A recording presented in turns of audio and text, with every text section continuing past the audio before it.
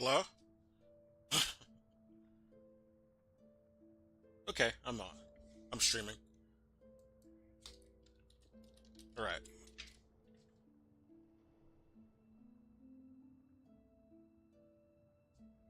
Get my controller. I don't have my controller on. Dang. I'm just gonna play this right quick before I gotta leave. I'm addicted. Help me wind down. It's been hot today, though. Good lord, I'm surprised I'm still awake with how hot it's been. It just drained all of my energy. But I'm gonna go use up more energy after I'm done with this. Or done streaming anyway. I don't think I'll beat the game today. The game's pretty big, they said, so yeah. Anyway, I'm gonna listen to something in the background too. I'm in the worst area in this fucking game, apparently. I was looking at at any discussion about this area I'm in, which is the bio waters, and apparently it's like the worst fucking part of the game. It's like what do you call it from Dark Souls? Um,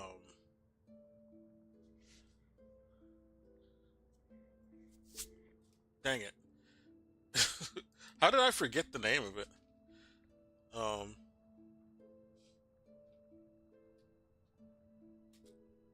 I'm looking it up now. I have to actually look this up. I can't believe I forgot what it is from Dark Souls. It's been a while since I played Dark Souls, to be fair.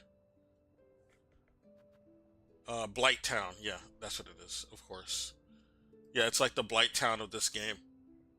And yeah, the theme is the same, that's for sure. But it's also annoying as fuck on top of the theme. Not even just the biome, it's just annoying to fucking get through.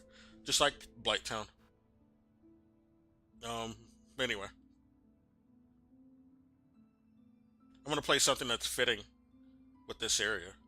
It's about another blighted location. Right, so Benjamin Netanyahu has always had a talent for denial. Inflation? Yeah, Well, that's yeah, it's about that place. temporary. Judicial chaos? Well, that's over. Genocide? Benjamin Netanyahu has always had a talent for denial. Inflation? Well, that's temporary. That's an Judicial understatement. chaos? Well, that's overblown. Genocide? A lie from the enemies. Corruption charges? A witch hunt. The startup nation, as Israel likes to portray itself, Biowater. contradiction in terms in and of itself when they claim 3,000 years of promised land, of course, was meant to be bulletproof, an economy booming, whatever the headlines. But at a finance conference in Tel Aviv, the mask just slipped. He told Israelis to prepare for isolation, for a closed economy, and in a flourish of absolute delusion, rebranded it Super Sparta. The BDS is working worldwide now. Iran. The Tel Aviv Stock Exchange has gone the way of the Titanic. That's only a Real good estate thing. shares have just buckled, and suddenly the myth of resilience looks like a bad joke. Sparta, after all, was a militarized state that eventually collapsed. One sentence, and the strong man who built his image on swagger turned into the prophet of decline. The I'm gonna only thing pause right super there. here is the Sparta. speed with which he just tanked his. A lot of people have like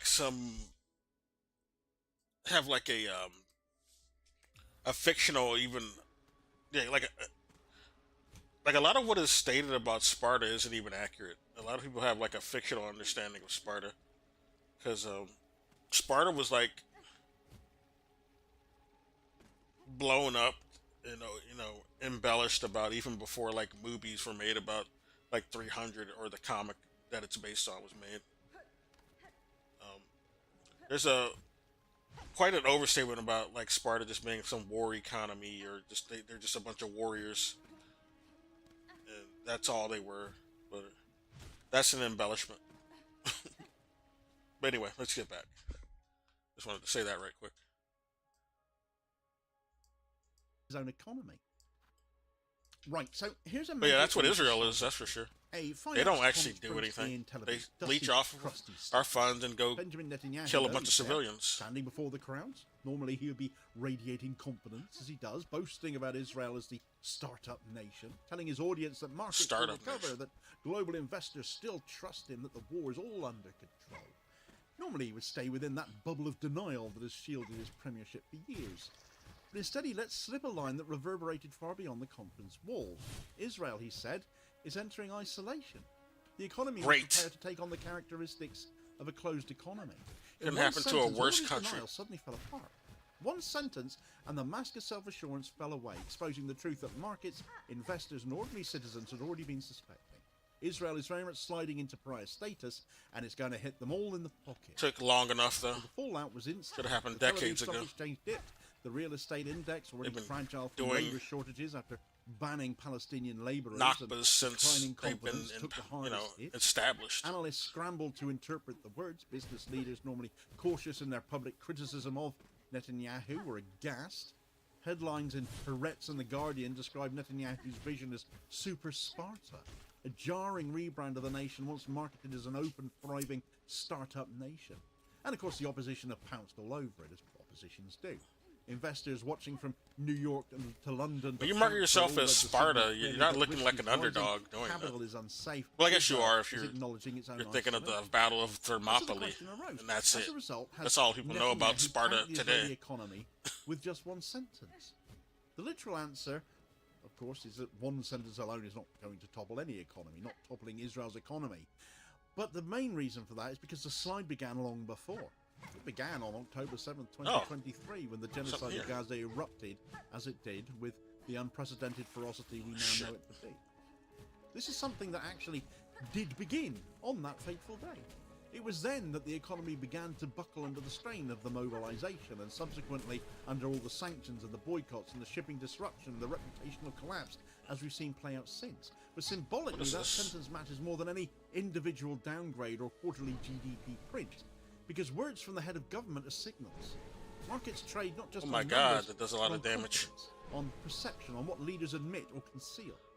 And in that moment, Netanyahu admitted Uh-oh. what he'd spent months denying. Can't get up Israel there like is this. isolated, and its economy is no longer open, but closed. The success of decades of propaganda of Hasbara has now officially failed, and he's told the world that in a sense. That admission And alone nobody believes those stories accelerated the loss anymore. of trust and is All now that dragging Israel's propaganda. economy even further They've down. seen the actual An genocide economy, you on. could argue, was built social on that media. propaganda there. They, So to see why these words matter, they ain't it's worth covering it up tracing like the they were decline that's before. preceded them.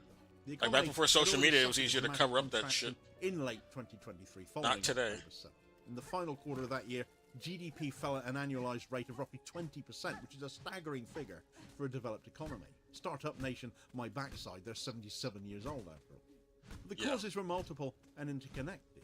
The mobilization of some 300,000 reservists stripped the workforce of both labour and consumption. The ban on Palestinian workers, around 140,000 of them, devastated the construction industry, which is Yeah, it's crazy work to use them as your cheap labor, then ban them. Consumers watching missiles fall on Gaza in the north closed their wallets. The economy, long That's touted as pretty resilient backwards. and freefall. Tourism, one of Israel's most historically consistent earners, collapsed almost entirely. Foreign Yeah, arrivals nobody- last year were down by 68% compared to Like 2023, Israel banned, with fewer it than stopped 1 people million from even visitors coming over. compared to That's 3 million the year like before. one thing. Hotels emptied, airlines cut routes, restaurants shuttered. Like Israel stopped. They stopped doing or allowing tourists to come after October 7th, especially. You could only come if you're like an ally, like a Jewish person who's pro-Israel. You were allowed to come over. You can come back on your little birth rate status only if you like Israel and don't criticize it though. If they know that you did that, yeah, you'd be banned anyway. No matter if you're Jewish and you want to claim birthright status. They're very selective with who could come over after October 7th. Because they didn't want anybody calling out their genocide they decided to do ever since. Yeah, they hurt their own tourism with their restrictions, and then people found out what they were doing, which was the whole point behind their restrictions, was so people didn't find out. But then, social media exists, and people who were already in Palestine were recording that shit, posting it. Couldn't hide it. But yeah, they did it to themselves. Israel did it to themselves. I'm gonna see if I can even get up here. one more time. I'm thinking no, but I gotta make sure. That shit's going too fast, that little steam blast that's going up. It's going too fast, I don't think I can get up there. But it might be a chance. Oh. Oh, okay.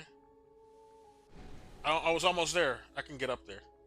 It's gotta be really quick. Shit! Oh, I could have got there.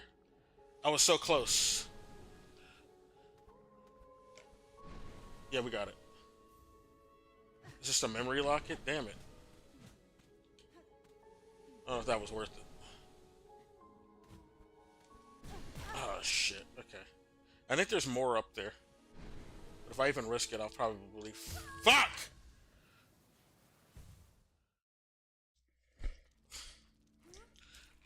Okay, there was something I was just trying to jump above. But there was some, like, little overhead that stopped me from jumping up. I don't know what the hell it was. And then it made me land on the damn spikes. Anyway.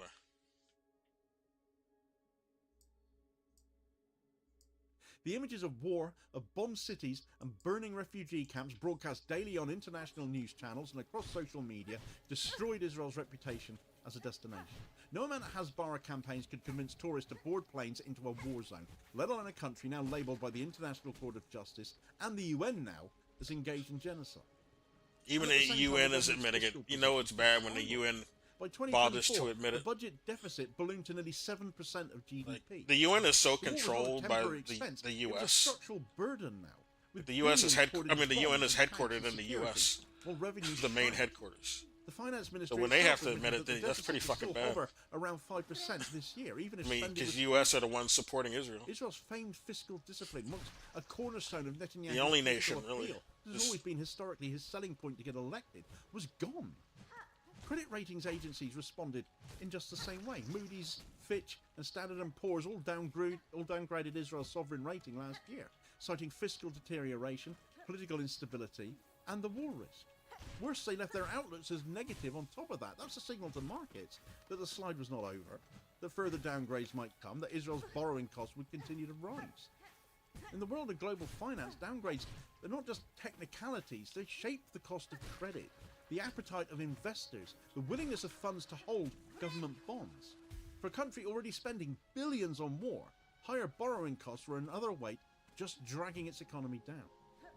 The shekel itself came under Raised intense the, pressure as well. interest On rate. October the 9th, 2023, just 2 days after the Gaza assault began, the Bank of Israel announced an unprecedented $30 billion foreign exchange intervention, alongside $15 billion in swap lines. It was the first time in its history that the central bank had engaged in direct FX sales to defend the currency. This alone was symbolically catastrophic. Israel, which had prided itself on monetary stability and reserve accumulation, was suddenly burning tens of billions just to stop its own currency collapsing. Investors saw desperation, not strength.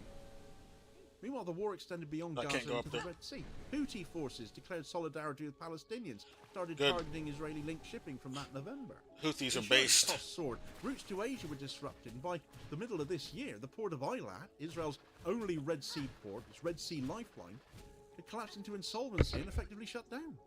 A whole port gone. A region cut off, an artery of trade severed. The closure was more than a logistical problem, it was a symbol of Israel's vulnerability now, reliant on sea trade as their economy is, of how quickly global supply chains could isolate Yeah, they Israel need to be and locked slope down. it further. Good that they The did that. construction sector already They hampered needed by the that. loss of that Palestinian labour. Should have happened continued to sooner. teeter. The government tried to recruit foreign workers, but most stayed away. They were fearing the rockets and kidnappings and all the international. I would be backlash fearing against the Israel, Arab who's state, not because of reliable course and they're they evil would. as fuck. Therefore, projects have been abandoned mid-build. Mortgages have stalled. Prices have But yeah. soared. Real estate was once the If darling if of. people the want to Tel hit you with Aviv rockets Stock because you're Exchange. doing a It's become genocide, yeah, liability you now want to watch out instead, for no that matter too. How many illegal You shouldn't be doing settlements the genocide Gaza then, or cost helping to people who are find. doing a genocide. Even the tech sector, the jewel of the so-called startup nation, has faltered. Intel, Israel's flagship tech investor, paused its planned is not $25 valuable. billion We don't chip need them to fabrication do any expansion plans last year. to create For any a country tech. that's built its global I brand think we'd be around better high-tech off, to be innovation, honest. the All they pause make was is a massive spyware shit human anyway. And it signaled again that even in the most globally integrated and supposedly resilient sector as tech is, This is where we investors came. were no longer sure Israel was safe or stable. So all of this formed the Goodness. backdrop to Netanyahu's most recent remark, and that sentence he's just come out with. because markets already knew the numbers. They'd seen the GDP crash, they'd seen the deficit, the downgrades, the shekel intervention, the Intel freeze, the ILAT shutdown. Yeah, fuck What they had Intel. not heard until Intel that sucks moment dick anyway. was the Prime Minister himself admit that Israel was isolated. They have so This many economy back doors. was becoming closed. That was why I this think sentence mattered Israel so much. made them It turned a market have suspicion poor into security government on policy. purpose. He confirmed it for them. So the reactions naturally came very quickly. So as all scornful as you can imagine. Opposition leader Yair Lapid called the remark insane, arguing that Netanyahu himself had created the isolation through his policies. Not wrong. Former Deputy Army Chief Yair Golan accused him of trading away the country's economic future for his own political survival. Okay. Very much not wrong either. I'm going to Business focus on leaders this begged enemy. the government to stop spooking investors. We got knocked down when we fought this thing earlier. Got knocked down. Yeah, this is where I died or fell. Not really died. Okay, they suck my soul. It's kind of gross, honey. Crazy work. Damn it, get off me, bitch. Okay, we killed one. So now they're added to my journal. How many of them are there? I'm just gonna run next time. They did a lot of damage to me. They're almost as bad as the fucking roaches. Okay.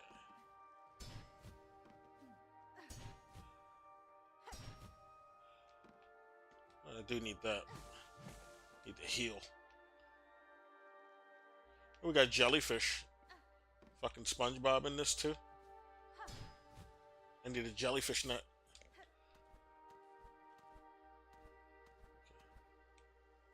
What's up here?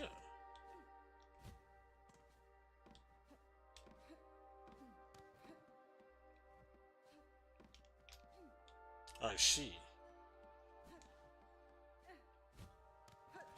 There's so many directions to go. Which way is the right way? I do need all of that thread.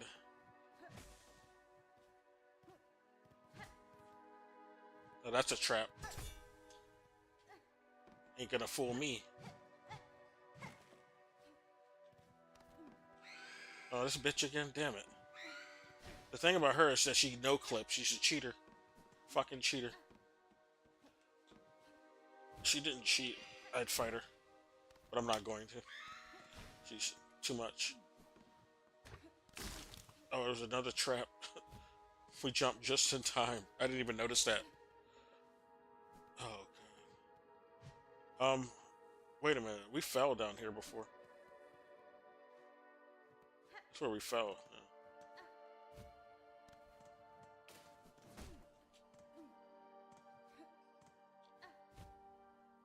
Yeah.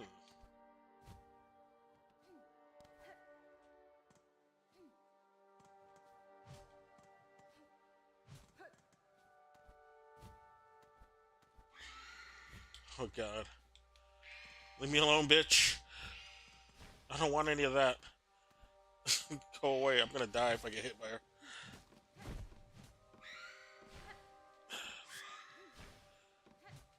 If I could just hit her a few times, I could heal, though. Then I'd probably feel more confident hitting her. Or fighting her. Damn it! See? Get off of me, bitch! Oh my God. Guess we didn't really have that much, but still. Like the amount of beads or rosaries wasn't that much, but it's, you know. It was enough. I do want it still. I was hoping to see if I can just make a string, but they wouldn't. There was no machine to do it, so. Oh, it's right there. Good. Very convenient that it's right here. Yeah, 72. That's a good amount. I know I didn't die here, so there must be like... This must be like some weird labyrinth.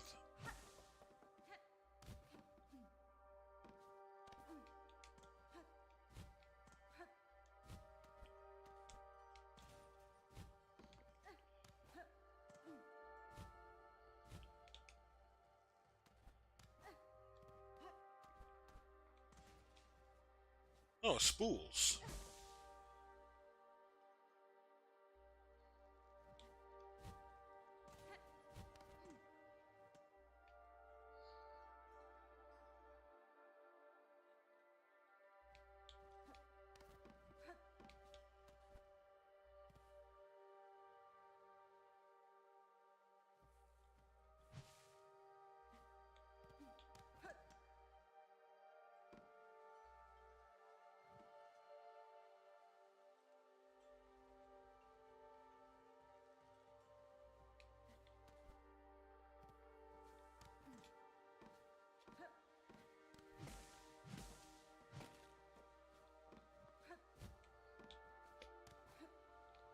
There we are. Damn it. I gotta wait till she dashes before I even try to attack next time.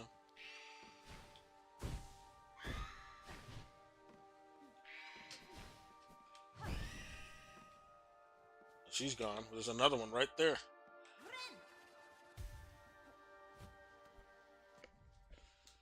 Okay, I'm gonna get a snack right quick. Oh, I got a sweet tooth.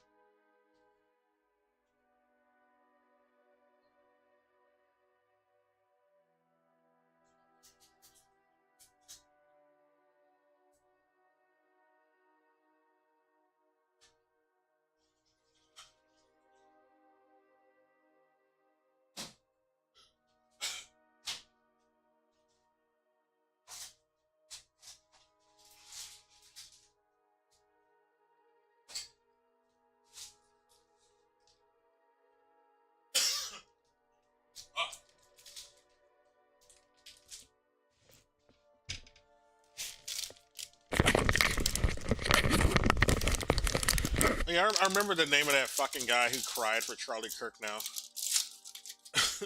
The little bitch was named Dean Withers.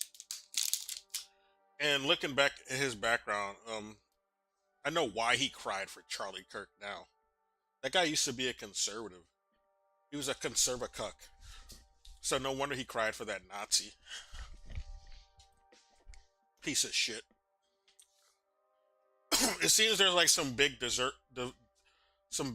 debate bro grift going on where these, you have these debate bros on one side or another, but none of them are like really committed to their position or anything.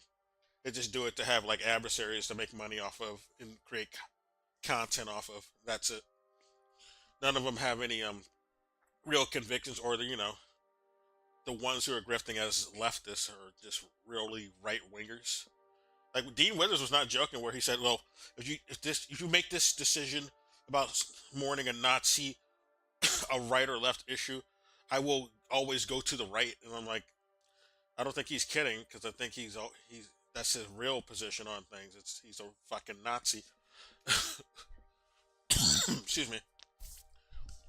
He genuinely identifies more with them, so it wouldn't take much to move him to the right. That's why he said that. He was letting you know, I'm a grifter.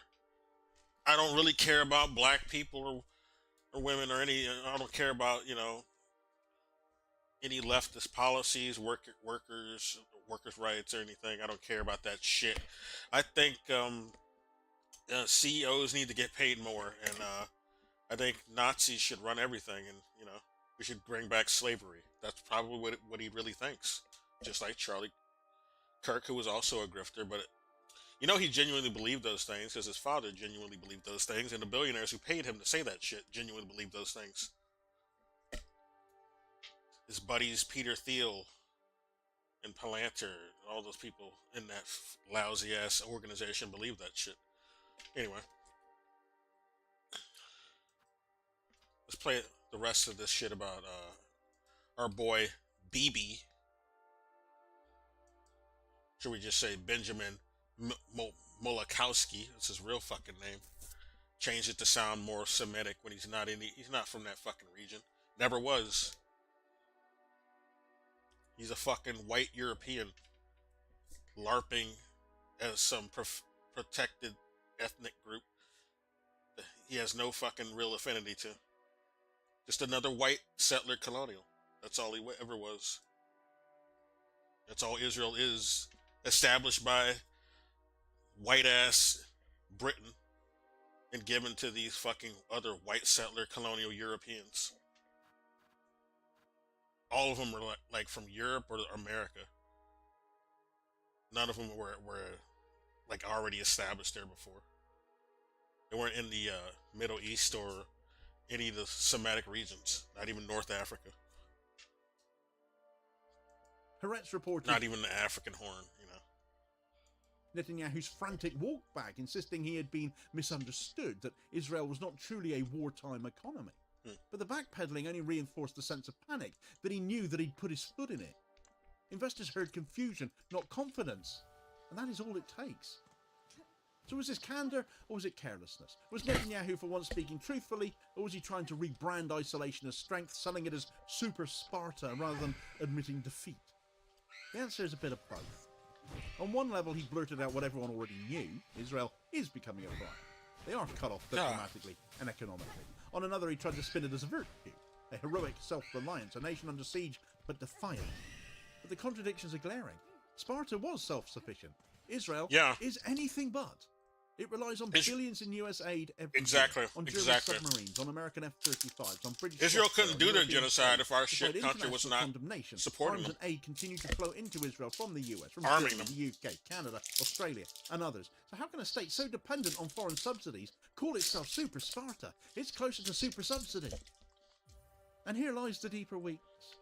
If Israel truly is isolated now, then its dependence on foreign arms and finance becomes unsustainable. Let's just leave them then. Let them fend for themselves if they're so damn powerful. If it's not isolated, then see how they do. Netanyahu's rhetoric is just empty fear-mongering, and he's caused damage for nothing. But either way, the words collapse under their own contradictions.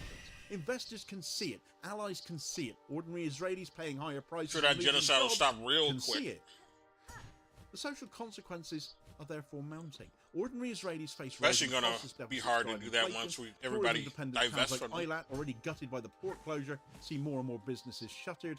Construction delays push The house ports are prices closed. further and further out of reach. The promised prosperity of a modern open economy is dissolving. Young Israelis told for decades they live in a startup nation now hear their prime minister telling them to prepare for a closed economy instead. More like a Therefore, they fuck-up have nation. a life of militarization, of austerity and isolation to look forward to now. Their future is cooked. The ideological shift is a big one. From high-tech miracle to militarized Sparta. Is this really the future they want? But the irony is that Netanyahu himself built his career on economic success. He was the man whose finance minister slashed deficits and stabilized the shekel. He opened markets up. He sold himself as Mr. Economy, the safe pair of hands who could balance security with growth. And now, after decades of that myth, he's become the man who admits Israel must adapt to autarky, who presides over downgrades and deficits and capital It's flight. like I'm going in a circle. All to shield himself now, of course. It is the ultimate reversal. There is a historical resonance here. Israel has faced economic crises before. The hyperinflation of the 1980s, the dot-com crash of the early 2000s, housing protests in 2011. But never before has it faced a crisis so deeply tied to its own global legitimacy. Hyperinflation can be fixed with domestic reforms. The tech crash can be weathered with innovation. Housing they protests suck my can be energy. answered I with didn't notice policy. that. They suck But my a soul. crisis born of That's war what they do when crimes they and grab us. genocide cannot be fixed without ending the war first. And that is the real difference today. I'm gonna Netanyahu run. needs that war to continue to protect himself. And he'll sink Israel if that's what it takes. And what are the global contexts? For Damn decades, Israel enjoyed the protection of the US and Europe. But now, even as arms and aid still flow, the reputational cost rises. Courts brand it genocidal, trade agreements come under scrutiny, boycott, divestment and sanctions continues to gain momentum, shipping routes close, allies take to sitting on the fence rather than siding with them overtly. The contradictions grow sharper by the day. And this is why Netanyahu's sentence matters so much. Because it was not just a gap. It was an admission that the startup state has ended, that Israel is becoming something else, a Sparta state, militarized, dependent, brittle, and increasingly cut off. The word Spartan has another meaning, of course, one of being it's bare a and labyrinth. empty. Whether he intended candor or spin, the effect was the same. He tanked confidence, exposed contradictions, and accelerated Israel's economic decline. So has Netanyahu tanked the Israeli economy with one sentence? Literally, no, because the decline was already underway, driven by war, genocide, and isolation. Yeah, technically, he's right. But symbolically, yes, because words do matter. Signals matter. And when the Prime Minister of Israel admits to isolation, investors and allies and citizens take him at his word. It's not just the markets he spooked, it's the nation itself. One sentence crystallized a truth that can no longer be denied. The Israeli economy is falling apart, the illusion is broken, and the future Israel faces is not prosperity but pariah status How do I and get up potentially here? financial ruin. And all for the sake of one man's career. It's little wonder, therefore, that with Egypt having put 40,000 troops outside the gates of Rafah, with all the war Netanyahu has been making lately, Oh, I don't have a versus map. Palestine Fuck. and Syria and Yemen and Lebanon and more, that the thought Okay, of further we're gonna go economic back down. strain if he has another front to deal with militarily is a bit of a headache. But such is Egypt's message to him after they unveiled plans by Israel to do to Cairo what Israel had just done to Doha. So get all the details of that story in this video recommendation here, as you're suggested next. Man, the United Arab Please Emirates also are hit like, share, and cucks. subscribe if you haven't done so already, so as to ensure you don't miss They out need on to all just new start daily fighting content, back. The as well as U.S. is spreading the losing word its and helping autonomy support and the channel at the influence very now. same time, which is very I much don't know why they're appreciated. scared of the U.S. Only and power to listening account to for it anymore. ordinary working class people, and I'll hopefully catch you on the next video. Cheers, folks. They should just start fighting back at this point. The empire is falling. This is probably a good opportunity to F1 up fight on the back. screen here. A team of independent experts that was commissioned by the United Nations. What is this? Oh, this is breaking points. Chat GPT response. UN scolds Israel after Gaza genocide declaration. Oh, that was a day ago. Let's hear what this is about. I don't know, since it's playing anyway. It just went into Human Rights auto play on this video. Council has concluded that Israel is committing genocide. It took UN long enough. Why did it take so fucking long, UN? In Gaza.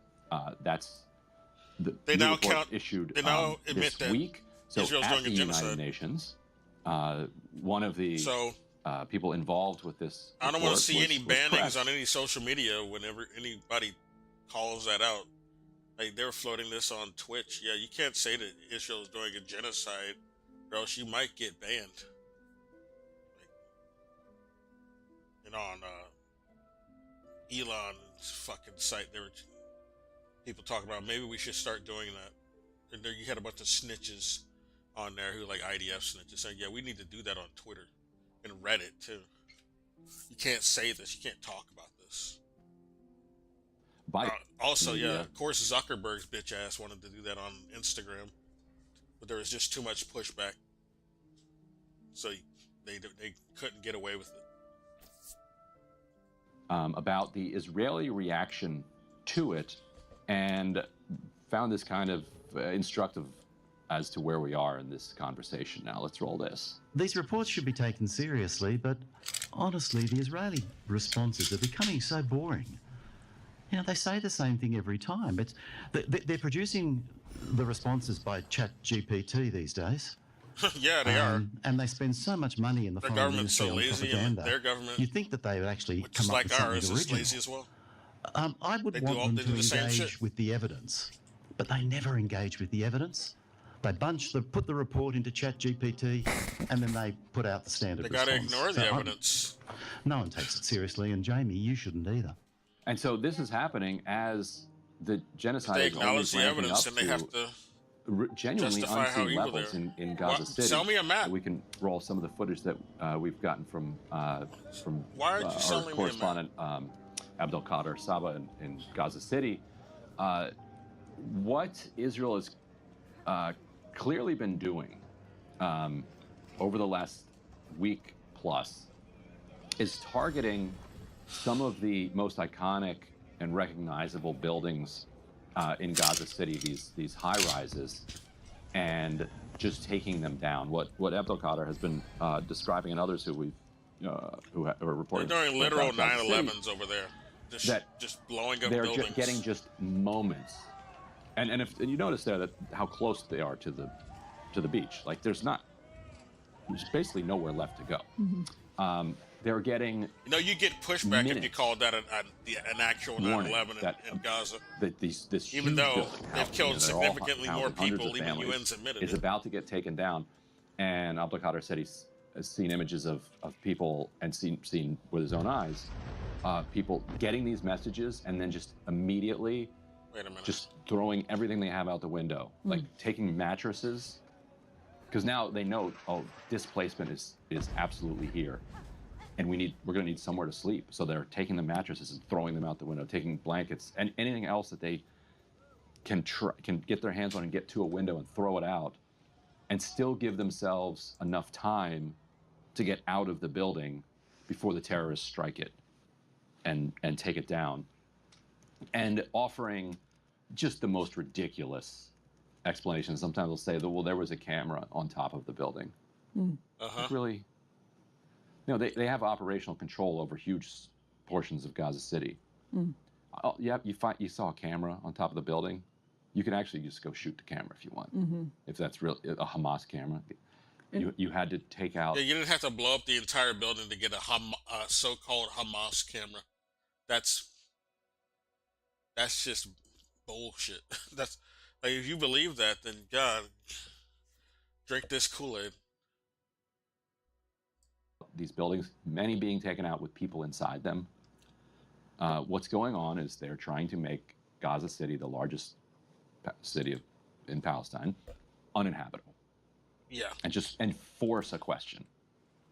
Like, just force, like, They're because they committing have no genocide. end game. It's basically what it is. Because the end, Oh no, it's eradicating Hamas right, and they're on the cusp of it. just right around the corner, any minute now, they're going to eradicate Hamas. Even though Anthony Blinken Yeah. told us They never as hit anyone from Biden was leaving Hamas. office earlier this year that Hamas had already reconstituted, like Right. 80%. They're really bad at their of job. what it had been. That's what's that Right, was and for Hamas. Their weapons, as we've said They're pretty before, bad at their jobs, because they never seem to hit come them. from unexploded Israeli munitions. Israel has dropped so many bombs, and a significant percentage, whether it's 1 or 10, it's going to be more than a resistance organization could ever need.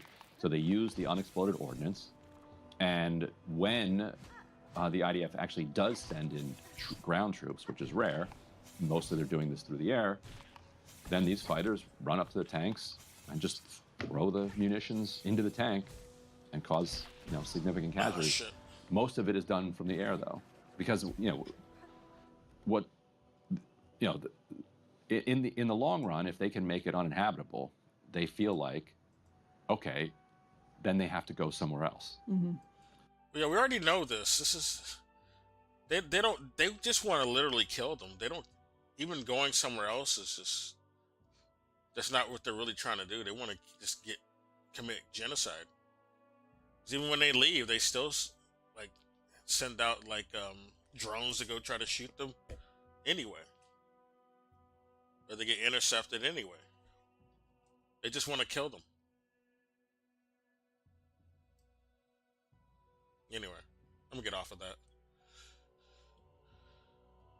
Is this the end of my road on Twitch? Oh, this is a Hassan video. Is he gonna quit? I did say if he's scared, if he's that scared, he should quit. But I really don't think he should quit. I think he should just get out of the country. But he might get banned off of the platform anyway, even if he does go to another country, because Twitch is still an American company. You should just do stuff on YouTube, though. But then YouTube's also an American company. Maybe he should just switch wholesale to TikTok. Or Bilibili, maybe. Bilibili's just Chinese YouTube. Or like YouTube. I think, there's other better sites in China that are like YouTube, not just Bilibili. Bilibili is really popular, though. But yeah. There's also talk of this deal that Trump is making with Xi to sell TikTok, and it sounds like bullshit. Because I can't find anyone from China, much less Xi, confirming this deal. So I don't know. It's just some bullshit that Trump's pulling out of his ass from the sounds of it to distract from all the bad news this week. Hey guys, there's this other bad news that's happening that's not even real, but I'm gonna say it anyway to distract from all the other bad shit we're doing this week. You already forgot about the Epstein, and then you got your focus on that fucking Nazi Charlie Jerkoff. Now you notice how you didn't buy our bullshit text release for that fake Patsy sniper. That guy didn't do it. The guy they're saying who shot Charlie Kirk, he didn't really do that. That's a patsy. It was some professional sniper that's in the FBI, if anything.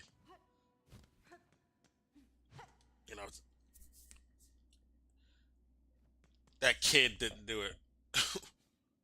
They made up these fake ass texts that were so obviously written by some feds. Everybody noticed that shit looked like some fed wrote it. It's like Steve Buscemi with a backwards baseball cap wrote that shit.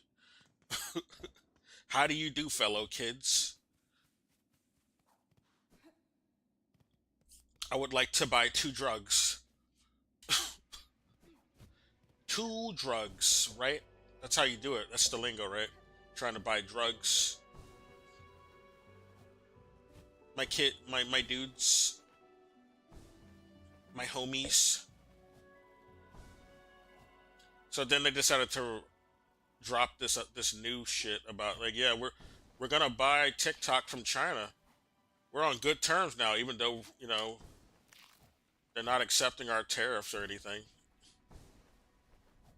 But this TikTok thing, all of a sudden, yeah, they're gonna be all right with that shit. They're really desperate to sell it to us. Like, get the fuck out of here. Why? That's like the lowest thing on China's priority.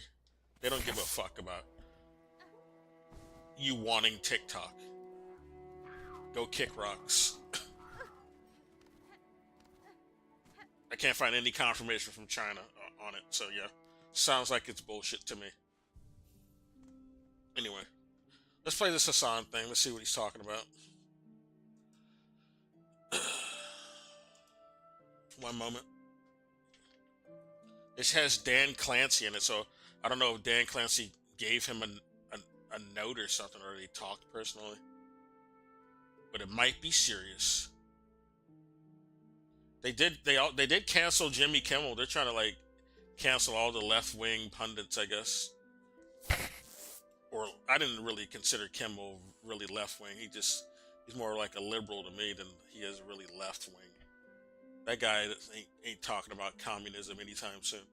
But anyway, yeah. They're still trying to go after people who are more left of Trump and that MAGA base. So yeah, it seems that way. They're all gonna have to go away apparently. I guess Jimmy Fallon might be next. Colbert, we already know, is going away.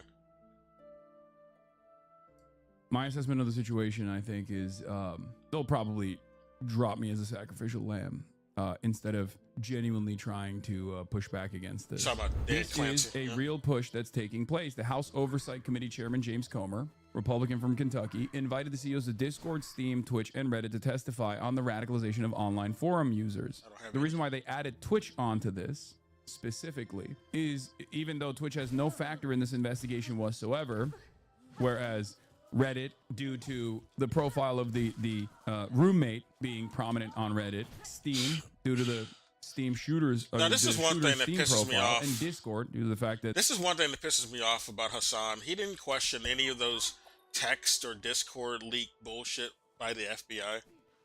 None of that shit looked organic, man. He didn't question that shit at all. He's kind of useless when I noticed that shit. He's very uncurious when he needs to be more curious. I've seen so many other pundits like call that shit out. Other leftists even, not just some right wingers saying that. I don't know. That looks like like even right wingers have noticed that doesn't look organic at all. It's like he's not scrutinizing any of that shit that they release enough for my taste. Like the trans roommate stuff doesn't look substantiated.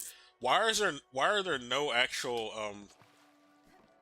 screenshots from the actual text? It's just like some alleged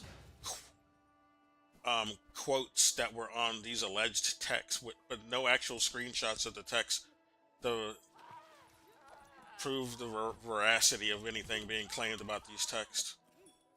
The trans roommate thing seems like some fake anti-trans propaganda that they're trying to do to make the guy look like, oh yeah, this is why he killed Charlie Kirk, because of his trans girlfriend. Yeah, right, dude. Yeah, this kid, this 22-year-old, decided to risk his life and his relationship, and he's just such a crack shot. He was never in the military or anything. You got to believe that he shot Charlie Kirk. One shot, one kill, hit him right in the jugular from 200 meters away. 200 yards away. And, you know, He decided to change his shirt like 3 different times while getting off the roof. And he decided to disassemble his rifle multiple times and then assemble it multiple times, and decided to leave it in the forest and decided, but he disassembled it to carry it with him, and then he decided to just leave it in the forest anyway. It doesn't make any fucking sense. Like on those clips I played from other people talking about it, it doesn't. It's stupid. It doesn't make any sense. It's like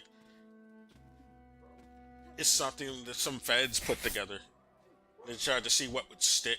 Like, what are people gonna believe? Okay, we gotta change it according to what people might believe more. You know, it's like ChatGPT wrote this fucking plot.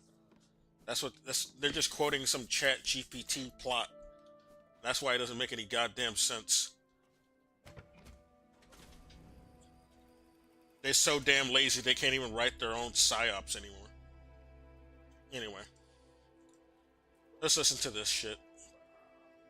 Amazing, this is what started it. This fucking Charlie Kirk. This bullshit is what started all this canceling of these pundits now and these talk shows. Anyone who's marginally left of some Nazi. The alleged shooter was on Discord.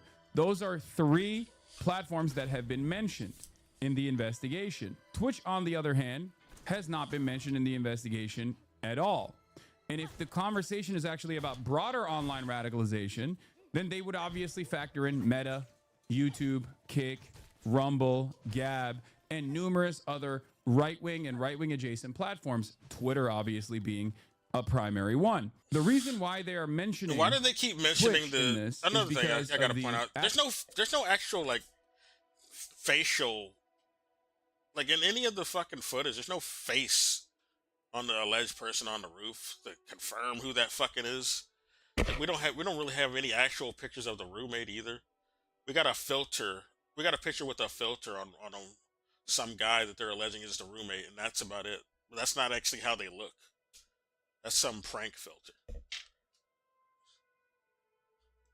active efforts by those on the right. So, like, how can we? Like, I can't see any moving people. There's moving parts of this story, but not moving people. None of this seems like it's real. So, like, I can't believe anything they're saying. Shut your fucking ass up, dude. I'm not gonna give you my Discord. Shut up. You fucking robot. You don't even have a real name. You've got a bunch of numbers. You are totally binary. Nobody will never call you non-binary. Let me get out of here. I'm gonna ban you. Fucking advertising your shit ass services on your Discord. I don't care. I'm not buying any of it. Twitch. I gotta go to the site to do this. Wish I could just ban you from my app, but I gotta go to the actual site.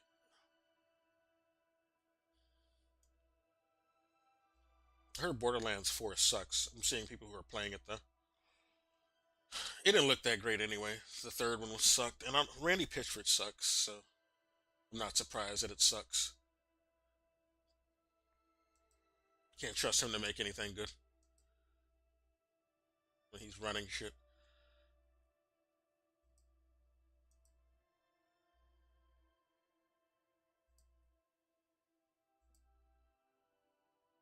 No. Don't care, my dude. I'm not like some starving content creator.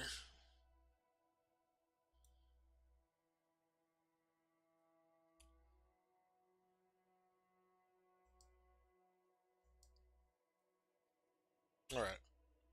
Back to this.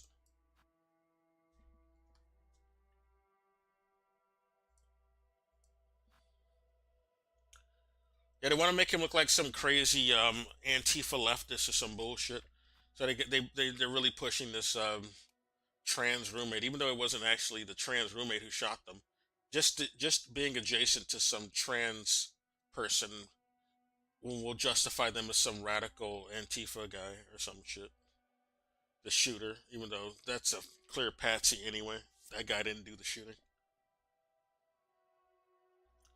But you know, you got a cult that Nazi cult that really doesn't want anyone on their side to look like they did anything. They did a public shooting, but all they got to do is acknowledge that it was a Fed anyway. You don't have to make up the fact that it was a fucking Antifa person. It was a Fed, and your shitty little MAGA cult will still look innocent if you actually acknowledge that's what's happening anyway. I don't know. But then no, because then it'll make Trump look bad though. Because then, yeah, of course Trump would have signed off on it because he put Cash Patel in charge of the feds. So yeah, so they will still look bad. So they don't ever want to acknowledge that that's just some feds. That's some Fed up. That's why they don't ever want to point that out. It's neither some fucking Groiper. It's neither MAGA. It's not some lone gunman from MAGA or some Groiper or even some Antifa person. It was some Fed who did the shooting. At best. But then you got people who think that wasn't even a real shooting and it was just an AI video. Or at least one of the frames in the video was AI to make it look convincing when the bullet hit. Which it could be possible, I don't know. It's not like it's something that our government wouldn't do since they tried to do an AI video with Epstein. So it's not, sadly, that's not far-fetched. I gotta say it. It's not far-fetched, but I can't confirm or not if that's AI.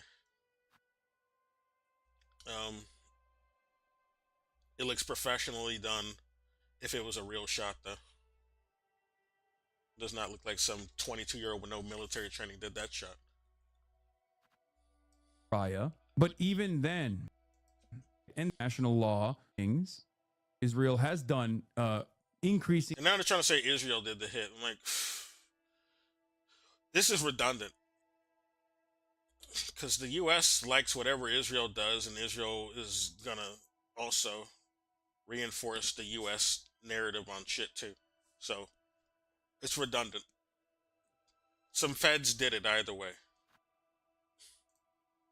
More ridiculous things. Okay, they have no care or consideration for international law, or they feel well. The U.S. is not unstoppable, right? The U.S. does not have any like right now because they are a global pariah. But even then, the thing that I take issue with is the notion they don't put any that restrictions Charlie on Israel. Kirk They're was on board with the same getting thing. cold feet on his support for Israel. It's not like they're violating and the was U.S. going to publicly own turn desires on if they're Israel, acting and that was going to create a faucet of anti-Israel sentiment amongst the Gen Z right. What? Wait a minute. The reason why I take issue, the thing that I take issue with, is the notion that Charlie Kirk was getting cold feet on his support for Israel and was going to publicly turn on Israel. I've never seen confirmation of that. And that was going to create a faucet of anti-Israel sentiment amongst the Gen Z right. Well, why didn't they get Candace Owens? The reason why I take issue with that is twofold. One, that's stupid. Charlie Kirk does not command the attention of the Gen Z right in the ways that you think he does. He is not capable of hypnotizing them. Okay? And perhaps even more important than that is that Charlie Kirk was not going to sidestep the Trump administration. That is the most consequential aspect of this. He never really of this. The only thing he really did was say the notion that Charlie Kirk was going to sidestep Israel or go against Israel, and I think that's why he got killed. Is silly. And the reason why it's silly is because Charlie Kirk was not going to go against Donald Trump, and Donald Trump is the #1 dick rider of Israel, maybe #2 after Joe Biden. Okay. Yeah. There was Joe Biden was pretty bad about it. There was no way that Charlie Kirk was going to come out and actively go against, no matter how much he hated or despised Israel's advocates that are close associates of his. He was never going to go against Donald Trump. And the evidence for that is Jeffrey Epstein. Charlie Kirk made a major deal out of Jeffrey Epstein leading up to the election and certainly after the election. So he and noticed. Once the Jeffrey Epstein story put the crosshairs on Donald Trump, Yeah. Charlie Kirk talked personally to Donald Trump and openly explained to his audience that he had gotten a boss call from Donald Trump and he was no longer going to talk about Jeffrey Epstein. So while Charlie Kirk, when talking to Megyn Kelly, for example, openly expressed his So he frustration agreed to stop talking. So I with guess the I might be wrong. pro-Israel donors that were smearing him as an anti-Semite, there is still no evidence that he would have turned on Israel publicly because Donald Trump is not turning on Israel publicly. I never seen him say anything really bad about Israel either. There is totally a world where Charlie Kirk was trying to keep the loyalty of the anti-Israel right in an effort not to lose all of that audience to the likes of Nick Fuentes, someone he avoided deliberately, right? And in an effort to do so, Nick Fuentes was in an effort to wanting do his so, attention. he brought Tucker Carlson and Dave Smith on to Turning Point USA Conference. He brought Marjorie Taylor Greene on, or said he wanted to bring Marjorie Taylor Greene on. And this caused major panic amongst pro-Israel advocates. All of this is real. She does criticize Israel. And it's not even hidden. Maybe. Because there were articles written about the discontent that they felt with Charlie Kirk in the aftermath of allowing these conversations to take place. There were Jewish publications, there were Israeli publications that wrote about Charlie Kirk and how menacing it was. And why how did they kill dangerous Marjorie this Taylor was. Greene then? Laura just killed her? Loomer is a great example of this as well.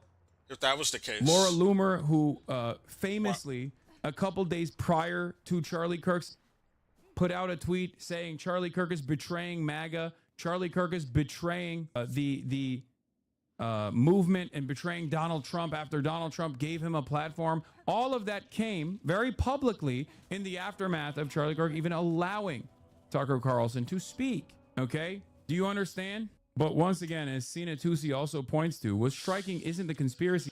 Tucker Carlson's in the fucking feds, though. He's a fed. He's a fed Nepo baby. His family is CIA. I don't think that's it either. And why didn't they just go after the Tucker Carlson? Because he's above the pay grade of Charlie Kirk? I don't know. Charlie Kirk was propped up by dark money from billionaires, so I don't know. It's not like he's too far out of his range with the people funding him. Like, Tucker Carlson's not really getting attacked by any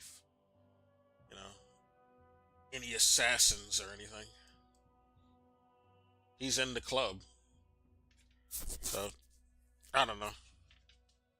I don't think they were really mad about Tucker Carlson. Tucker Carlson's still, helping with the propaganda. He's just saying some stuff that other propagandists aren't saying. So I don't really buy that story either. It's the scale. Candace Owens' video on Charlie Kirk and Israel from yesterday has 7+ million views. Forget the Beltway or legacy media. The grassroots conservative base is openly fracturing on Israel in a way unimaginable even a few months ago. Okay? They are lying about Charlie Kirk, and they're using this, like Candace Owens, Matt Gaetz, Tucker Carlson, and numerous other content creators, numerous other commentators, high-profile commentators that have a lot of influence, who have their ear to the ground, who obviously have to respond to the animosity that the base feels, are riding the anti-Israel sentiment. So much so that this is actually shifting the administration's priorities, in my opinion, away from the Trantifa shooter narratives back to having to deal with how this wasn't an Israeli operation that assassinated Charlie Kirk at all. Okay? Tucker Carlson said that Charlie Kirk told him at TPUSA Student Action Summit last July to highlight Epstein's connections to Mossad. Distinguishing between Netanyahu and the state of Israel, Carlson claimed that Kirk hated Netanyahu and his war against Gaza despite loving Israel. Roger Stone also confirmed it, as so did Matt Gaetz. I have personal knowledge as to many of the claims Tucker is making here. They are 100% true. Roger Stone says, I have personal first-hand knowledge that everything Matt Gaetz and Tucker Carlson are saying is true because Charlie Kirk told me. Charlie was both a public and private advocate for my clemency when I was framed in the Russian collusion hoax. We became close, and he provided me with spiritual advice during a crucial time in my life. I believe the Then questions Trump surrounding tried his death to do a remain Russian collusion hoax unsolved. this year. His Mike administration. Cernovich says, after what Megyn Kelly said, now what? Going to call her mentally ill too? Just in Say the she's other using a direction. death for clout? Call her obsessed? Now what? Propaganda bots. What we are seeing is truly a seismic shift amongst the right. Those who are close to the administration that obviously have to demonstrate unlimited loyalty to Trump and therefore unlimited loyalty to Israel. Those who also personally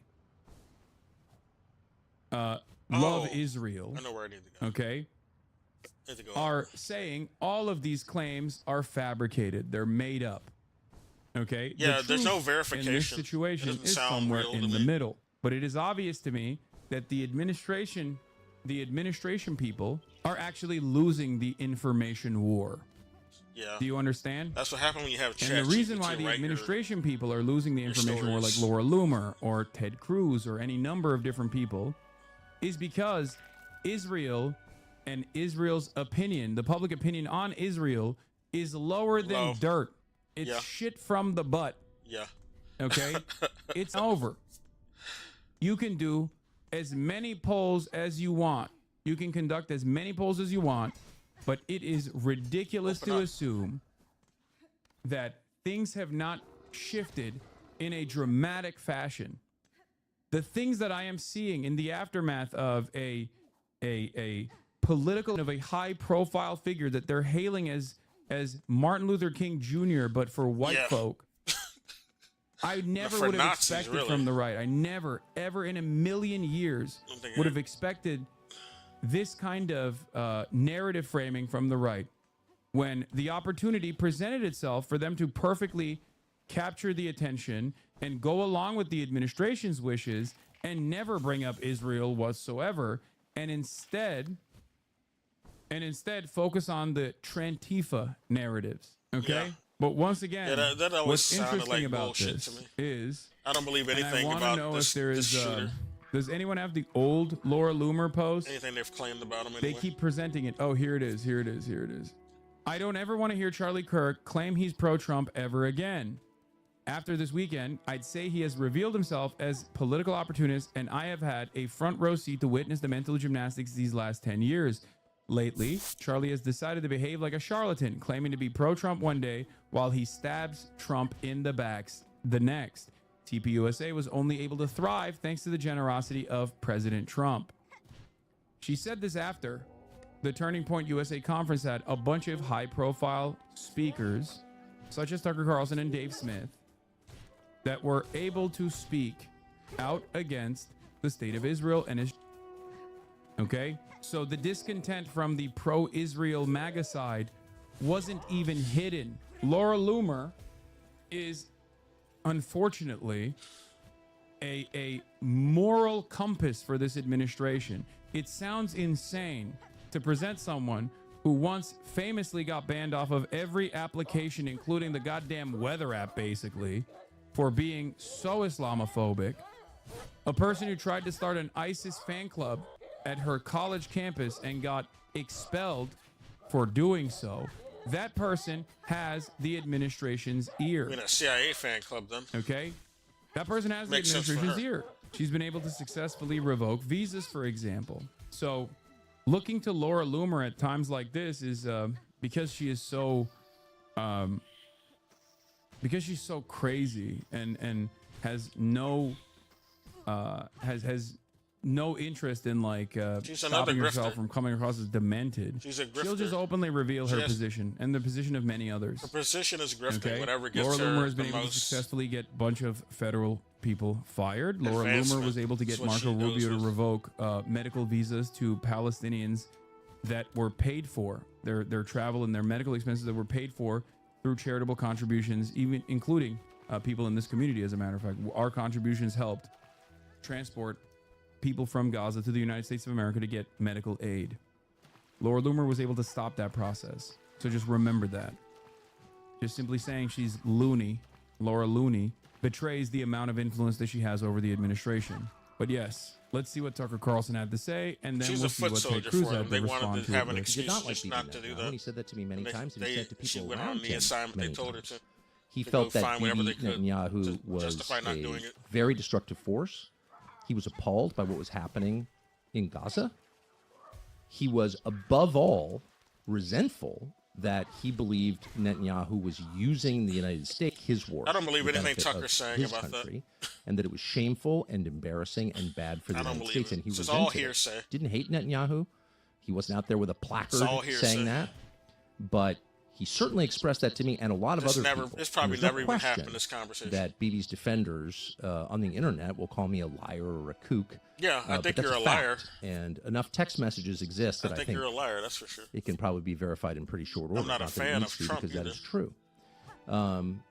Shortly after that speech, there was a very intense Much attack less on true. Charlie, and to some extent on me. But what not did he that say? I Let me noticed. go back. But on him, I have no donors. He had Who did he $100 describe million as saying that? exists that I think it can probably be verified. But that's a fact. Bibi's defenders on the Oh, internet BB will defenders. Yeah, I'm not a fan of BB either. But I do think you're lying. call me a liar or a kook, but that's a fact. And enough text messages exist that I think it can probably be verified in pretty short Oh, I order. gotta Not that it click needs to off be, of because that YouTube. is true. Or Twitch. I mean. Shortly after that speech, there was a very intense attack on Charlie, and to some extent on me. Not that I really noticed, but on him, I have no donors. He had $100 The million. only worth of attacks I donors, saw and on because Charlie he was involved in was different those projects same, from what, just 2 or yapping on the 3 internet, which is quotes what I do for a living. that they He was dependent to a every great extent on channel donors, of is course. quoting. It's a nonprofit. Not much else. And they went after him and tormented him. Not all, of course, many were supportive, but the ones who were offended by my speech, and there was a small, very intense group who were, tormented Charlie Kirk until the day he died. I Ted guess the Cruz responded to this and Groypers, said, but the I'm Groypers getting have really always been. tired of Tucker and they his never liked cronies him. falsely claiming Charlie agreed with me that They don't like Israel's Israel either. terrible and the problem in America is all the damn Jews. I knew Charlie well, and indeed, the very last conversation we had was how deeply concerned he was about the rising toxic wave of anti-Semitism Yeah, on the no, rise. no You actual wanna quote know of him something ever saying crazy? this. No evidence. I believe that too. I don't believe it. Okay, because I don't. There's no in reason. many respects, and I think this is because I understand Charlie Kirk's position and the Turning Point USA's position on this. He was seeing himself as the connective tissue that would hold together all of the different right flanks, including anti-Israel right-wingers and pro-Israel right-wingers. So this actually corresponds to much He never older said anything to conversations that I support had this had in claim. private with Charlie Kirk, all the way from This is all 2017. Not sure if hearsay. he actually had, not sure if he actually had changed his perspective or not on this stuff, but like there was a time and place where it was very obvious that he was worried about Nick Fuentes gaining prominence. Okay. Yeah. Now That doesn't have do I anything to do think with that this Israel. is because he was like a person who deeply resented anti-Semitism? No, fuck no. Okay. It was because he understood the importance of maintaining some pro-Israel support at a time when the attitude was shifting. So when he had this conversation with Ted Cruz, I'm certain that this was a genuine concern, but it wasn't a genuine concern about like anti-Semitism. It was a genuine concern about the like losing out market share to the likes of Nick Fuentes. Do you understand? It was about losing the conversation completely to anti-Israel forces. Is this right-wing sectarianism? Lamau Charlie is the prophet. It's crazy how much contention there is around Kirk's worldview Prophet. and standing, considering it's very thoroughly documented. It feels like a bunch of people competing to absorb his audience and evoking his legacy to legitimize their own perspective. Absolutely. Like, You he are was like the 100% most correct. lukewarm, That's milk precisely toast the reason why Nick Fuentes, conservative, who is the greatest example who was of this, really riding off of went just from of dark pursuing billionaire Charlie, money. hunting Charlie, all the way down couldn't to steal his now audience. celebrating. Because it was all like everything about him was AstroTurf. He got botted views, dark money. What audience is there to organically steal? At best, the best you could do is like go simp to his billionaire funders. That's how you steal his audience. Not this way. Whatever the fuck they're pointing out here is stupid.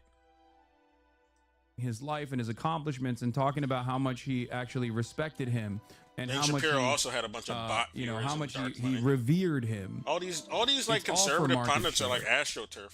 It's also They don't get partially the organic reason followings. why Nick Fuentes, I believe, is not even Even entertaining the Nick narrative Fuentes that has a bunch of Israel bots. was somehow responsible It's for very the obvious on Twitter death of and, Charlie Kirk, 4chan, because where a lot that of kind of the misinformation, fans especially shit for him like is any kind of proliferating. misinformation that It's you botted could bullshit. somehow tie back to Chat Jews GPT that has bullshit. any sort of fucking relevance in the broader audiences will always be weaponized by anti-Semites. So it's shocking. It's shocking that he's not using this right now. Like, you know what I mean? Nick Not Fuentes to is say a the Fed suspicions, informant, so he's also of, another Fed. Charlie Kirk's assassination It's being just a bunch brought of back to Feds Israel arguing would be, with each other, and people are always genuinely falling anti-Semitic. for it. Of course, that's not even what I'm saying. Okay, Like, the reason why Tucker he Carlson is is a- desperately trying to move the attention back to the Like, left. I wish is because Hassan would he point this out more. This is part of why I say he's useless. He needs to point out like how Tucker Carlson's like a CIA nepo baby, and how Nick Fuentes is a Fed informant. This is why he didn't get prosecuted for January 6th. And Charlie Kirk has a bunch of dark money that propped him up, and he was obviously an installation into the Trump administration. So he's clearly an establishment plant. He's not like some organic, independent thinker or some bullshit or some organic content creator. He's AstroTurf. He's an industry plant by definition. Like it's just a bunch of like corporate talking heads having some fake fight. I don't think any of these were the real motive for this shooter. The shooting happened because there was some Fed operation that they wanted to happen. I mean, it wasn't because of some difference of opinion.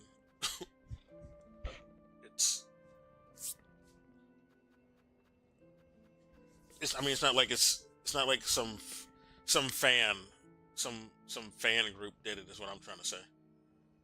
This is done by like actual Feds in the establishment.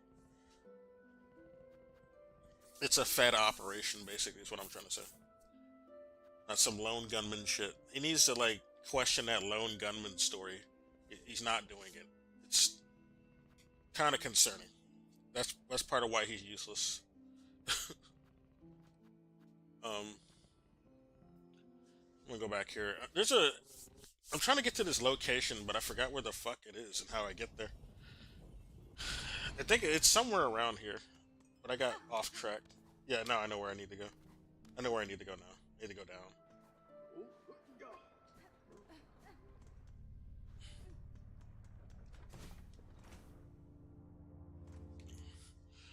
I thought he was going to talk about how he's getting canceled, but he only talked about it briefly. Like I thought this was going to be about him saying he's retiring because Dan Clancy told him you need to fuck off. But that's just something he fears, and he brought up only briefly at the beginning of this.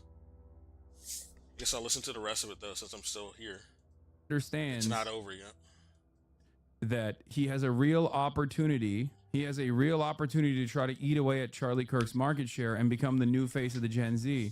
Forgive me for being a bit tired of the right will succumb to soon to infighting narrative after like half a dozen tries over the past few years. You usually don't follow that narrative. What has changed here?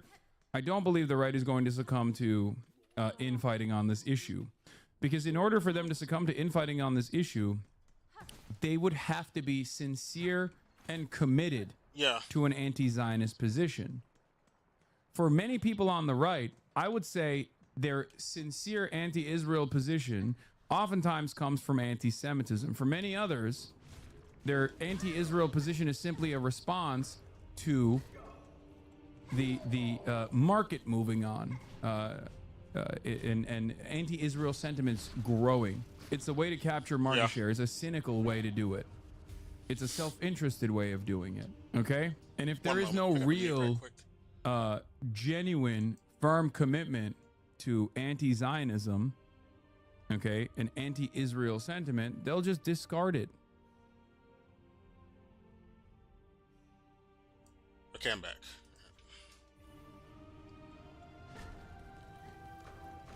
In a moment's notice. in order to in order to gain prominence in the right, grifting. Okay, Yeah, they're grifters. getting real tired of Tucker. So let's hear what Megyn Kelly and Tucker Carlson had to speak on. Any Fed progeny or informant are I think it's fair grifting to say already. he was the kindest. I mean, for real, and in private too. He Yeah. even people he was really mad at, he would always say, "Well, I try, I understand where that person's coming from." It's like, wow, his decency was a challenge to me, who struggles to be that. Why was that so offensive to people? Because it was power. It's so much more powerful, Talking to frankly, Megyn Kelly? than negativity and anger. Is this Megyn Kelly? It's infectious. You Yeah, know, it's Megyn Kelly. Barbie, MAGA Barbie or some dumb shit. I don't know. Right wing Barbie. it's a contagion. It's like a magnet for people, whether they like him or not. They're drawn to him, and he was Who? converting people. Oh, Charlie Kirk? So he was a huge threat. That's really, like, I've been asking myself such a huge this threat, question this a lot over the past Milk week. toast right You winger know, said the let's same take shit the every fucking accused shooter right in winger this says. case, Yes. and let's say, okay, it was motivated exactly as the authorities say. Same and Nazi he shit they was, always he thought say. Charlie was, quote, too hateful. And this is a guy Insane. who's into furries and he's Decades. into trannies and he's living with one and, you know, all the things. Why would Charlie have been targeted by this guy for that? Yeah. Why would it be Charlie? You say all the same things. I say all the same things. Most of the people in our space and in conservative or independent media say those things. Yeah. Why? Why Charlie? Because it's a lie. And That's why. sadly, I think it's this factor. It's this magnetism from him, this positivity, this No. aura, like that, this angel-like aura around him That- was so that shooter incredibly didn't even threatening, do it. way more threatening that's one thing than the you need rest to of get us right. because Need it to was call that out. powerful. And it was That wasn't the real shooter. winning people over. It was converting people at a rapid rate. And not just any people, but young people.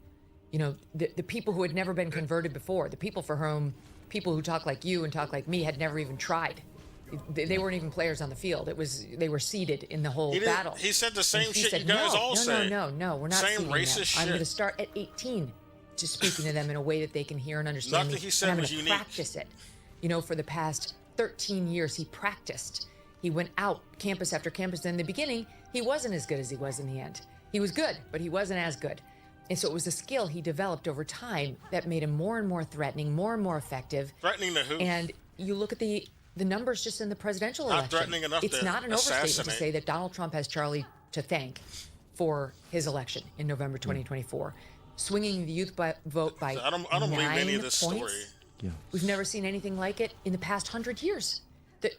You don't swing the youth vote toward a Republican. They wanted to create Nothing some in modern fake presidential martyrs politics. from the So looks of he it. was a really integral, hugely make him look important like he had player, something even though important to say. he was so Once again, if Charlie Kirk was this impactful in Yeah.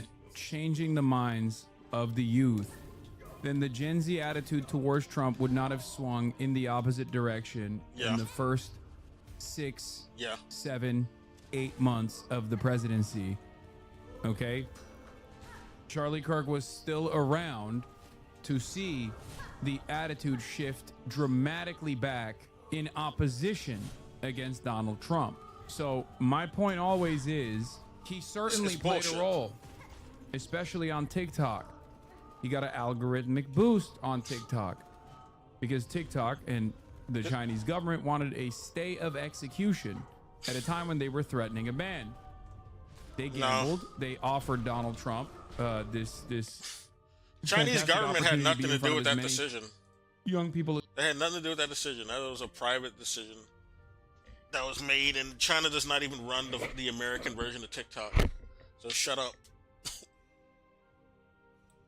Stop helping the CIA with their narrative. Shut up.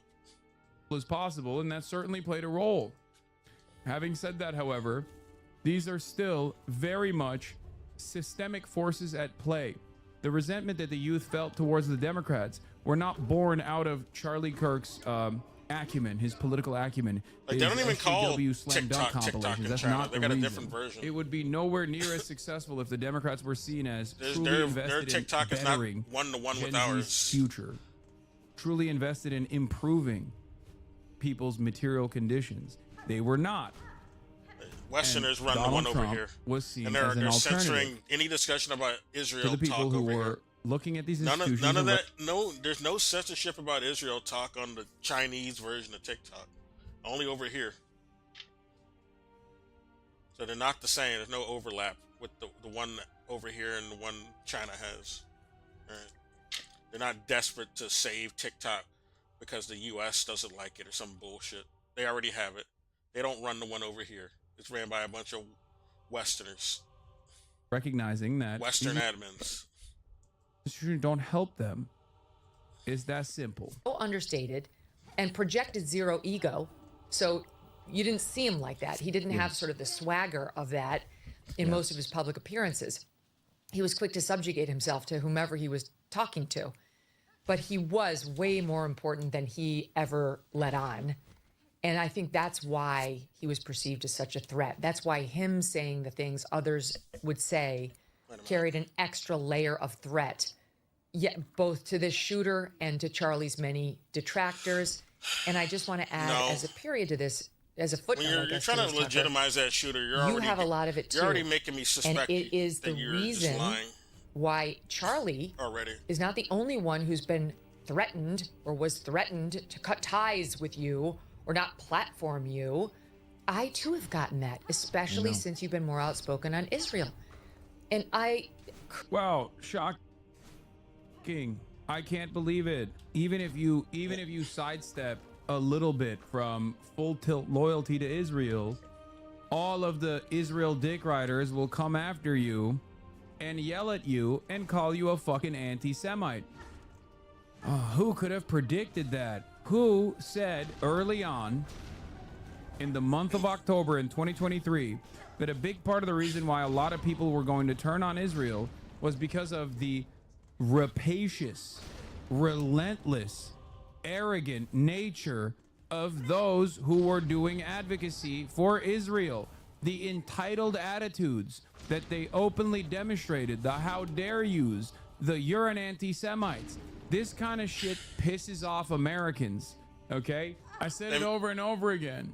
This is repugnant. I don't believe to it's people. some Even if someone people were who were to just be mad that he kind was of just on, making in a favor of shift. Israel or were afraid. Oh, I forgot. You were the first one to have a hot take on Israel. He has never expressed any sort of pivot away from Israel worship or anything, though. So I can't even you can't really legitimize this narrative when there's no fucking evidence of this ever. It doesn't pass the smell test with me. It's just some narrative they're trying to create to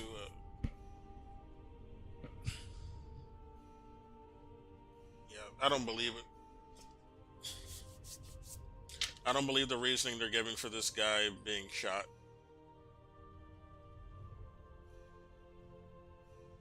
Yeah, he was just so hardcore in his pivot against Israel that we don't have any quotes of him doing so. Yeah, I don't think that's it. Israel didn't even come up in this conversation at that Utah shooting, so I don't know. Doesn't pass the smell test to me. Well, is that how I said? Is that what I said? I'm actually describing an incredibly obvious thing that I pointed to after Megyn Kelly's own experiences and own recollection, making fun of Megyn Kelly for being too stupid to realize that until, 22 months into Israel's ongoing genocide. Do you not get that? I'm saying it's the most obvious thing on the planet that Americans were going to get frustrated by. The constant fucking blood libel accusations. With the way that Charlie Kirk's being used, it seems like they didn't kill him. I mean, like the reason, like they're using him to justify supporting Israel after his death. That's how they're using him, and that might, like, just the motive to have a martyr for Israel is enough to do something like that, whether he supported them or not. He was expendable. Whether he pivoted away from Israel or not. That's how they're using him.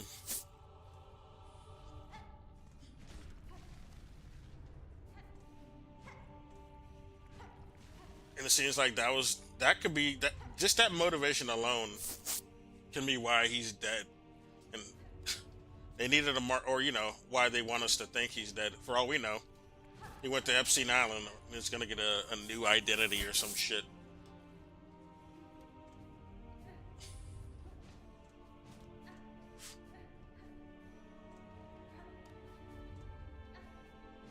I don't know. Okay, there's nothing here.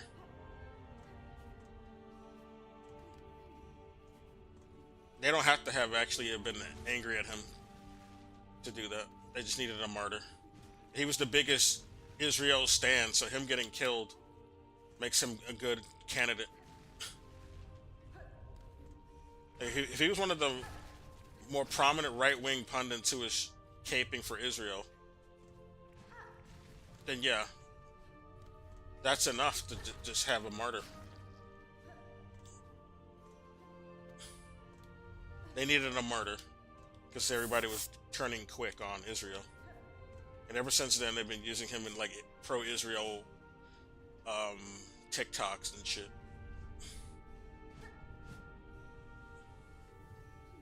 I don't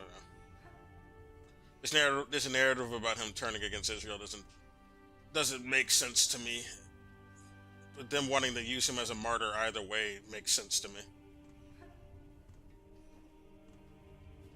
So it's possible, yeah, Israel did kill him, but in collaboration with the U.S., who's always on board with the same agenda. I mean, it's like redundant to even just like remove culpability from the U.S. itself.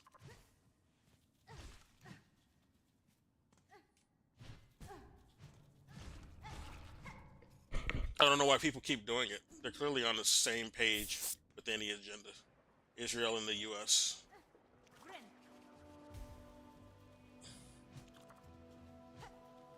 Not like U.S. are doing things reluctantly. The U.S. is evil on its own. It doesn't need Israel to force it to do anything evil. Its history, the U.S. entire history is evil. I like how people just love to remove culpability from the U.S.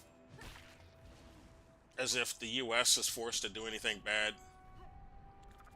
Like before Israel was even established by the West in the first place, they were already, doing so much horrible stuff. Genocides, enslaving people, mutilating slaves, cutting open pregnant women, pulling out the fetus, lynching people, cutting off their private parts, sticking them in their mouth. All types of weird, fucked up abuses, man.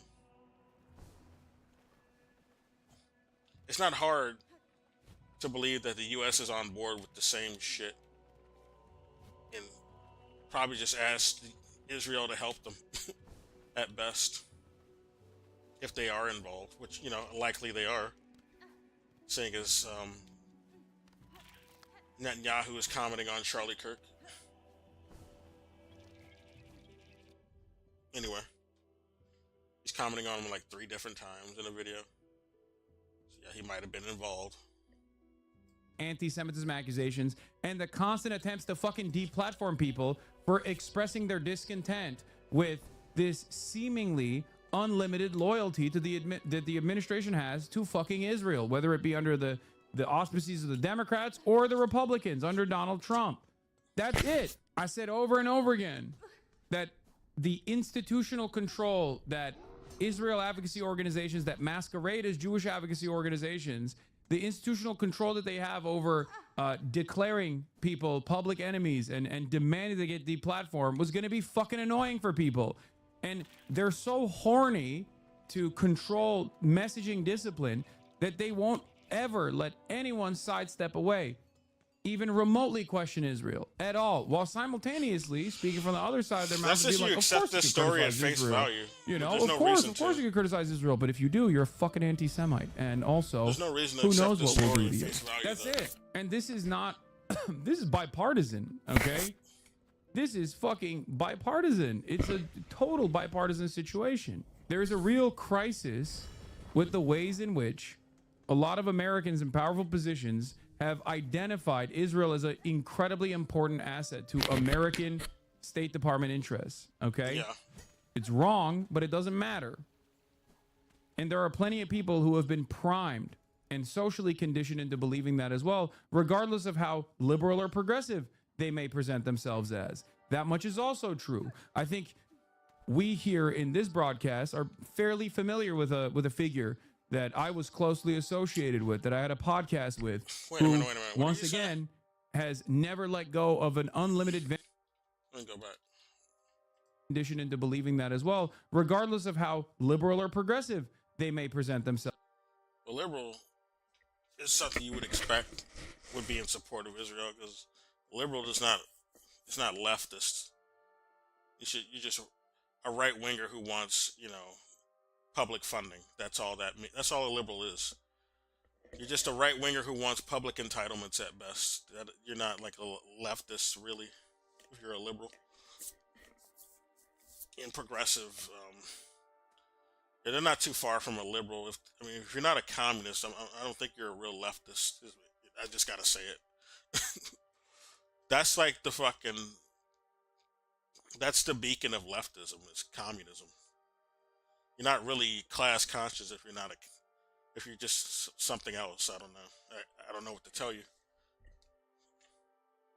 If you're not class conscious, I don't know what the fuck you're doing. It's not leftism, that's for sure. As that much is also Like, true. no class conscious person is ever gonna support a settler colonial ethno state. You're not a leftist. You can't be swindled into supporting one unless you just have right wing sentiments. True. I think we here in this broadcast are fairly familiar with a figure that I was closely associated with, that I had a podcast with. Right wing who, once ethno again, has a right wing ethno state theocracy. For one. Nothing left wing about that position if you support that. That's not a left leaning position in any way. You can't be tricked into that unless you're just you're a right winger, yeah. That's just what you are if you support that. That's the only way you can be tricked into supporting that, if you already had right leanings in the first place. Never let go of an unlimited vengeance quest that he has been on, to a degree where it just is so unsustainable, so insane, so unstable that he's like ruining his own fucking career, ruining whatever goodwill that he had cultivated over an extended period of time. Who? On YouTube, throwing that all aside he's talking because about I Destiny. dared Destiny. to tell him, Yeah. hey man, you're coming across a little bit too much like you're pro-Israel here. Destiny was by never likening a leftist. Jewish Voice for Peace to Some capos, shit Nazi collaborators, calling them tokens, or crying about how fearful you are that someone is saying from the river to the sea, Palestine will be free. That was 2 fucking years ago. Okay? Some people are so primed and so unable to let go of this association that they've designed for themselves that they make it their lives mission to fucking to destroy anyone who has ever spoken out against Israel. It's ridiculous. It's completely Destiny's just fucking spiteful. ridiculous. He's just Couldn't spiteful. care less. The amount of pressure they He'll put on. support like, an what are you ethno state talking about? just to spite This someone is he doesn't like madness. who, Why would who you might want to be silence such against a them. powerful, important voice just because you disagree with them on one subject, also a white one on supremacist, which so- we've all watched you sincerely evolve as you He's a grapple racist. with principles you've been Nick simply respected that Charlie would go into large crowds and preach the name of Jesus. You can still respect him but not like him. He never liked him because of Charlie's disposition towards Nick Israel. Fuentes is not a simple. real He Christian. doesn't have Shut some up. nefarious ulterior He's motive a like people fucking, seem to he's want to acting. think. He's a fucking Fed informant. Dog, he literally was like, I'm fucking your baby, Turning Point USA. I'm infiltrating your organization. He called him Satan's spawn. Just think for a brief moment. I'm obviously not a Christian. an Shut ideological opponent to Charlie Kirk. I'm a leftist. I'm a socialist. I'm radical, right? That's I can't believe there's people who genuinely believe these fucking Fed informant actors are like legitimate, like they're like legitimate family first Christians or some bullshit. When fucking Nick Fuentes is like a degenerate groiper from 4chan who is actually doesn't even like women. He prefers cat boys. It's not some Christian. He's just some fucking Fed putting on a performance. Dude likely had sex with Kanye too. He was also like some Mockingbird agent. I mean, he's in the entertainment business and he was a billionaire. You don't make $1 billion as some entertainer unless you're some Mockingbird agent, basically.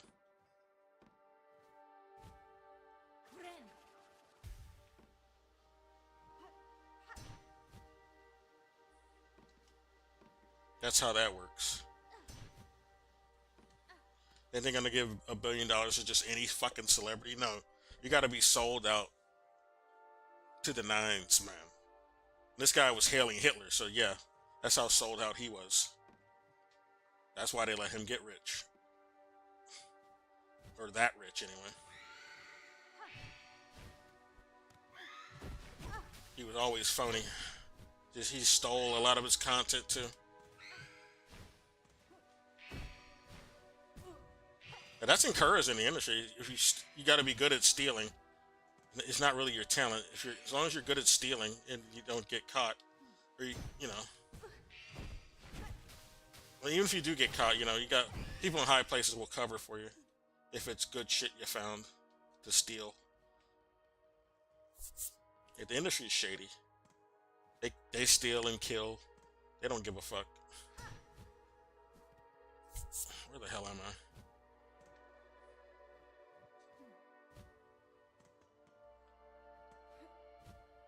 You know what, I should go... If I see another ghost, I'm going back to the bug station. The Bell bug station. You know, I'm just going to go back anyway. I'm going to drop down to the pit, which will take me back automatically. Yeah. There's too much bullshit going on here.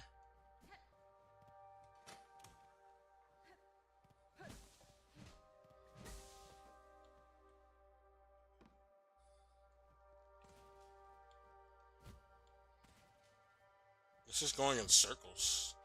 I'll also just drop down. I'm gonna drop down. I don't want to lose all these beads.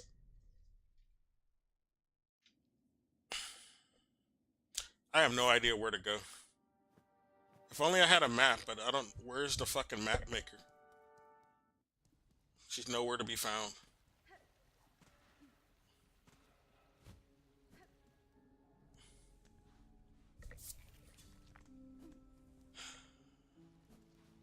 Maybe I gotta go up.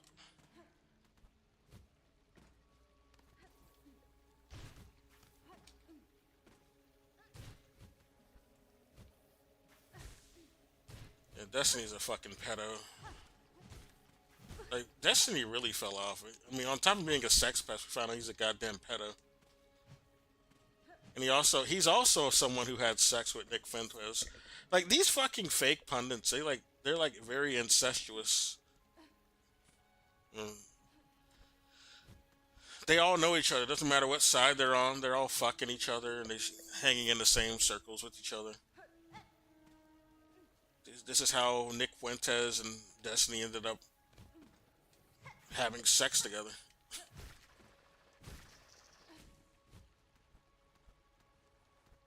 Despite Nick Fuentes being a Nazi and Destiny being a so-called leftist.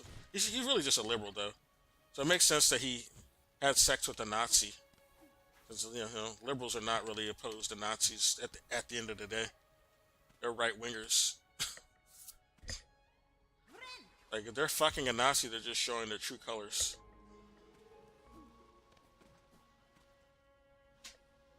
That's all that shit is. Didn't surprise me when I heard about it, yeah. Yeah, he's a liberal, so yeah. Checks out. He loves Nazis. That's the way that people want to present me as on the right. If I were to say a fraction of the things that Nick Fuentes has said about Charlie Kirk, how many of those compilations would be circulating online right now? Fox News would be calling for the death penalty for me. They would be saying, like, Hassan killed Charlie Kirk. It's obvious. The fuck are you talking about? People can take what you say out of context too. Come on, dude. People do take what I say out of context all the fucking time, and I'm sure that happens to Nick Fuentes as well. But like, let's be real. He's pretty open about his opinions on this shit. I mean, you're He's talking not about open fucking at all. Holocaust He's an denier actor. who was directly asked like, Fuentes using acts, Hitler as a bad guy, and he was like, "Oh, I'm performs neutral on his pro Hitler." Like, wrestling. what are we talking about? And also, he has spent very little time. I mean, he spent every waking moment he can to try to fucking blame me for this anyway. When once again, Charlie Kirk did not fuck with Nick Fuentes, did not want to be around Nick Fuentes for a multitude of different reasons, right? I'm sure that part of that was because he was fearful that he would lose his audience to Nick Fuentes. Okay? He would lose his audience to the anti-Semitic, anti-Israel right flank. For sure. For fucking sure. Okay? But the other reason why is because Nick Fuentes pursued him endlessly. Stalked him fucking endlessly. His fan base stalked him endlessly. Okay? And harassed him endlessly. He didn't have this opinion over someone like myself. And yet Nick Fuentes is still turning around and saying, I'm responsible for his death. Why do you think he's doing that? Because he wants Charlie Kirk's audience.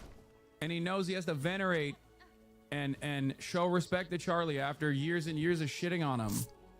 It doesn't matter. I don't know why he's coming at you, I'll say that. But if you listen to what he actually says, it makes sense. People just want to meme and compartmentalize instead of being open-minded. Fuentes was already more popular than him, so I don't know. Kirk. Oh man, I'm so glad that the neo-Nazi has decided not to blame the Jews on this instance. I wonder why. Perhaps it's because he has a higher ambition of becoming a pariety. Okay? Perhaps there is a higher ambition there for Nick, a career ambition there for Nick. That's it. And he's using the opportunity in the spotlight very well, if I do say so myself.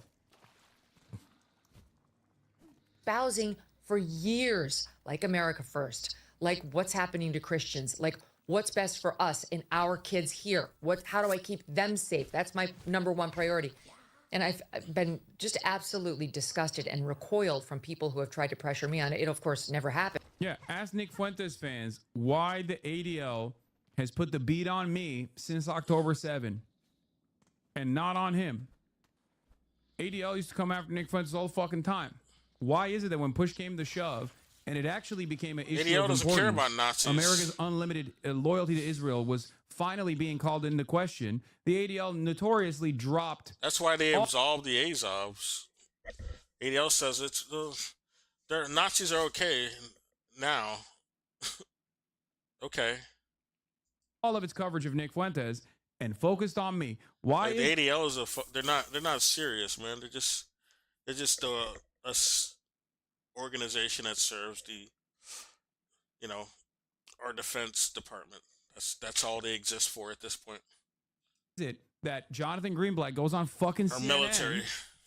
They every exist to goddamn night and tackle someone such as myself? Nick proliferate Fuentes whatever can a turn around military and say, wants. "Oh, Hassan Whatever loves the narrative they Jews. want. Hassan loves the state of Israel," or whatever the fuck he wants to say. And there is truth to that. I have no issue with Jewish people. I'm not a fucking anti-Semite, but that is a far graver threat, at least in the eyes of the ADL, to be someone who is not an anti-Semite, to be someone who actually combats anti-Semitism while simultaneously taking an anti-fascist position against the state of Israel and Zionism in general. Anti-Zionism, not anti-Semitism. Anti-Zionism is the real problem for the ADL. And that much is fucking clear. Yeah. But I know Why from they don't speaking really to care Charlie, about he felt it Nazis. too. You've heard it from Charlie that he felt, and there is a layer here of nefarious pressure to have certain narratives go only one way. Yes. That must be called out and must be fought. Well, I should have said in my open that when Charlie was denounced as anti-Semitic and, quote, dangerous by the American Jewish Committee, you were too. That was a press. I don't know if you've ever even seen it. The other thing that I always find so funny is like with the noticers, right? Like they remind me of the fucking incels that think they're making this like brave position where they say like women want to fuck hot dudes and they don't want to fuck dudes that are not physically attractive. This is not a brave position, dumbass. Okay. And the same goes for people who are like noticing. Wow, there's a lot of Jewish people in Hollywood. Wow, what a fucking revelation, dude. It's the additional things that you add on to that is the fucking problem here, okay? Like, the fuck are you talking about? Oh, we've noticed it. Ooh, lots of Jewish people in Hollywood. I'm noticing. You're a fucking idiot. Yeah, those people are annoying. That's not true at all. I've seen plenty of ugly motherfuckers being married. I know. Yeah. I'm just saying that, yes. Yeah, you don't have to be like physically attractive super men have a attractive. easier go at it than physically unattractive men do. That's it. Get It's some- not get like some, a you know, fucking some incredible huzz. revelation. That's my point. Unfortunately, they're gonna put you in an edit, Where'd they big bro. go? I mean, what? I'm gonna gone? get mogged? Is They're that gone. they're gonna put me in a fucking mog edit? Here, who are you mogging? I mog you. I am the mogger. I am the one who mogs. But he is in And I shape. remember when I read that at And the women time, do think thinking, he's attractive. okay, these are like two of the most I guess you pro-Israel, could say that, basically yeah. pro-Israel people like on the internet. I don't understand. So I maybe we should have this offline, but let's just have it now. I And- don't get that. Why would Like, you attack? There are definitely if you people who hate put- Israel if who are you not put anti-Semitic. Hassan, you can put Hassan in that one meme about the Chad and the Virgin. On one side you have like Hassan, I guess it could be the Chad, like, and then on the other side you got Destiny, who's the Virgin. I mean, just the name. Not he obviously he's had sex with Nick Fuentes and the like, and he has a kid, of course, but he would fit the meme with how lame he is. And I don't even like Hassan, but yeah, he can mog him, I guess. It'd be funny. Semites are people who hate Right. Israel who are anti-Semites. There's a whole range, and then there are like people who have like religious reasons for wanting to blow up Israel. Those are all threats. Why would they What be religious attacking reasons? you and Charlie? And honestly, I feel like me. What's I mean, the religion what that's is that? threatening to Why blow up attack Israel? people I don't know who any of them. are pretty reasonable, who don't want to get into a fight on the topic, who just want to like have their country never actually thrive? happened. Why denounce them as dangerous anti-Semites? What is People that? want to get rid of Israel for doing a And genocide, let me not just for their religion. underscore for your audience what I had said. I mean, the sum total And of no what one I had said said anything when they about started blowing coming it for up. me, just to show the absurdity Although of this. it would make I sense had to said on if Piers they got Morgan retaliated because that Israel was losing the PR war. a country that that's they had being lost the invaded and Democrats and- genocided has the right to defend itself. So if that happened, that would be understandable, because a country that's being colonial settled, has settler colonials ethnically cleansing them, has a right to defend itself. So yeah. the independence. Why attack people who are pretty reasonable, who don't want to get into a fight on the topic, who just want to like have their country thrive? Why denounce them as dangerous anti-Semites? What is that? And let me just underscore for your 'Cause audience they don't want what people I to be had said. informed. I mean, the sum Rational total people who can of what I inform had about said the when they started subject coming for me, just to going show the on in absurdity Israel of with the this. genocide. I had said on are Piers not- Morgan They're that dangerous. Israel was They're losing dangerous the to them PR because war, then people that they had will lost know- the Democrats will be and the informed and independents, they'll and we're go starting against to Israel lose and the do things Republican like Party these in America, protests. and it was time to wrap it up, which was And- a quote boycotts. from Donald Trump, who had said it. Yep. And it's true. Because it's the truth. Now, of course, Donald Trump can say that and still dick ride Israel into oblivion, doing fucking throat goat gymnastics on Israel's penis, as he has been, Yeah, and he will yeah. continue to do so. He gives that gawk, that's for sure. Let me go back. I talked over them. Of this. I had said on Piers Morgan that Israel was losing the PR war, Yeah. that they had lost the Democrats and the independents, and we're starting to lose the Republican Party in America, Yep. and it was time to wrap it up, which was a quote from Donald Trump, who had said it. Yep. And it's true. Because it's the truth. Now, of course, a Donald Trump State can say that Department and acknowledgement. still dick ride Israel into oblivion, doing fucking throat goat gymnastics on Israel's penis, as he has been, and he will continue to do so.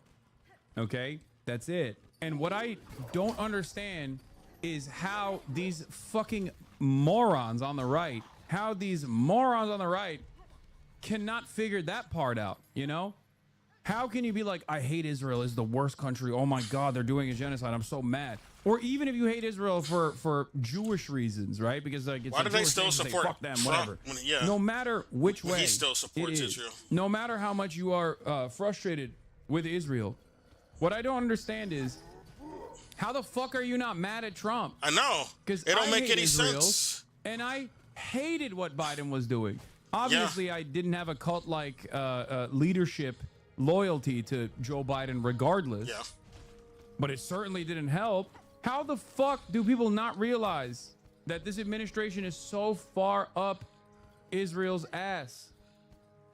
Also, who had that fucking 3-minute streamable link on the landlord's clip, by the way? Someone was talking about it before earlier and I didn't click on it. Lil F, not gonna lie, I don't see it on my end, but perhaps little F's are happening. Oh, you got it. Thank you. Thank you. Wait, that's the short version. There's a longer version of it. No? I have BioWater, Isn't but I there don't a have longer the version of other, it? Like there's like a 3-minute version of it as I don't well. know where the hell I'm going. That shows the additional context, I thought. Year earlier when he was still a candidate. Time to wrap it up. That's what I said about Israel.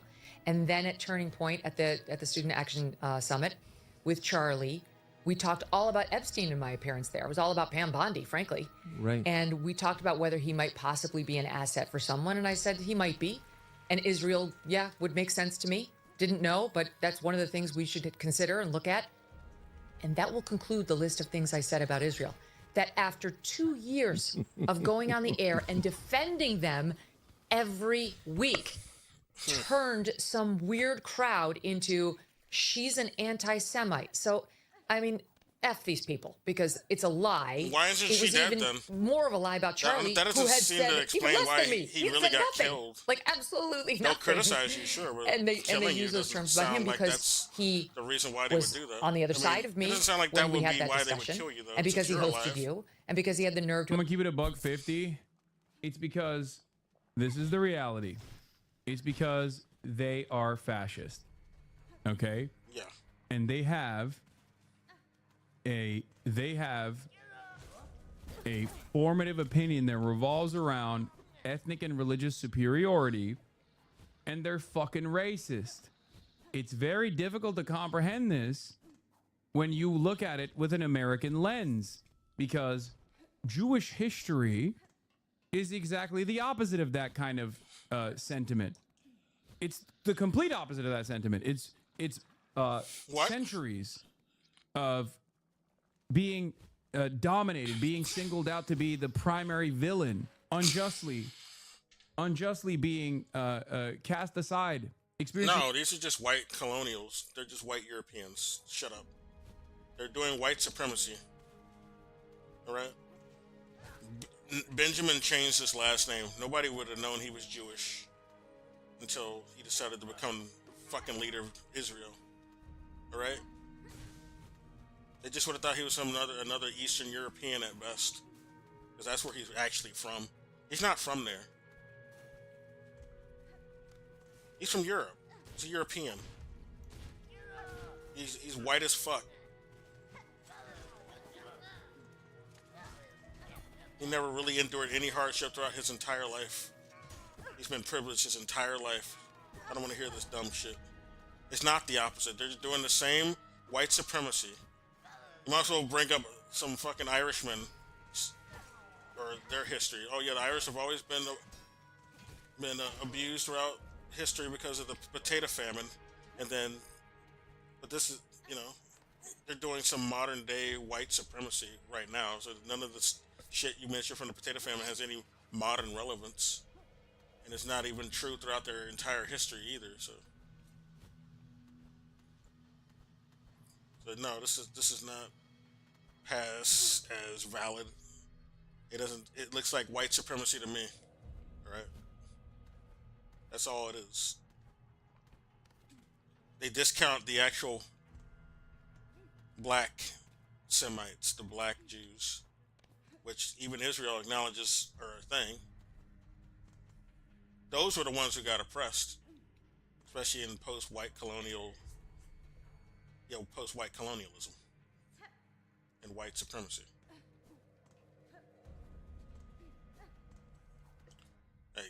They're not being prosecuted by any of the Anglosphere or anything. Like, they collab with them. They're not like subjugated by them.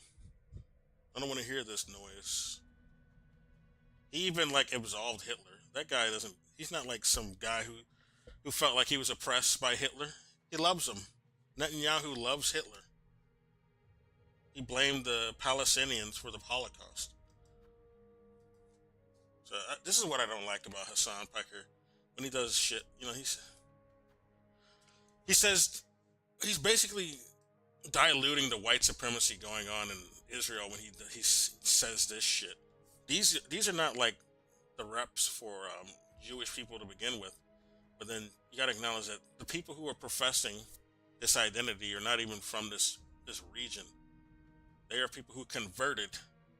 They're just some Europeans who converted they're from Eastern Europe and Turkey. They're not from this actual region. They're not the historical Jews. They are European converts.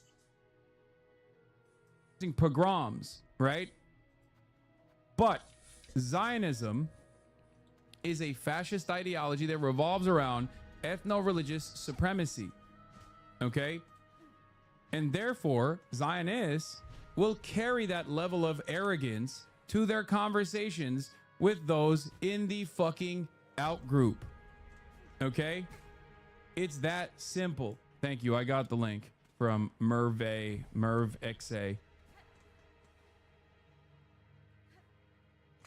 What is the point of this? There's something here earlier, I guess. This is another part of the reason why I get so fucking annoyed with fascists.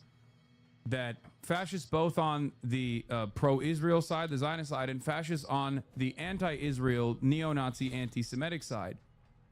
Okay? Because it's just untrue that Judaism as a religion has been propped up as with values of ethno-religious supremacy. No group is a monolithic force in general. It is fucking stupid. Judaism wasn't even an ethnicity. Especially when you got these converts from Europe. I don't care who that is. Why? Why are you especially pairing me up with Destiny? Jesus Christ. Why do you guys have to consistently send me random ass people online that are fucking farming your attention? Please invite Dave Smith in a debate because he allowed one side to be represented and he had the Israel side fully represented too. So this was just such an unfair accusation. And I don't know why these very ardent advocates don't accept friendship when you offer it, when you've proven that you are genuinely a friend. I've said openly, Tucker, I don't want to debate. I'm on their side. There's no reason to put somebody on this show so they can convince me that Israel's right. I'm on their side. I agree with that. But in response to those comments and then ultimately having Marjorie Taylor Greene on where we criticized AIPAC. I mean, who defends a lobbyist group? They treated me like I was Mehdi Hassan. Not everybody, but like the loudest Israel defenders. And to turn around and call Charlie Kirk an anti-Semite is such a disgusting smear. And you're right, he's young. Yes. He was young and wasn't used to being attacked like that by people who supported him and people whose donations are actually really important to the ongoing existence of his organization. And it took a lot for him to say no to them. And it took a lot for him to be honest about the fact that his opinions had evolved. And let's face it, Charlie was like an unofficial spokesperson for the youth of America, in particular conservative youth. And I don't know if people have checked, but they no longer support Israel. And everybody under 30 is against Israel. Charlie was 31. No one supports Israel. And so as a friend, he's saying to them, and all same the way nations I, as a voted friend, am to saying, say that they're doing I am genocide, telling you, 'cause they are. you've lost Dems, independents, and you're starting to lose Republicans. The only people who love Israel are in some ways, I feel like Israel. Cynical grifters and Nazis charlatans in the aside. government who are supporting In some ways, I do feel They do as a though genocide. these people are also trying to save the Republican Party to a certain save degree, her. She where don't they wanna be also saved. recognize that this is untenable. The unlimited support to Israel is untenable. They're obviously saved by the fact that the Democrats are completely unable. Democrats' complete inability to capture the attention of broader audiences by they don't want presenting to. themselves, even on a partisan They're basis, able. as The anti-Israel Democrats are complicit advocates. in So when not both trying to do parties that. are pro-Israel That's- unconditionally, you it need to doesn't point really out make the too much difference. It just creates more discontent in the base for both parties. The But Megyn Democrats Kelly are is like complicit very in not trying to please. Morning, everybody. Happy Thursday. Have an amazing show for everybody today. What do we have, Crystal? A lot to get to. We've got a bunch of news on the They're economy. not trying to please their base. They're supposed to be like the captives of the leftist base, but they're not an actual leftist party. They're a right-wing party, another corporate right-wing party. So they're not really interested in pleasing the actual left-wing base that they're meant to capture. It's not like they're just fuck ups. They're not trying to please you. That's what the long and short of it is. Anyway, it went to another video after that. Went to some breaking points video. Israel isolation begins. Oh, here's another video about this. All right, guys. So we got a new report coming I out don't know who the fuck this guy is. His name's Good Politic Guy. Let's listen to it. He might suck, but let's see what he says. from the United Nations that's really just... All right, guys, so we got a new report coming out from the United Nations that's really just confirming what I think most of us have known for a very long time now at this point, that what Israel is doing in Gaza is in fact a genocide. So I want to read to you guys from what this report is actually claiming. We have Israel's sort of pathetic response or pushback, if you can even call it that, to this report. We're also going to look at one of the authors clapping back at Israel and accusing them of having a boring ChatGPT-like response to these kinds of claims. We also have some updates coming out of Gaza City as there is a widespread internet blackout and Israel continues with their ground invasion and their relentless bombing campaign. We have some international efforts to try to apply pressure on Israel, banning them from international competitions. And then we're going to finish off with the latest on what U.S. politicians are up to, taking hundreds of them to a trip to Israel to be lectured by Benjamin Netanyahu. I forgot I had with this that being item. said, let's go ahead and jump into it. So here from NPR, their headline is a UN inquiry accuses Israel of genocide in Gaza, joining a rising chorus. So what are they talking about here? They say a team of independent experts commissioned by the United Nations Human Rights Council has concluded that Israel is committing a genocide in Gaza, issuing a report on Tuesday that calls on the international community to end the genocide and take steps to punish those responsible for it. And by the way, this is not a suggestion. This is what international law requires for any country that is a signatory to the Genocide Convention, which, yes, does include the United States and even Israel. You have an obligation. I don't like the weather outside, so I'm just gonna stay in tonight. I was gonna leave, but I don't like the weather.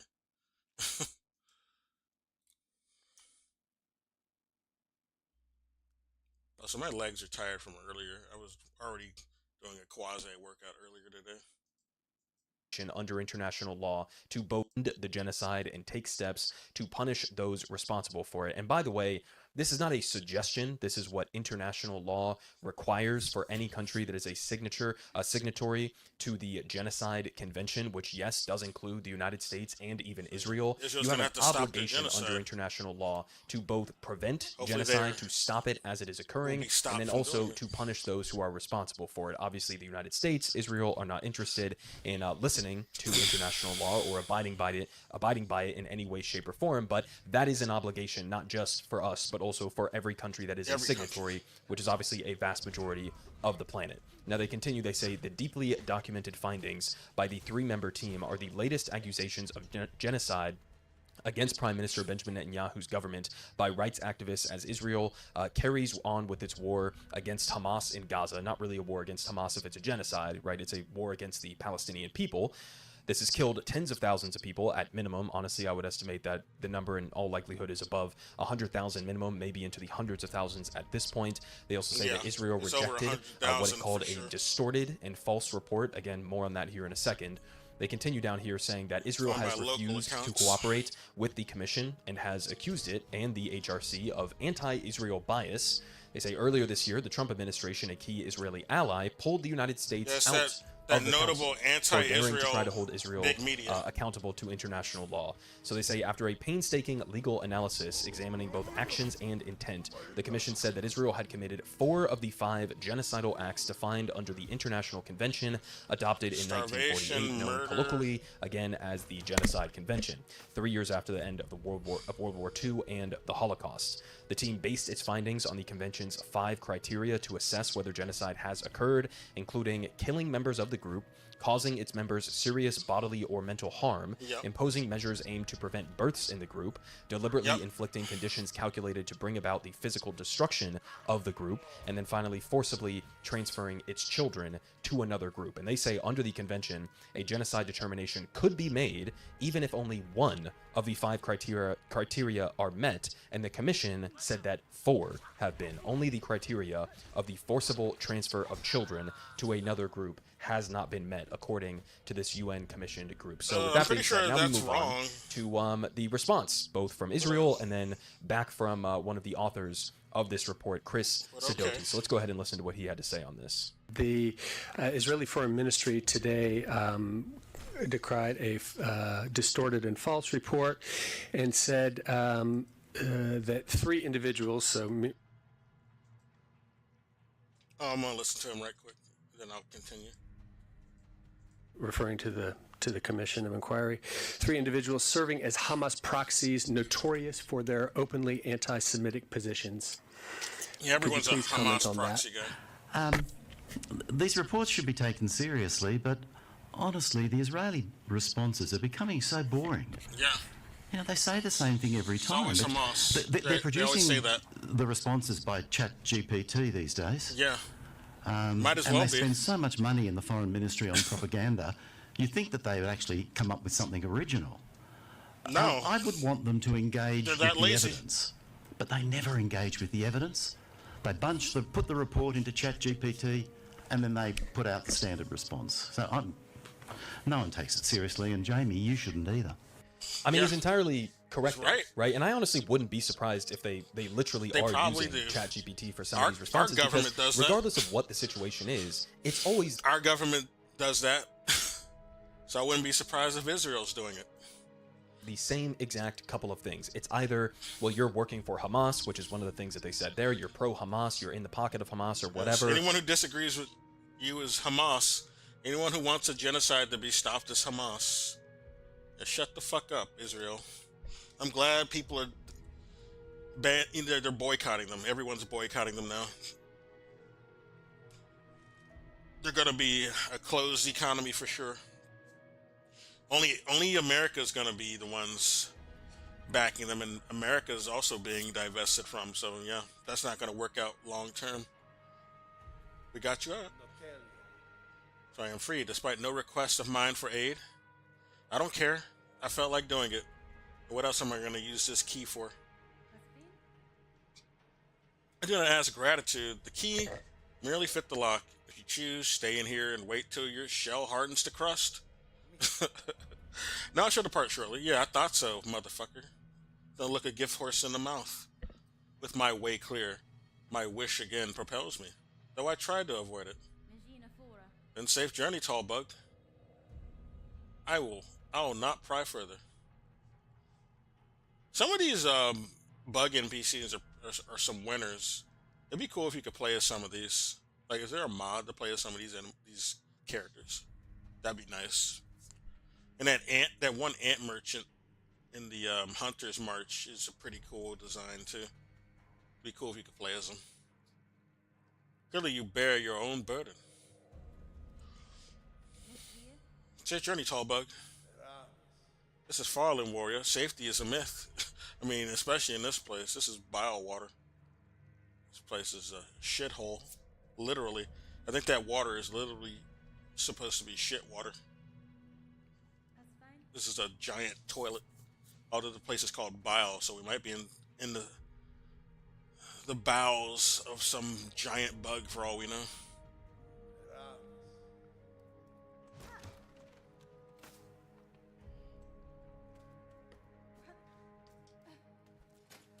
When the bow breaks, we didn't get any reward for that either.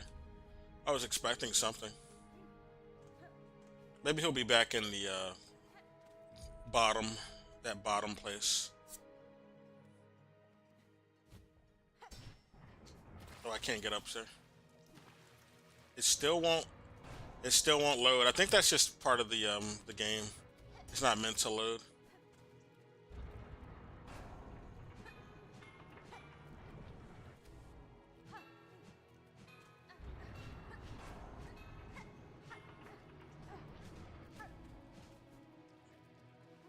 There's some rosaries up there.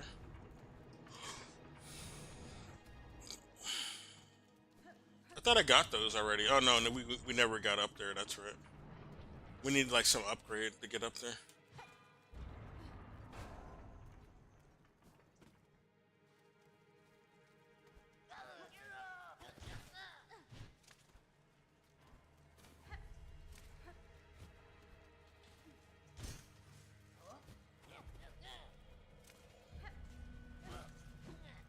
Fucking loser.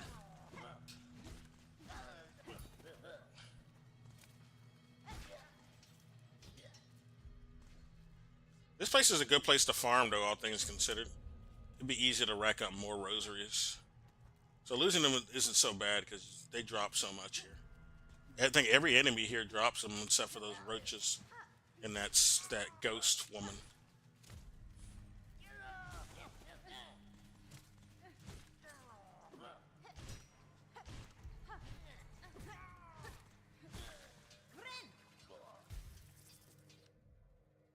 Yeah, I need to look at my map. Oh, yeah, I was trying to go down because there's like a place we haven't been down there. We gotta go down.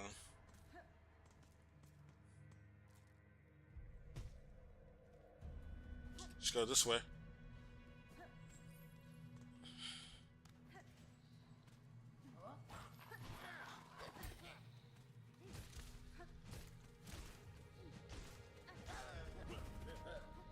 Fucking loser.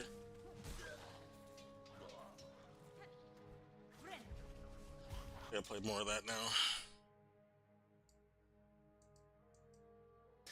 Or you're anti-Semitic. Those are basically the two things that's that they also go what they to, said. no matter what the claim is, right? It's like they're not even trying at this point. It's As you said, lazy. they're not even attempting to engage with the actual claims you can that cry are being wolf made, only with so the many evidence that is times. being laid out, right? What Israel like they're expects just is crying for wolf. you to trust them, trust the Israeli government, trust Benjamin Netanyahu, trust the Trump administration over basically every single human rights organization on the face of the planet, over the United Nations, over what your own eyes and your ears and your own senses tell you what is happening, right? Don't The believe your infinite sum own of lying videos eyes, and images that we basically. get from Gaza on a daily basis, showing what they're doing on the ground. They want you to ignore Oh, there's another the fucking openly roach. Good genocidal lord. statements from Israeli politicians and this. Israeli soldiers. They want you to have blind faith and trust when they say this is a targeted war against Hamas, even though every single lick of evidence and every Oh my God, they respectable can expert climb. and international rights group disagrees with them.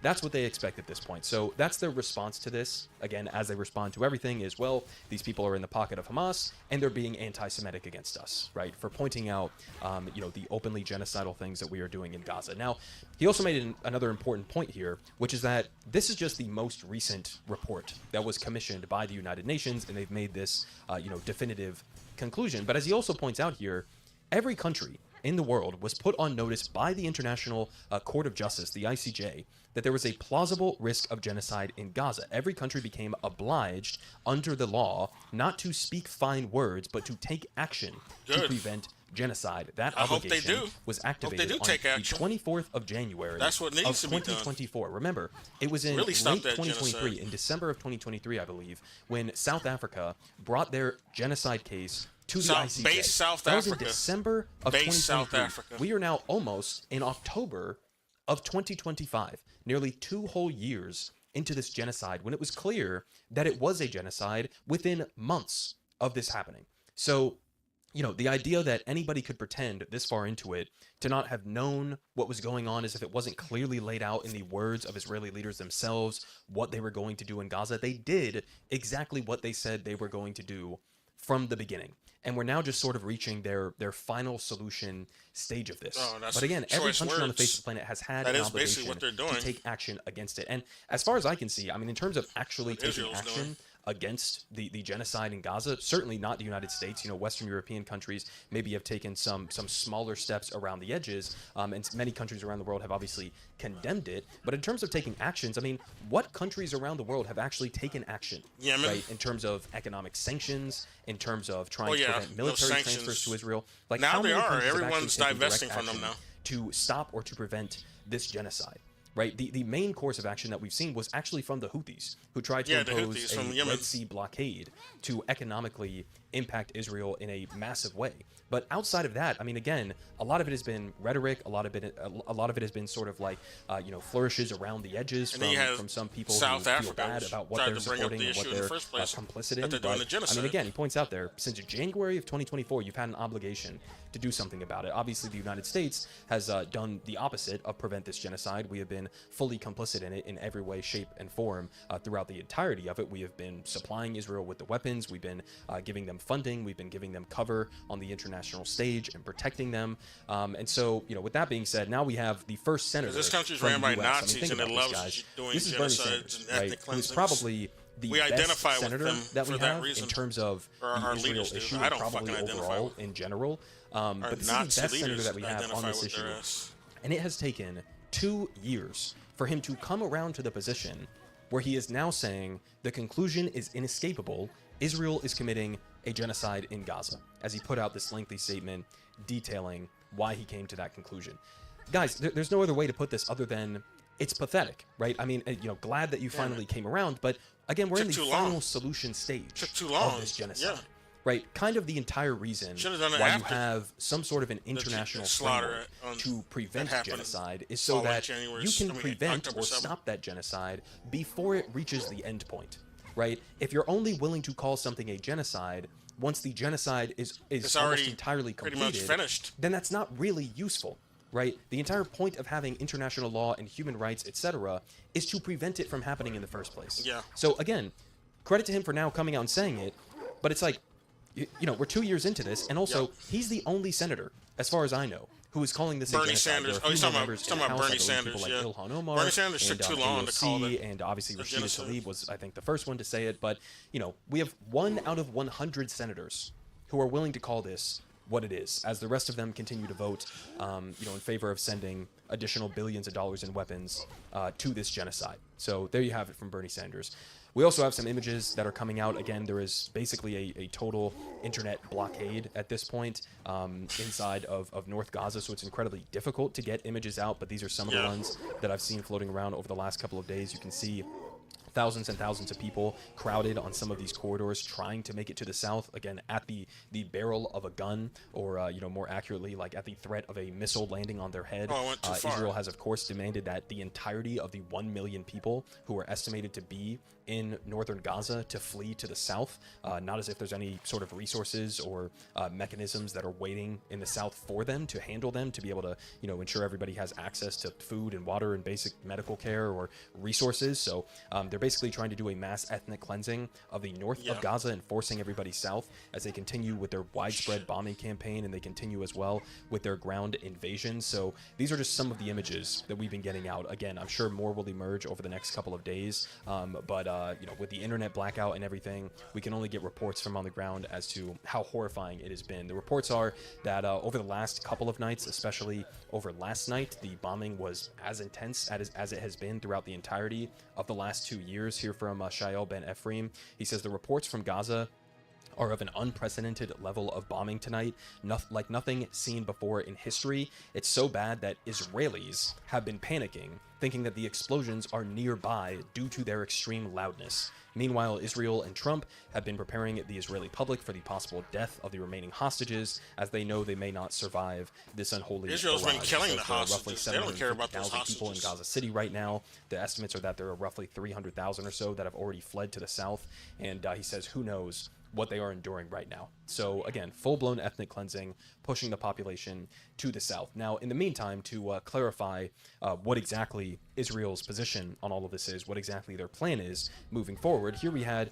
the radical fascist finance minister of Israel, this guy Bezalel Smotrich, who basically came out and said the quiet part out loud and said that there is a Gaza real estate bonanza, and Israel is talking with the U.S. about dividing it up. You don't say, huh? He says the finance minister says that the demolition is done and now we just need to build. I mean, guys, again, they don't hide this shit, right? This is not some random Israeli citizen. This is the finance minister of Israel, right, who is deeply influential in the Benjamin Netanyahu coalition. And he's openly saying that, we've sort of moved past the genocide portion of this, and we're now towards the annexation portion of this and the building up and the real estate investment portion of this. He says it's a real estate bonanza. So again, there's no question as to what exactly Israel's goal here is, and it's been clear that this has been their goal for a long time. They want to fully ethnically cleanse the entire Palestinian population from Gaza, and then they want to take it over, annex it, and then turn it into this sort of, as it's been pushed by the Trump administration as well, this sort of Gaza Riviera, like a sort of tech hub and tourist Gaza destination built on the bodies of tens, if not hundreds of thousands of Palestinians that have been killed. So again, not hiding it, saying the quiet part out loud. Another Although I don't even know Oscarville, that there is a quiet part to Lake any of Lanier this situation. anymore. But they just come out and say it. He says it's a real estate bonanza as they carry out the final solution inside of Gaza. Now, in terms of international pushback, it seems to be there is some sort of escalating pressure with a select few countries around the world. So here from Trita Parsi, I can't play you this clip because he's obviously speaking in Spanish, but he says that Spain's Prime Minister, Pedro Sanchez, is calling on all international sports organizers to ban Israel. He asked the question, why was Russia expelled after the invasion of Ukraine, but Israel is not expelled after the invasion of Gaza? He says, our position is clear. Until the barbarism stops, neither Russia nor Israel should be in any international competition. And there really is no response to this kind of a question. I'm not going to say if you're anymore. An American politician, I'm right? gonna Because get mad. the Americans want to pretend that what Russia is doing in Ukraine is the worst atrocity that we've seen in modern history, that Putin is genocidal, that he wants to wipe out Ukraine and to take it all over, and then after... Putin's never expressed any attempt to ethnically cleanse Ukraine. This is something that the West has said. It's a CIA talking point. This is what the U.S. wants to do. They want to have Ukraine fight Russia to the last Ukrainian. All right? The U.S. wants them to all be genocided. This has never been the effort of Russia. Russia wants an actual peace agreement, a real one, not some ceasefire. And they need it written on paper because the U.S. already showed their ass by saying, oh, well, we had this agreement back when Gorbachev was still around, but we said we wouldn't expand to the east, but it was never written in paper. And George Bush was one of the assholes who admitted this. So yeah, we don't have to honor that, okay? We didn't have to honor it because it wasn't written on paper. So now Russia wants it written on paper. They want the peace agreement that they won't expand east anymore. No, get the fuck out to be on paper. All right? Russia doesn't even want Ukraine. Okay, that was the whole point of the fucking Minsk agreements that the U.S. decided to break and told Ukraine to break. France, Ukraine, and the UK, specifically Boris Johnson, told Ukraine to break the Minsk agreement and the agreement in Istanbul especially. That was the last attempt that Russia made to try to get a peace agreement, was the Istanbul agreement. And then Zelensky broke it because Boris Johnson said, it's okay. You better keep fighting, all right? Stop. Don't do no peace agreement. We want the fighting to continue. We want more of your people to be genocided because we're throwing you at them. Right? You don't have to fight them.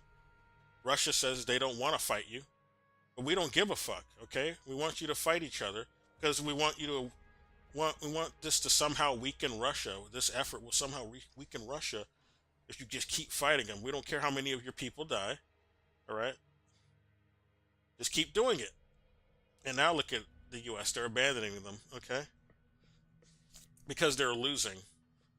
The U.S. has to abandon this fight because they're losing. But then, you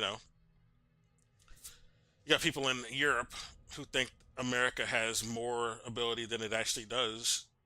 They want to keep them in the fight. But the U.S. is running out of funds and weapons. It can't continue efforts in Ukraine. And that's why they're trying to move away from there. And Europe doesn't get it.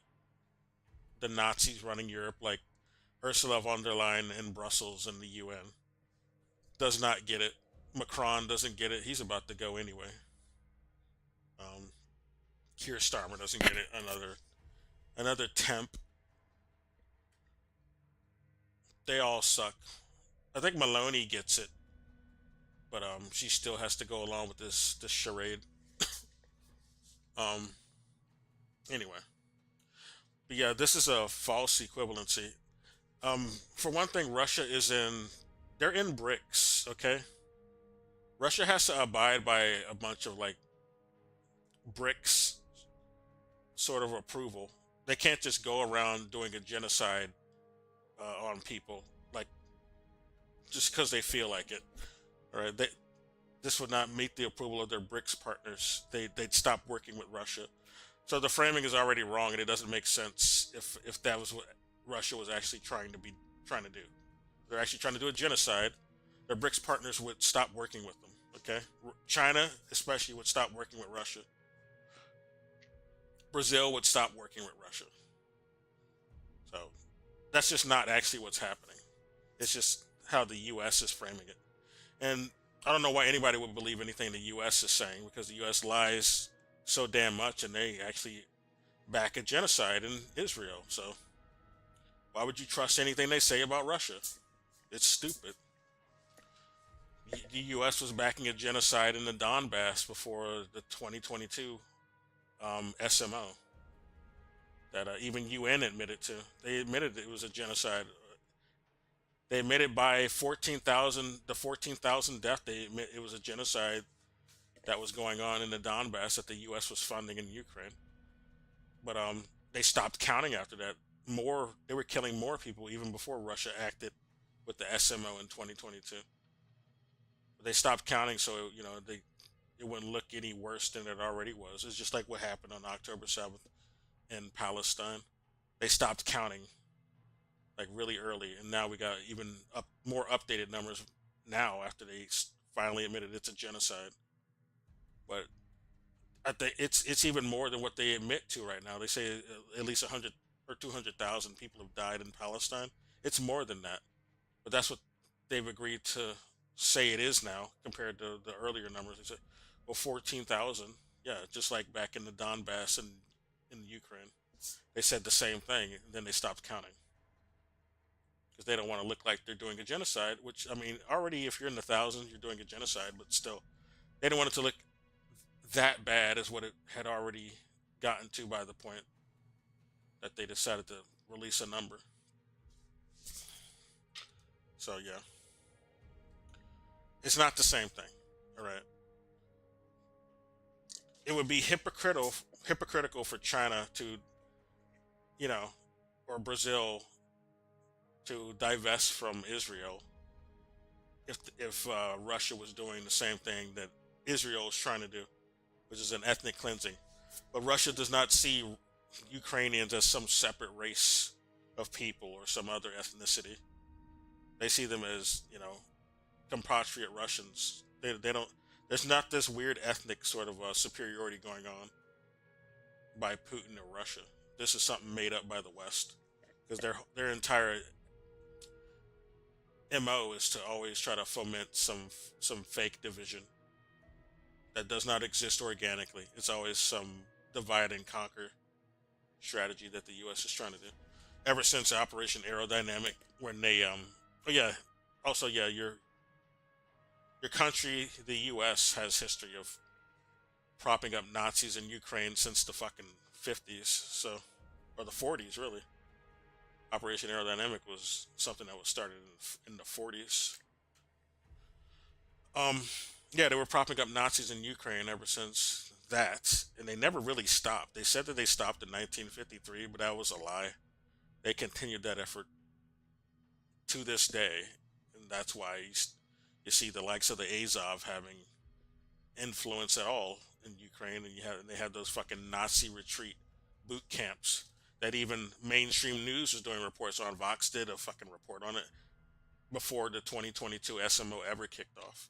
It's not something Russia made up. It's something even Western media was acknowledging before it became politically not expedient to point that out anymore by 2022. Because the State Department told them, you better stop admitting that truth now. You got to get on board this campaign to go and fight Russia now. All right? Stop admitting the truth. Stop pointing out our contradictions from it. Only fucking a year ago, we were even pointing this out. Like, there's this fucking video from Canada, because Canada's involved with the Anglo-Spears propaganda. I'm gonna play it. I've played it on old streams. Might as well play it now. We're talking about it. But yeah, this is a clip that was this is like from before 2022.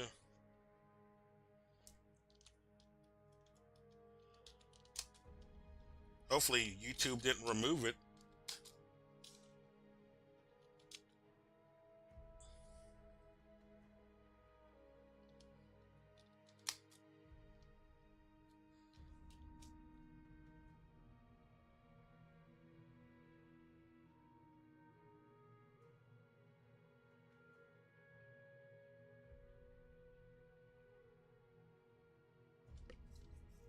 Even Jason Arunhi admitted this.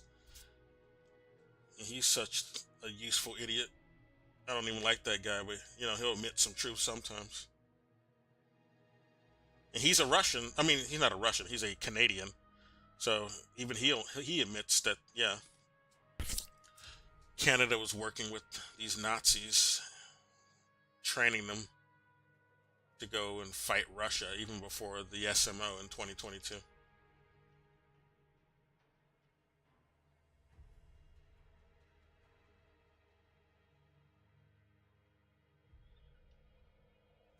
I'm trying to find the other video though.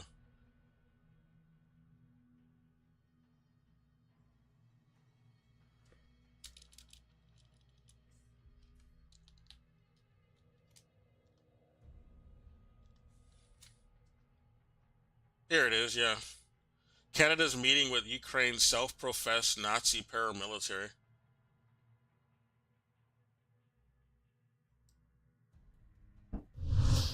We probably don't want to be rubbing shoulders with Oregon.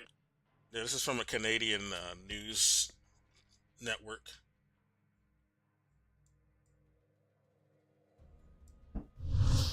We probably don't want to be rubbing shoulders with organized far-right militant groups that have, you know, that are very open about it. I mean, you could go right now and view on YouTube their videos of their trainings. They're very forward symbolism. They're not hiding this stuff. Canadian diplomats and soldiers in Ukraine took an unusual meeting in June of 2018, one that's now coming to light. Back in 2018. It was a meeting with one of the paramilitary units raised to fight off the Russian invasion of Ukraine's eastern provinces.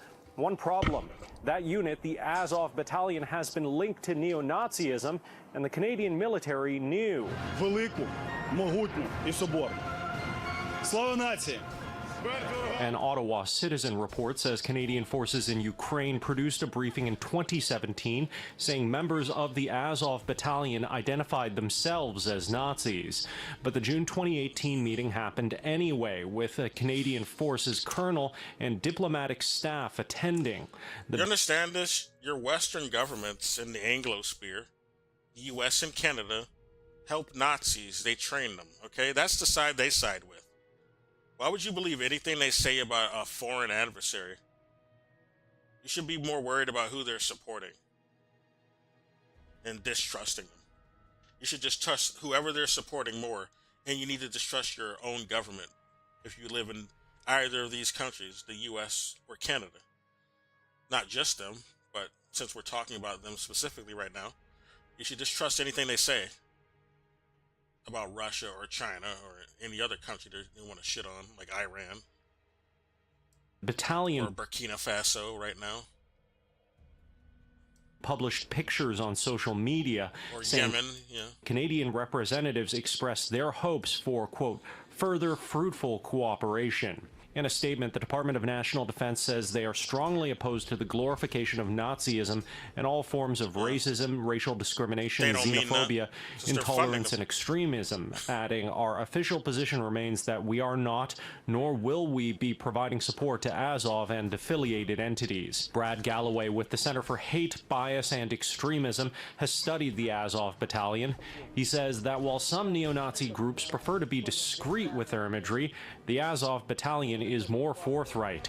German news found members of the unit sporting SS symbols and swastikas, and Azov prominently places the wolf's hook and black sun, two symbols favored by the Nazis, on its crest. Maybe there's a wing of them that want to tone it down a little bit so it's playable in North America. You know, that could be one aspect of it, but I think with the way they're doing this is who your leaders really support. You think they give a fuck about a genocide? Galloway says You're going to believe them about some other country doing a genocide underestimating the reach of groups like the Azov Battalion. Similar to Canadians who join ISIS, Galloway warns that alienated far-right Canadians may see the Azov Battalion as a chance to turn ideology into action. Some risk I see is that guys giving up on the movement in North America and saying, well, we should organize and go to Eastern Europe where we can actually do something, we can make a difference. And that's I think a huge risk. In Ottawa, Shaoli Lee, City News. Welcome to Pushback. I'm Aaron Mate here with Stephen F. Cohen. All right. I should turn autoplay off. Okay. So that was just a short video giving my, just supporting my point. Your government support Nazis. Anyone they're accusing of genocide, you need to question it, because this is what they support. This is what your Western government support. Nazis. Your government is ran by Nazis, too. Excuse me. So, yeah. And it doesn't add up, because the BRICS nations wouldn't work with Russia if they were doing a genocide. They're doing self-defense, and they're saving civilians that a bunch of these Nazis were doing a genocide against. That's what Russia's doing. They've been trying to do peace talks since April of 2022, after the SMO started. And even before that, before Russia directly got involved, they've only been, at best, acknowledging the existence of Donetsk and Lugansk. But they never like annexed Donetsk and Lugansk after the 2014 when they established themselves. They let them be independent. And the whole point of the Minsk agreements, which Russia agreed to and put forward as they're the ones who put that on the table anyway. Let me drink something in my throat. I've been talking too long, but that's so I had to drink something. But yeah, for anyone interested, it was Russia who put forward the Minsk agreements to begin with, because they beat the first assault that Ukraine tried to do against them, and they forced them to do the Minsk agreements. And the whole Minsk agreements had nothing to do with annexations or anything.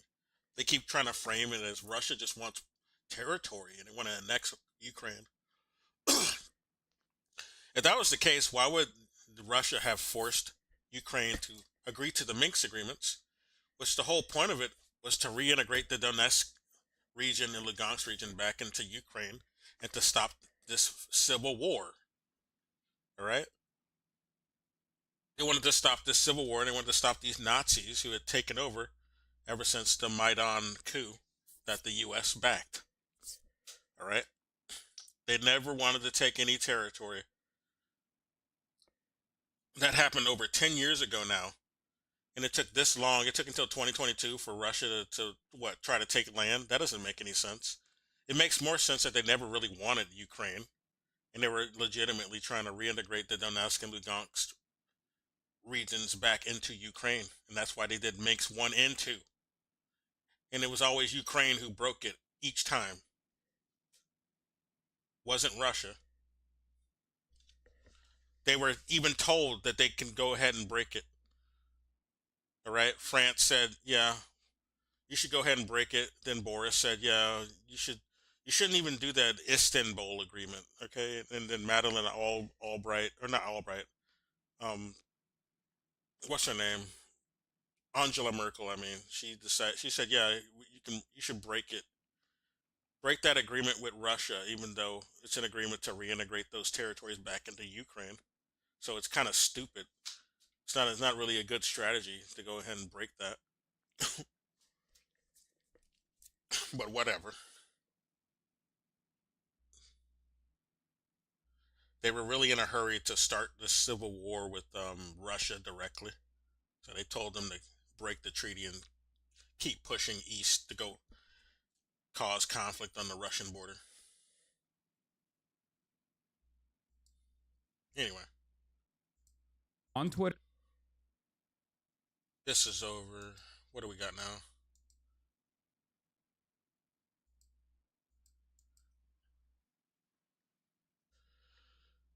This guy is trying to cook me.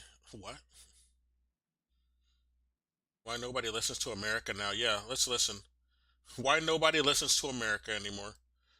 I wonder why.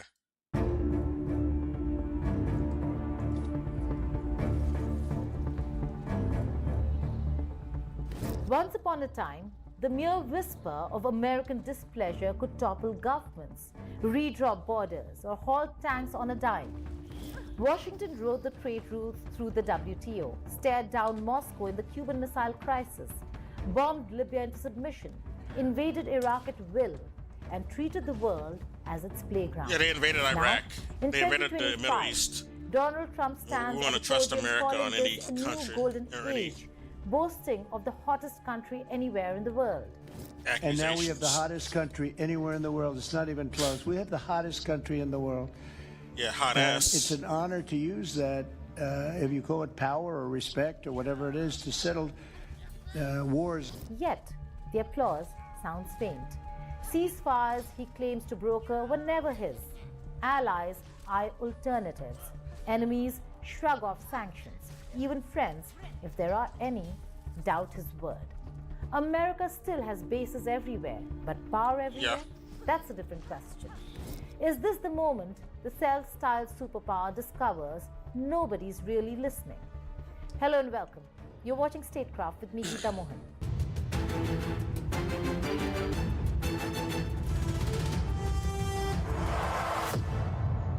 I gotta somewhat thank President Trump for waking keeps other countries insisting up to America is the still fact number that they one, should just stop largest listening to economy, the U.S. Strongest military, one war a month peacemaker. Good job But on that beneath front. the slogans lies a different story. A country retreating from multilateral leadership, shrinking its global The U.S. should footprint have lost and its influence a turning long time inward. ago. It's finally losing it now. Obama's cautious recalibration, Trump's transactional deals, and Biden's Evil-ass muddled country. commitments have unraveled decades of U.S. foreign policy. Countries once obedient now hedge, build new coalitions, and search for American alternatives. When Russia was thrown out of the G8 over Crimea, Washington expected the world to follow. It didn't. If Over America Crimea, can't which did a rally allies on referendum. Russia, Israel, or They Ukraine, voted to join how much Russia because power does it fucking really Nazis have were left? trying to kill ethnic There Russians, really was a took time over the when country. America could credibly of course call they decided itself to the do a referendum to unchallenged join Russia. superpower. The Cuban Missile Crisis, Washington imposing a naval blockade on Soviet missiles in Cuba, was not only Fucking a Maidan showdown, coup, but a bunch global of stage Nazis took where over U.S. because the US backed destiny and Nazis, alliance as I just pointed credibility out. seemed absolute. Libya in 2011, Iraq in 2003, even the creation of the WTO in 1995, all projected an image of a country able to set rules and enforce them. But those moments are now museum pieces. They remind the world not of The enduring rules-based omnipotence, order. but They should of just how call it the far white-based this time order has because that's faded. what The it's really US about. still spends more on its military than anyone else. Yet, Like the its ability ICJ to dictate out before now only prosecuted black and brown global South countries. They never really prosecuted any white white first world so-called countries. comes. So it was always the white-based order is what they mean. Whenever they say rules-based order, they mean that, all right? They mean white-based. White supremacist-based. Is slipping away. Trump's current rhetoric tries to freeze frame that earlier era. He points to expanding military budgets, strong borders, and aggressive tariffs as proof of renewed supremacy. He calls the US the hottest country anywhere.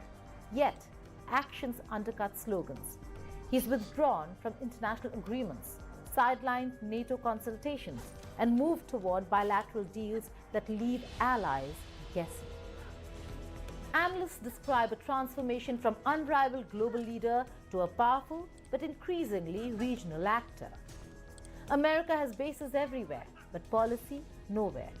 That gap between hardware and influence defines the Trump era. We had an exclusive conversation with veteran journalist Rick Sanchez, and this is what he has to say about America's position today. I guess we can't talk about this without talking about the root cause of the problem. And the root cause of the problem is that the United States is not the most powerful country in the world. Israel is the most powerful country in the world. And Israel runs the United States. Israel, remember that lap? Well, there's already a problem here. No, Israel has no actual power. They take funds and weapons we give them. They have no power. all anyone would have to do is just close the ports of Israel, and they're just a sitting duck. They have no power without us supplying them. They always want to like remove U.S. from culpability. No, the U.S. does stuff that Israel likes because the U.S. likes that shit. All right, the people who run the U.S. also want the same shit. Right? Israel was set up as a satellite of the West in the Middle East. Okay, they're the Western eyes in the Middle East.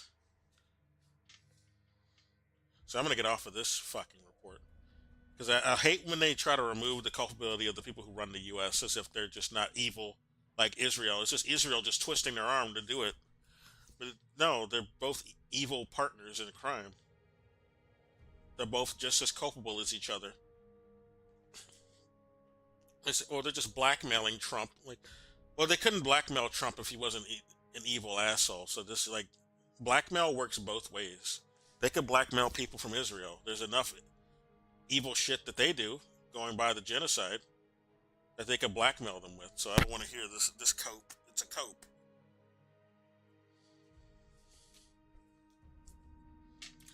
We already know they do a bunch of weird fuck. They had a protest about doing rapes, to allow them to do more rapes of prisoners. Okay. What moral grandstanding are we talking about that Israel can have over anyone that they're supposedly blackmailing? It doesn't make any sense. This is a cope. The people in the U.S. just are on board with the same shit that Israel fuckers want. You know, the evil people in Israel like Netanyahu, whatever they want.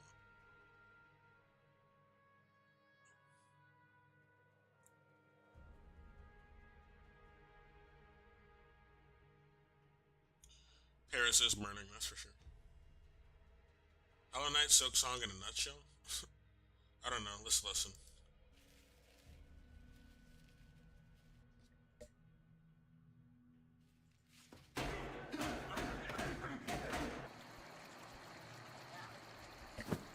Oh, never mind. Okay. I mean, fast forward, maybe. No, there's no one talking in this video. It's just clips. Okay.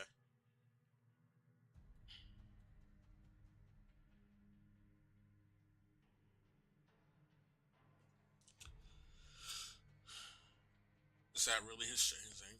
Oh yeah, how the One Piece flag became a symbol of treason in Indonesia.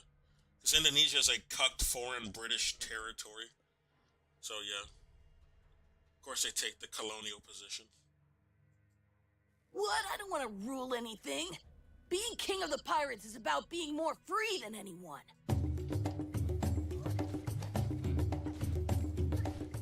This is nuts because the One Piece flag, the Straw Hat Jolly Roger, is trending. In Indonesia, the citizens of the country have started to raise the Straw Hats flag. One Piece has sparked protests before, but this might be the first time a pirate flag is being treated like a threat to national security. One Piece is a very anti-colonial story. One Piece. You actually look into it. A series that has become synonymous with the very idea of anime and manga. Since its debut in 1997, it has become a phenomenon, reaching practically every corner of the globe in its influence, including the country of Indonesia, where it has proven to be very, very big. In fact, the highest grossing anime film of all time in Indonesia is a One Piece film, One Piece Film Red. The series is just very popular there. So popular, it's now being seen by certain people as a symbol of treason. And no, I'm not making this up. So from what I can find, a lot of this stems from the upcoming celebration for Indonesia's 80th Independence Day on August 17th. And many citizens feel as though the lead up to this event is a good time to express their ire with certain choices of the Indonesian government. Now, during this time of national pride, it's typical for a nation to fly the country's flag. In this case, of course, that would be the Indonesian flag. However, many disillusioned citizens have taken to flying a different flag. That's right, the iconic Jolly Roger of the Straw Hat Pirates. Now, on the surface, this doesn't seem like that big of a deal, right? I mean, it's One Piece, one of the single most popular Japanese properties of all time. People all over the world probably have these flags, some even hanging up on their porch or something like that. Typically, it really isn't that deep. However, the sheer traction that the Straw Hat flag has gotten in Indonesia as an act of protest has kind of riled up some officials in the Indonesian government. I mean, it's gotten to the point that prominent political figures in Indonesia are being compared to straight up One Piece villains like Kaido and Big Mom. And this discourse has gotten so large, it's actually prompted certain Indonesian government officials to speak on the matter directly. For example, some politicians have actually come out in favor of it, such as the Indonesian Democratic Party of struggle lawmaker Dedi Yevri Sotoris, who sees this method of protest as a desirable alternative to other actions. This should be seen as a public expression of criticism, which is part of a democratic society. This kind of symbolic action is better than street protests that could turn violent. There have been instances, however, of other politicians being much more critical once this trend began to pick up steam. For example, the Indonesian Deputy House Speaker Sufmi Dasko Ahmad had this to say. This is not a coincidence. There is a coordinated attempt to divide the nation. Let's stand united. We must collectively resist such actions. Not everyone wants Indonesia to advance. As we grow, there will always be those who oppose it. Let's unite and push back. This is a sentiment shared with Firmin Subagio, a member of the House of Representatives, who has said that actions like these might be considered an act of treason. Which, I mean, that's definitely not something a One Piece villain would say or anything like that. And it seems as though the Indonesian government is at least considering taking actions to try to curb this dissent. Recently, the Indonesian Minister of Human Rights, Natalius Pigai, has pushed for a ban on flying the Straw Hat flag at the Indonesian Independence Day celebration. Which I honestly cannot even believe that those words are coming out of my mouth earnestly, but here we are. According to him, regulations like these abide by international law and wouldn't be opposed by other international organizations like the United Nations. Which, like, can you imagine a UN official skimming down a document of laws and somewhere on the list it says you cannot fly the flag from the hit anime One Piece? What's even happening here right now? I'm not exactly sure how adamant about this the government will be. Because historically, according to Heriansyah Hamza, a constitutional law lecturer at Mullah Warman University, something like this hasn't been entirely illegal under Indonesian law. The hoisting of the flag is not prohibited as long as it's not higher or larger than the Indonesian flag. In many cases, the position of the One Piece flag remains below the Indonesian flag. Criticism like this should be answered with dialogue, not a search for legal loopholes to suppress citizens. If the government instead hunts down those who raise the One Piece flag, it means the state is neglecting the constitutional mandate and tends to show an authoritarian face. Hamza also pointed out that while it is illegal to fly another flag over the Indonesian flag, this is something that really only applies to, flags that actually represent non-fictional entities such as other countries or criminal organizations. And yeah, the Straw Hats could definitely be considered criminals in the world of One Piece, but they're also,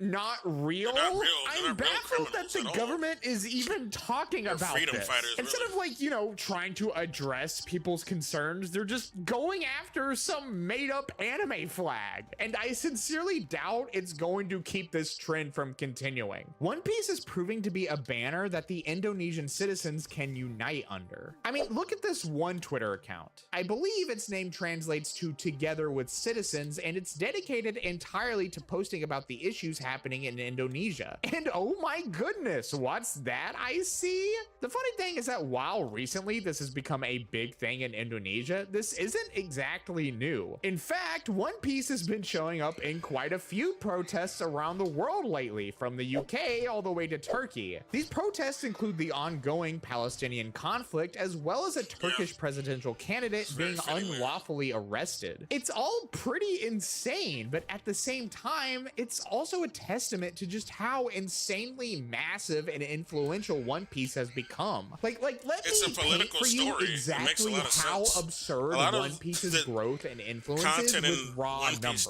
Superman. Everyone knows Superman, right? Probably one of the most recognizable characters in all of fiction. Since his debut in 1938, nearly 90 years ago, his comics have sold a collective 600 million copies worldwide. And that's counting everything within his nearly 90-year history, which involves many different artists, editors, and writers all contributing to this one character. Now look at One Piece. One Piece debuted in 1997, nearly 30 years ago. Like a third of the time Superman has been around as a concept. Yet One Piece has almost caught up to it in terms of comics sold, with over 550 million units. And within its lifetime, it's almost basically guaranteed to become the best-selling comic book ever made. And the majority of it is from one guy's brain. I mean, sure, he has a team that he works with and editors and stuff, but for the most part, it's him and his vision.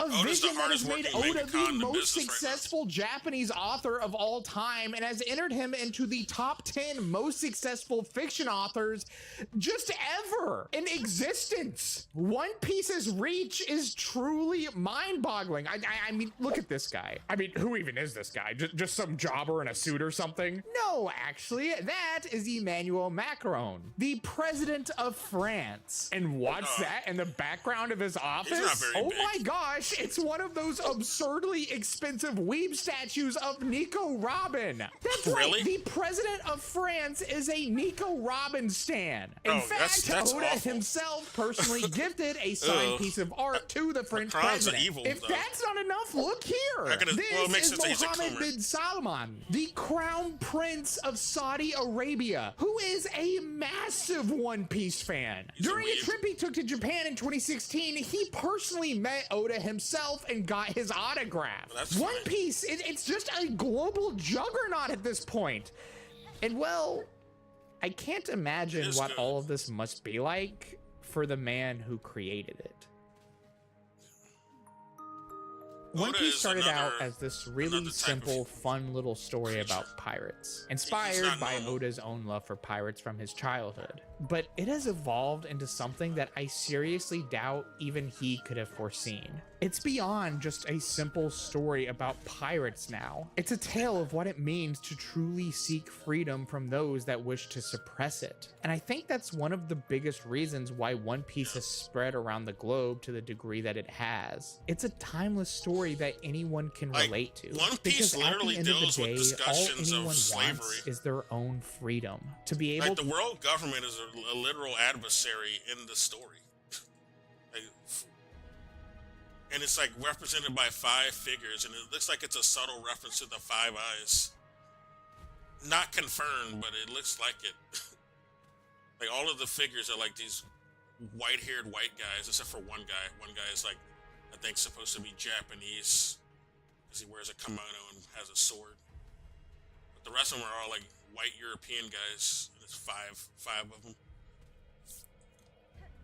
Yeah, but they might just represent the, the 5 eyes, but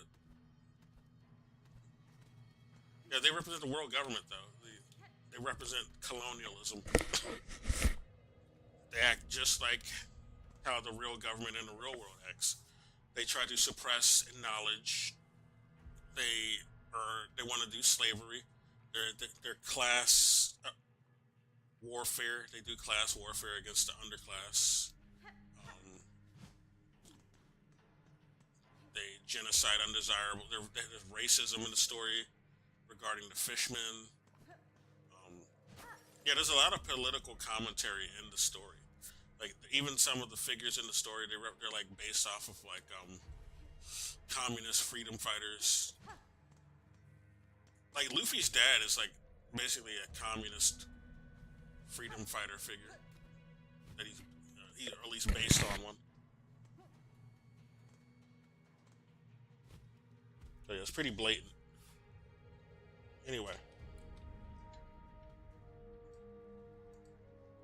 to make their own choices and live the life they want to live.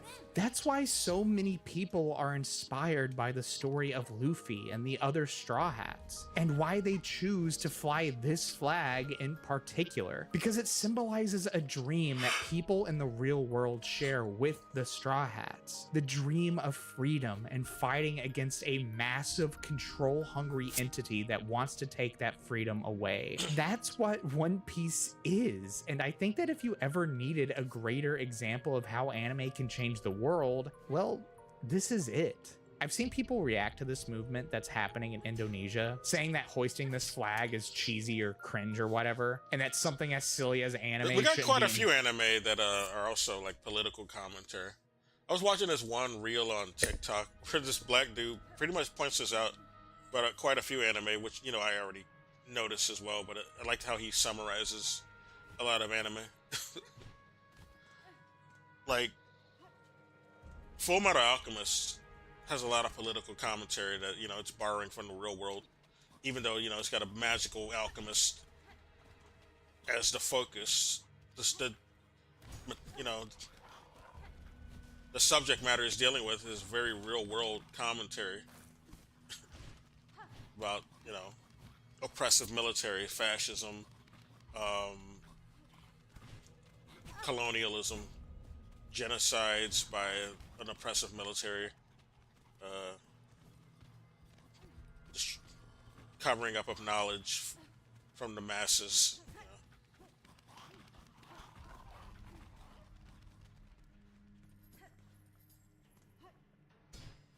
A lot of people are not going to notice that if they're not really,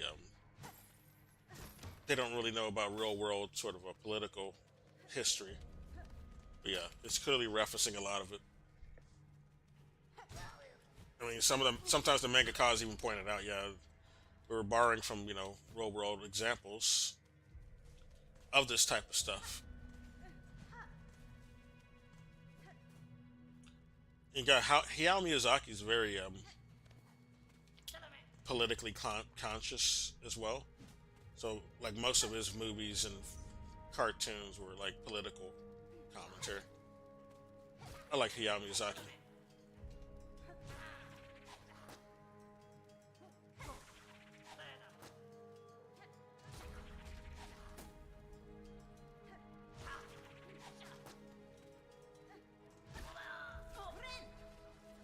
Okay. I have no idea where to go, so we're just gonna hug the walls, I guess, until I find something. Involved in things like this. And I have to say, I don't really agree with that at all. Sure, it's easy to view anime and a lot of media as just entertainment, something only meant to be consumed and make you happy for a brief period of time before you have to wake up in the morning and go to work. But it isn't just that, it's art. And the entire point of art is to make you feel an emotion. Happy, sad, angry, hopeful, nostalgic. Art is meant to move you. I mean, I've said this before on this channel, but anime is what inspired me to get my first job. It's more than just entertainment. Okay, I've been like completely missing that the game tells you where to go. I'm just now figuring this out. I've never had to do any of this, like hugging the wall. So we're just gonna go to Bellheart right now.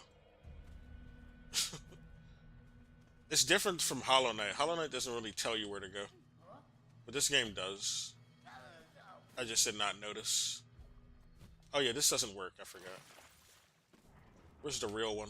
Oh, it's way the far away from us. Way the fuck over there. I'm just gonna head right or left. I mean. Oh wait a minute, there's one down there. Let's just go here. There's one here. Pretty sure. Oh no, it's not. Damn it. It's not over here.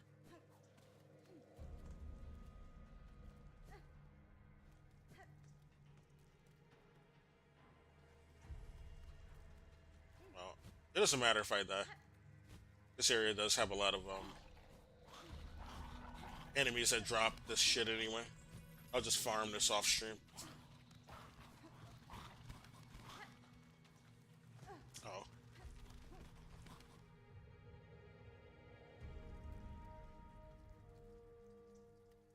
Drop all the way down. Oh, we almost got hit. This is what I hate about Hornet, though. Like, when you're trying to drop off a ledge, you'll sometimes grab on, and I almost got hit there because she grabbed back onto the ledge when I was trying to drop down. I wish there was like a command grab you can just press instead of just, or doing it automatically if you're on the edge of it. How many more do we owe you?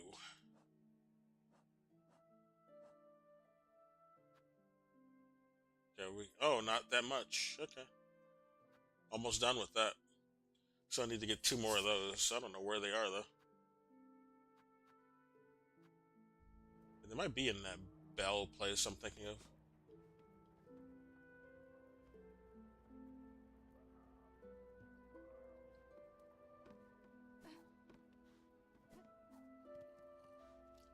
There's the bug station. Oh, it's over there. Okay. Damn it. Should have jumped over it.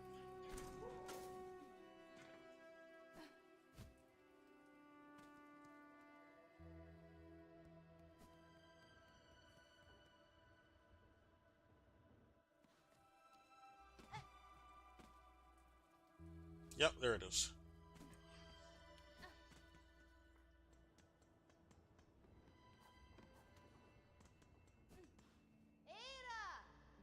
So we only have 1 belt on, like I thought I had 2.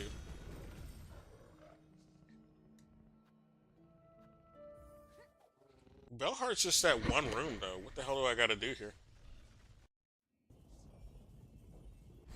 Pretty sure. Maybe I'm remembering wrong. Pretty sure it was only 1 room, yeah. Oh, there's the bell up there. How do I get up there? I gotta go to Shellwood to get there?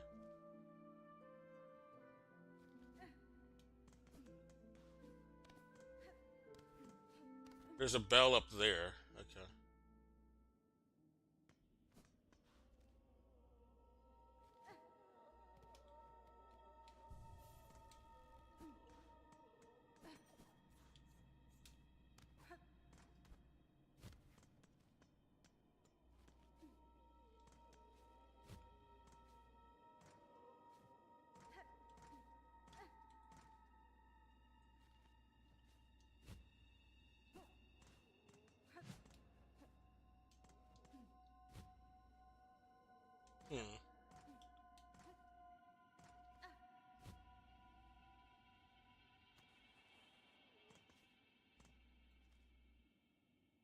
Not there.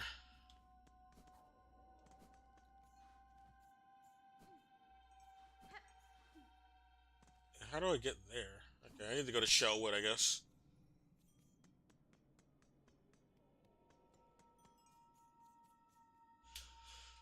Okay, this guy's video is pretty much over. Let's see what else he made. That was a good video. How Berserk could finally get the anime it deserves. Oh yeah, I always said let Madhouse animate it. They do a good job. Like really animated, not too much of that CG.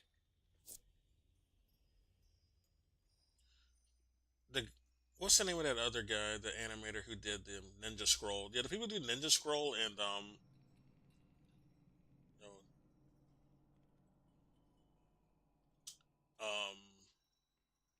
Vampire Hunter D. They do a good job. That one animator, not just not everybody worked on the same anime, but the main animator is who I'm talking about. I forgot his name though. How female mangaka helped shape the anime industry. Okay, let's listen to it. I already know some of these mangaka is gonna bring up. Yeah, I already knew Full Metal Alchemist was made by a woman. And Ranma and Inuyasha, of course. I mean, those just look like shoujos anyway. Ranma and Inuyasha. A lot of people don't know that about a Full Metal Alchemist, though.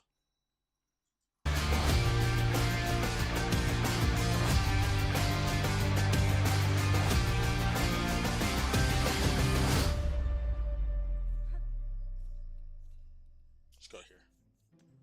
In 2021, the Japanese website Manavi conducted a survey revolving around manga authors. This survey was done in conjunction with actual manga editors for legitimacy and accuracy, and some pretty interesting metrics were found. Most notably, that around 77% of manga authors reported being female. Now, before we get ahead of ourselves and officially declare that most people writing manga today are women, I do need to clarify that this survey had received 723 responses, which is nowhere near the full amount of mangaka working within the industry. But Considering shoujo just for sure. how many I guess I mangaka can believe choose to it. remain anonymous and don't even give out their genders, it'd probably be There's just one new impossible anime to that's by tell some the exact mangaka lady number. that looks That is said, fucking though, I tight. still feel as though this is a pretty decent sample size. I And like while it we don't so know far. if the Everybody majority looks of manga drippy, too. authors are women, we can probably say that at least a large chunk of them are. And we can see that just from all the different series that have been created by women.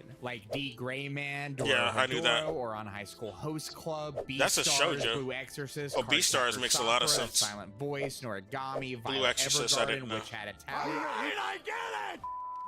A lot of you might not know this, but the longest running anime of all time is based on a manga written by a woman. Saze-san, written by Machiko Oh, that's the Hasegawa, longest? I thought it was debuted all the way Crayon back in Shin-chan. 1946, Or even Detective predating Conan. Astro Boy. The anime adaptation, meanwhile, debuted in 1969 and is still going to this day. Currently sitting at Oh, there's Bell Hurt. 8,880 episodes in total. Like, that's the equivalent of about 8 One Pieces.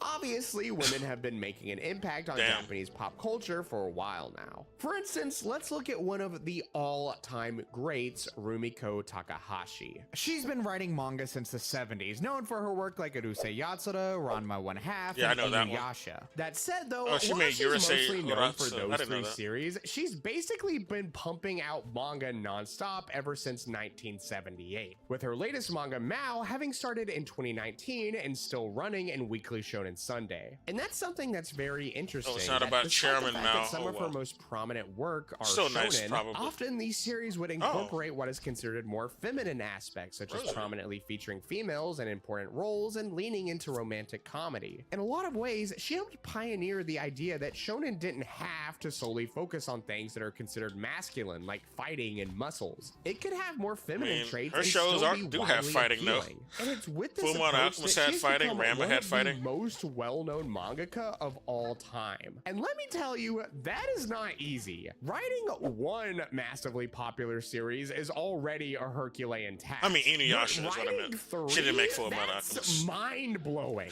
Like, at this point, I'm assuming that she had to have made a deal with the devil or something to achieve this level of skill. Due to her immense success, she's also considered one of the wealthiest living manga authors, with an She deserves estimated it. 60 to 70 I liked a lot of her million work. dollar net worth. And that makes sense considering just how iconic her works have Pretty good. become, even being recognized by modern juggernauts such as Dandadan. Yeah, she made all winners. I know, she's iconic. Yeah. Everybody knows Inuyasha. Kind of a nice tip of the And everybody hat knows from a Ranma. modern day romantic comedy shonen to the one that helped pioneer the crossover of those two concepts. That said, if we want to talk about sheer iconicness, I would be remiss if I didn't talk about one of the most influential female manga authors to ever walk the earth. Or should I say, the moon? Oh, Sailor because, Moon. you know, it's like you expect me to say Oh yeah, Earth, the but, you author know, of Sailor the Moon is in the is title. obviously a woman. That's like a girly pop show. No one would assume that was a dude's show. She married the guy who made Hunter x Hunter and Yu Yu Hakusho, which is pretty sweet. Especially hearing how their relationship is kind of cute. Well, the series, and you know, it's like a play on. But you know, the guy, yeah, that mangaka who did we're talking about Sailor Inuyasha and Hunter x Hunter is not doing so well health wise though. Feel bad for him. He might be dying soon. He hasn't been confirmed dead yet, but last time we heard from him, he said his health was bad. So Sailor Moon debuted in 1991 and was written by Naoko Takeuchi. Now, I don't think I need to explain to anyone what Sailor Moon is, right? Any anime fan worth their salt knows about Sailor Moon and understands its immense impact on the anime industry. To give you some perspective, magical girls existed before Sailor Moon, but what made Naoko's work truly shine was how it rejuvenated the genre, mixing the concept with that of tokusatsu superhero teams like Super Sentai or what would become known as Power Rangers in the United States, basically pioneering the idea Super Sentai of is a like team a of magical genre, girl not warriors one who show. fight the forces of evil. Sailor Moon would go on to become a smash hit, selling over 46 million copies worldwide. And no doubt, this is in part thanks to the massive role Sailor Moon played in making anime popular in the United States. During the 90s, shows like Dragon Ball Z, Pokemon, and yes, Sailor Moon were integral to introducing kids to the world of anime. Granted, it was heavily altered, such as changing Sailor Uranus and Sailor Neptune from lesbians to, 4 kids didn't do a good job. Because everyone knows that's how cousins look at each other, am I right, guys? Regardless, this Yeah, doesn't in change the the South, fact that yeah. Sailor Moon and Naoko Takeuchi were integral to helping anime plant its flag in the States. Speaking of which, another manga author notable for helping to establish West Japanese Virginia, media that's in how the they look United at each States is none other than Natsuki Takaya, or as many of you might know her, the author of Fruits Basket. Oh, yeah, Now, Natsuki obviously, Takaya that's a is girly pop show shoujo anyway. author through and That's a through. shoujo. She excels in things like romance, slice of life, and familial drama, all of which are things that really were not that prevalent in the I anime knew that was a lot popular of girls in were America in- at the time. a lot of the During girls the I late liked were 90s and into early Fruits 2000s, Baskets. shoujo in America basically meant magical girls fighting bad guys, which, I mean, you know, don't get And, me wrong, Chobits. that's awesome, but They love Fruits that Basket shit. helped uncover a whole different world of shoujo that this audience hadn't yet been exposed to, with an emphasis on romantic bonds and everyday life. And Fruits Basket at the time was fairly big in America. Sure, it wasn't Dragon Ball Z levels or anything like that, but it was one of the best-selling remember it being series big. for a while, with Volume 16 even ranking at number 15 on USA Today's top-selling A lot of the books girls I in knew loved it. 2007. The highest any manga had ever ranked at the time, which is so surprising given just Hell off how me, little much dude. shonen was dominating at this point, with series like Bleach, Naruto, Full Metal Alchemist. Wait. Oh, another one? Wait a second. Oh my god, you guys, Full Metal Alchemist! Yeah, that's so, a as rare many woman. of you are probably aware at this point, Full Metal Alchemist Brotherhood is the greatest anime ever made. That's not my opinion, that is just a fact. The first you know, one's you're good, just gonna too. have to deal with that. A Yeah, lot of you might Full Metal also Alchemist know Brotherhood's that Full good. Metal Alchemist is in fact written by a woman, Hiromu Arakawa. This is pretty well known in Her this day and nickname is age, Cal. but I remember when I was younger, this fact absolutely blew my mind. Of course, It was in my surprising dumb to me. teenage brain, I was under the impression that only men were allowed to write stories like Full Metal Alchemist, and women had to write stories about, you know, nail polish and singing or whatever. And Hiromu Arakawa basically If you flipped knew this about idea on its Inuyasha by that head, point, which seems to be if you knew about Inuyasha at that point, this shouldn't be that surprising. I mean, there's a bunch of stuff in there that has nothing to do with any of that stuff you just mentioned. There's plenty of fighting, plenty of action. There's no focus on makeup in that series.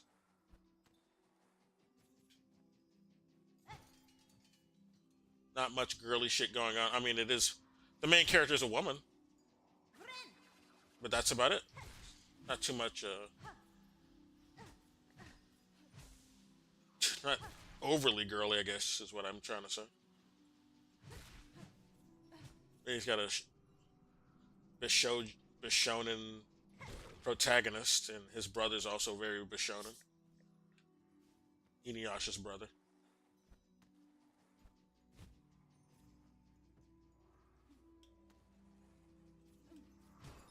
This is like a fucked up. Okay, we're almost at the bell. I gotta kill these enemies. These guys are annoying. Exactly what she wanted. Her name, Hiromu Arakawa, is actually a pen name, a more masculine sounding version of her real name, Hiromi Arakawa. And the reason for this She is wanted to because hide she her didn't want identity. people to judge her story based on her gender. No, that's good. I understand. Women are better to talk about emotions, to write dialogues that hit the nail on the head. And men know how I mean, it's to not good, create but I can stories with understand why twists she and did it. turns. As for me, I think it's difficult to make a distinction between genres. Some men are really able to imagine sensitive and complex characters, while some women are able to create sometimes violent action scenes. Nowadays, each writer has their own specialty. There's a lot of violence in Full Metal Alchemist.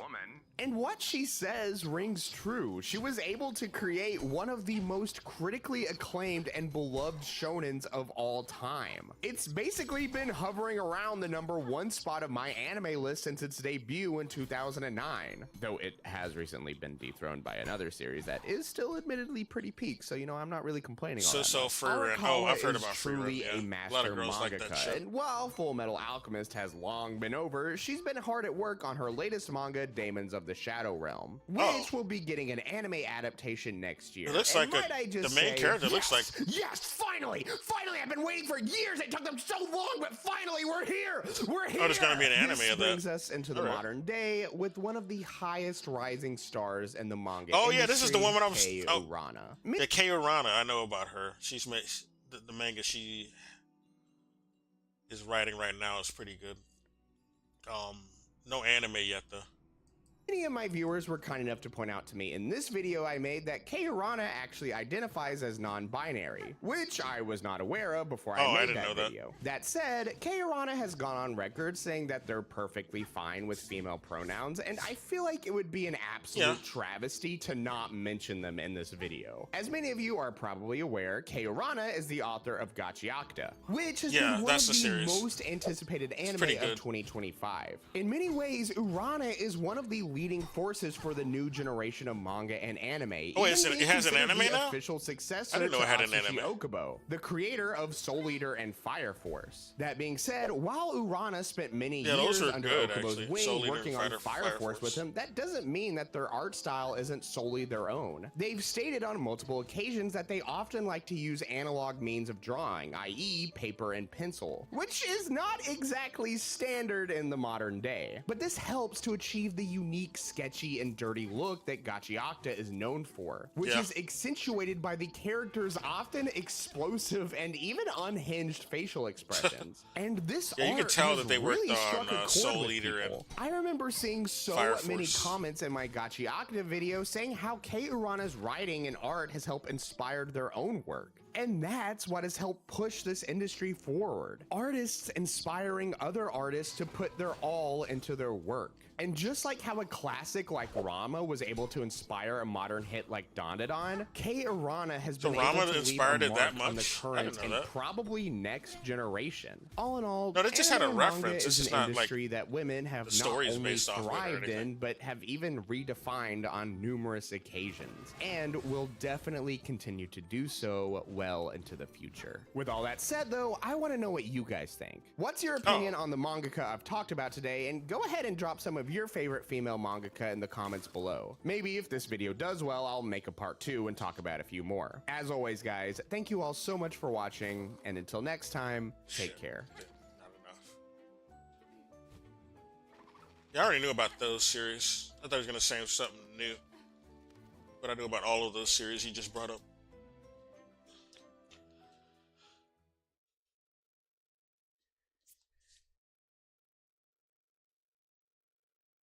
What a nice channel. I think I'll subscribe to them.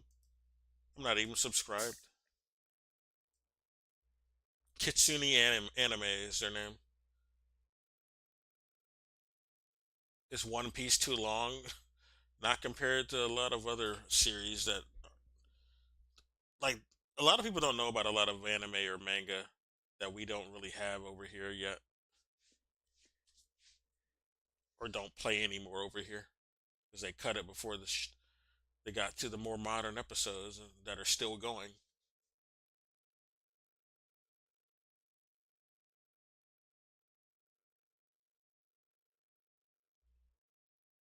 Let's hear about the new Berserk anime. It sounds like it's getting a new one. I'll be right back though.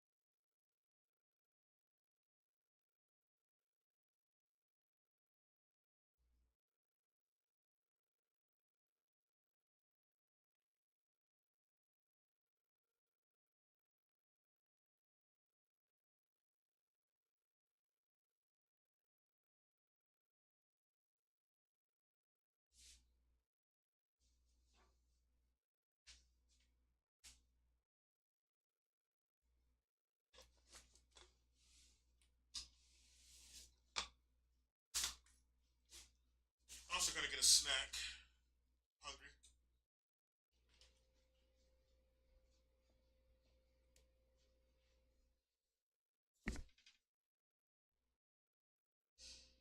One more. Mute right quick.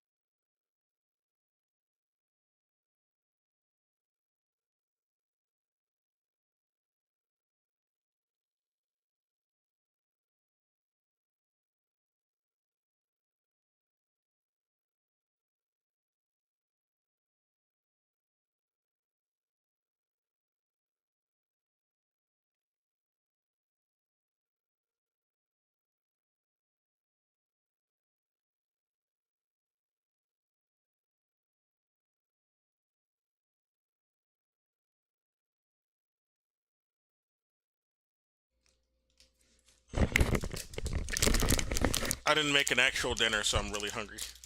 I'll make a real dinner after I'm done streaming. The game's just so addictive. I don't know what to say. It's too addictive. It pisses me off, but damn, is it addictive. Feel like a kid again. Alright. I got my snack. Let's play this shit about Berserk. I want the good news. Are we finally getting a good anime?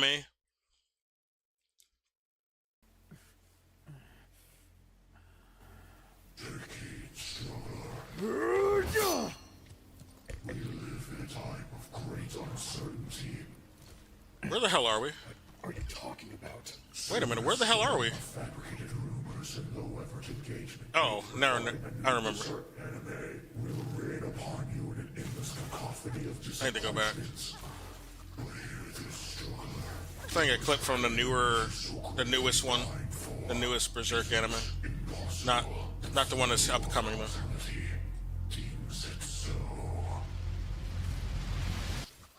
Also, why are you naked right now? What? Wait, were you just what the fuck? Maybe. Nice.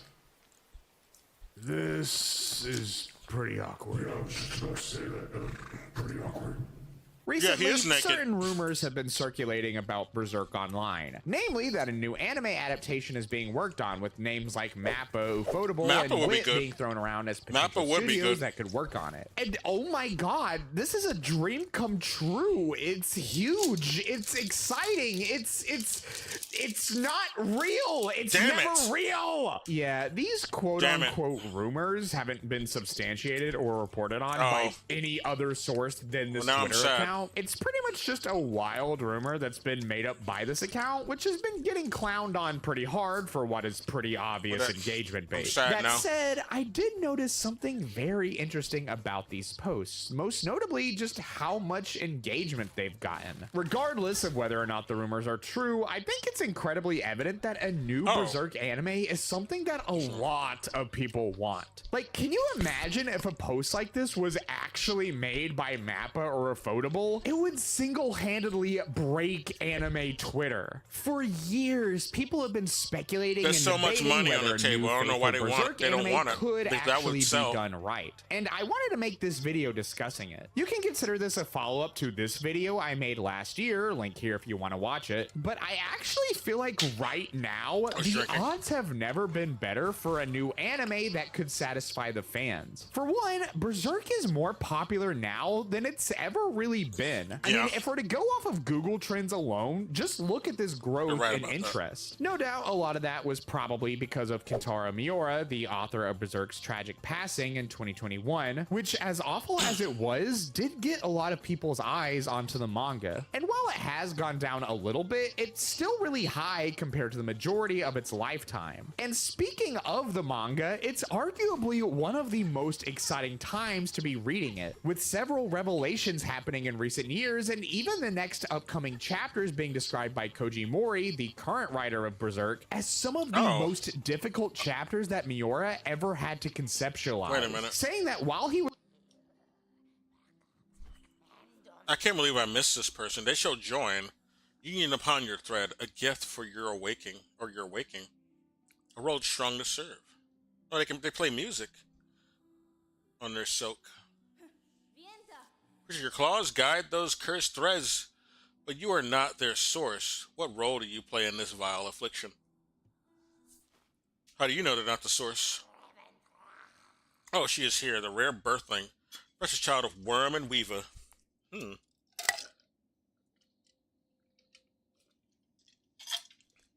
Spawn of those who dared to flee. She has found her way home at last, so we're from here? I'll find her shell in silk and claw. For you, mother, let me claim her all for you. Mother, huh? So you're related to whoever made this, is what I'm assuming. This is your mother's silk? Oh, you want to fight? I see. It's another spider. So they're a spider, so they might be our sister. Oh, we know.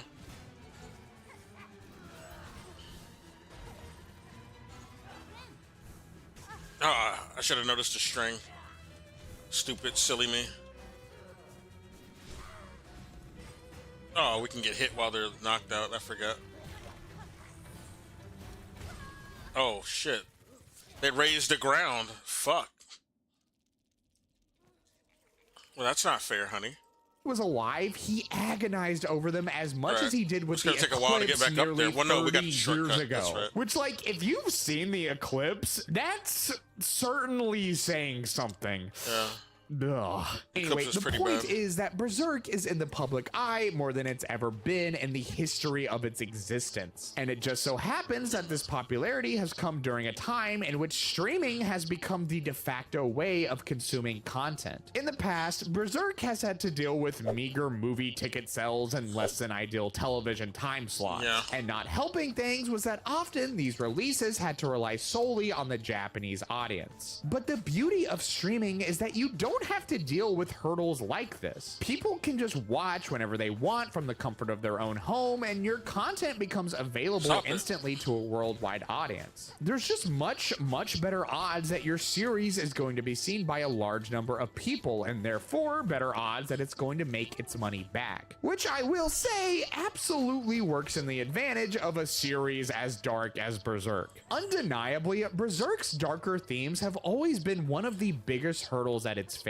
Because of the oftentimes upsetting and triggering subject matter within the series, it naturally has always kind of limited the audience that can watch it, and therefore has made it not as a surefire bet as just adapting another weekly Shonen Jump manga. But something to keep in mind is that the audience for anime has been slowly evolving over time. More and more people are becoming desensitized to the entertainment that's presented to them. I mean, just look at Shonen in particular, some of the most popular anime there is. More and more, it's dealing with violent and traumatic subject matter. Granted, the stuff that happens in Berserk still makes these anime look like preschool nap time, but the point is that nowadays, the anime industry is more willing to indulge in dark subject matter than they've ever really been. And it's for all of these reasons that yeah, I don't think it's completely unreasonable that a Berserk anime that properly does the manga justice could exist. Which is why, dear viewer, I would like you to indulge me for a bit while I go over my ideas for how a faithful Berserk anime adaptation could work in the modern day.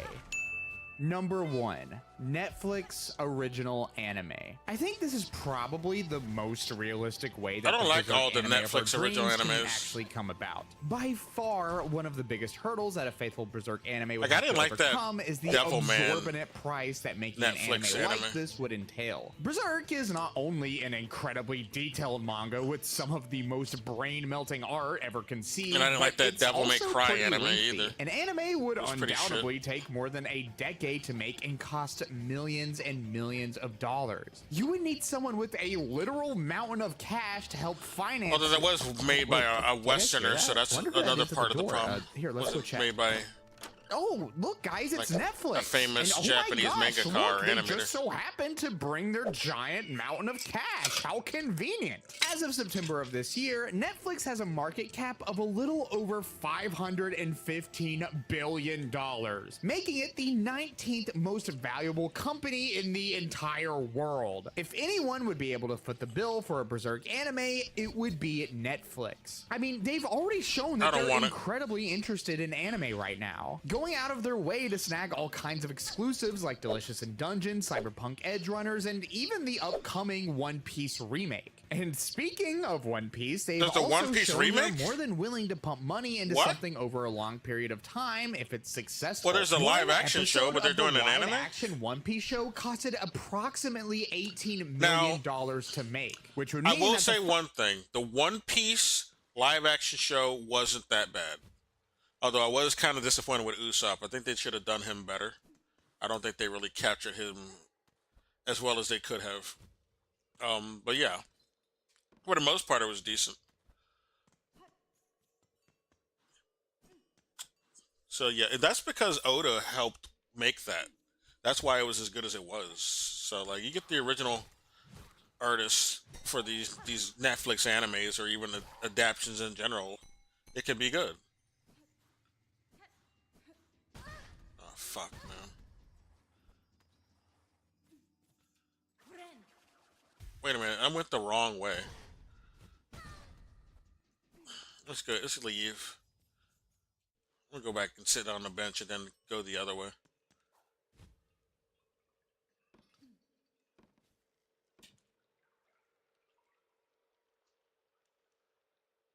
Yeah, it's there. That's the one I need to go to.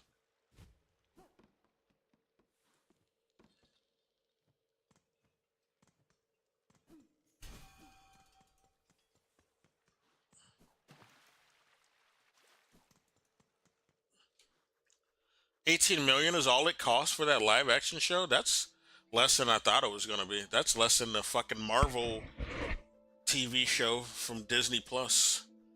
Way less.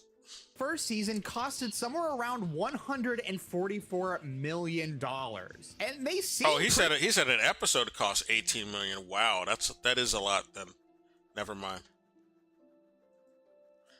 Runners and even the upcoming One Piece remake. And speaking of One Piece, they've also shown they're more than willing to pump money into something over a long period of time if it's successful. One episode of the live action One Piece show costed approximately $18 million to make, which would mean that the first season costed somewhere around $144 million. That's crazy. And they seem pretty adamant about covering the entire story, which will most likely take over they're pretty faithful, just like Berserk would. So yeah, I think the best bet for getting a new Berserk more faithful than I thought they were going to be. A Netflix original series. That said, though, if the license holders want this anime to last, then they need to keep this next part in mind as well. Number 2, do not cheap out. We cannot keep doing this thing where license holders put the bare minimum of effort into their shows and expect it to somehow still make money. This was a major issue with the 2016 Berserk adaptation. It was so clear that the people in charge had so little faith in the project and thus barely gave it any budget or talent to work on it. If you want something to be successful, you need to make a strong first impression. And the way you do that is to get the best possible animation that you can get. Now, I know that I said before that this would be a Netflix original anime. However, when I say that, I actually mean anime. And, you know, not anime.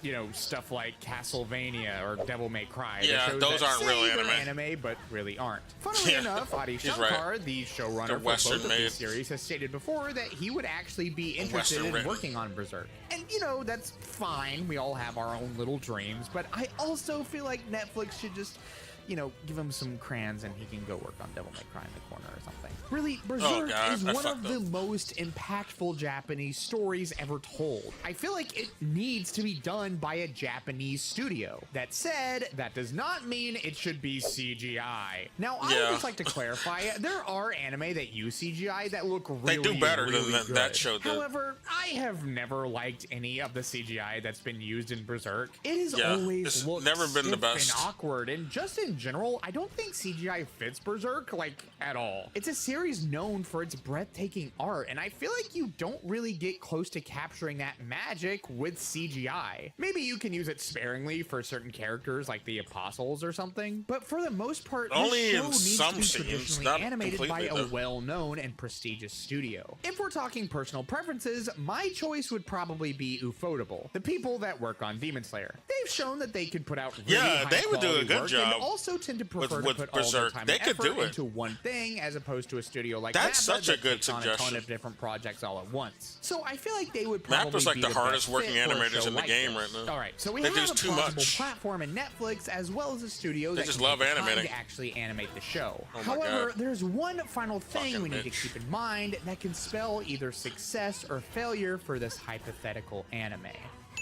Number 3, stay faithful to the source material. People like Berserk because of its story. Shocking, I know, like this entire time I thought people liked it for the silly little horse guy. So it stands to reason that when you take that beloved story and chop it all up, people don't That's why I like it, that. the little horse if the guy. people in charge want a Berserk anime to be successful, The this evil- needs to be a faithful adaptation akin to Full Metal Alchemist Brotherhood. Epstein Granted, horse. Brotherhood does omit a few things from the manga, but for the most part, it's a pretty faithful adaptation that covers most of the story. So with that said, you start at Black Swordsman arc and you go from there. You know, don't do that Yeah, don't weird do the- thing where you the cover golden literally just one part age from Black again. Swordsman arc and then go right into Conviction. You need to do the full story, and when I say the full story, I also mean the Golden Age. I know, you guys don't want Golden Age Again, but just again. listen, okay? Just listen. The Too Golden much. Age is one of the greatest arcs in manga history, and I just find it so disappointing that none of the anime adaptations are really an ideal way to experience that story. No.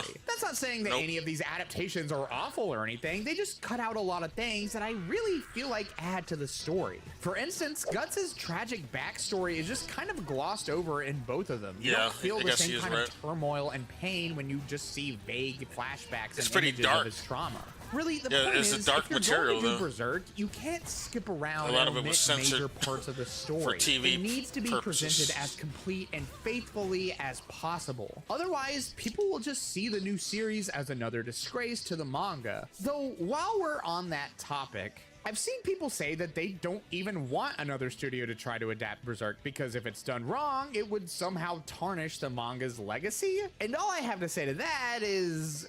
Wait, what? We live in a world where Berserk 2016 exists and is seen as one of the worst adaptations ever put on screen. If somehow an anime adaptation was able to tarnish the sacred temple that is the Berserk manga, well, then we're well past that at this point. It just seems like kind of a silly mindset to me. I get that people have a lot of respect and love for Berserk, and I mean, I do too. But it's not like any of these anime are just straight up replacing the manga. It's not like Yeah, Hakusensha the is manga's going still to there. literally raid your house and take all of your copies of Berserk if they were to ever make another anime. I don't see it that I just way, don't you know? really see why they Like, shouldn't keep the trying. shitty anime A don't ruin Berserk anime that's truly done don't ruin justice would Berserk for me. probably be in contention for the greatest I just see anime that as of its all own thing. time. Now, is any of this likely? I don't know. But at the same time, just let me dream, okay? Why does everyone always have to be so logical and cynical all the time, huh? Why can't I just stare into the endless night sky I know, and throw right? all reason to the wind and just dream, okay? It's all I want. Please yearner, make a a Berserk dreamer. anime, guys. Just please do it, please, please. Oh, you fucking bitch.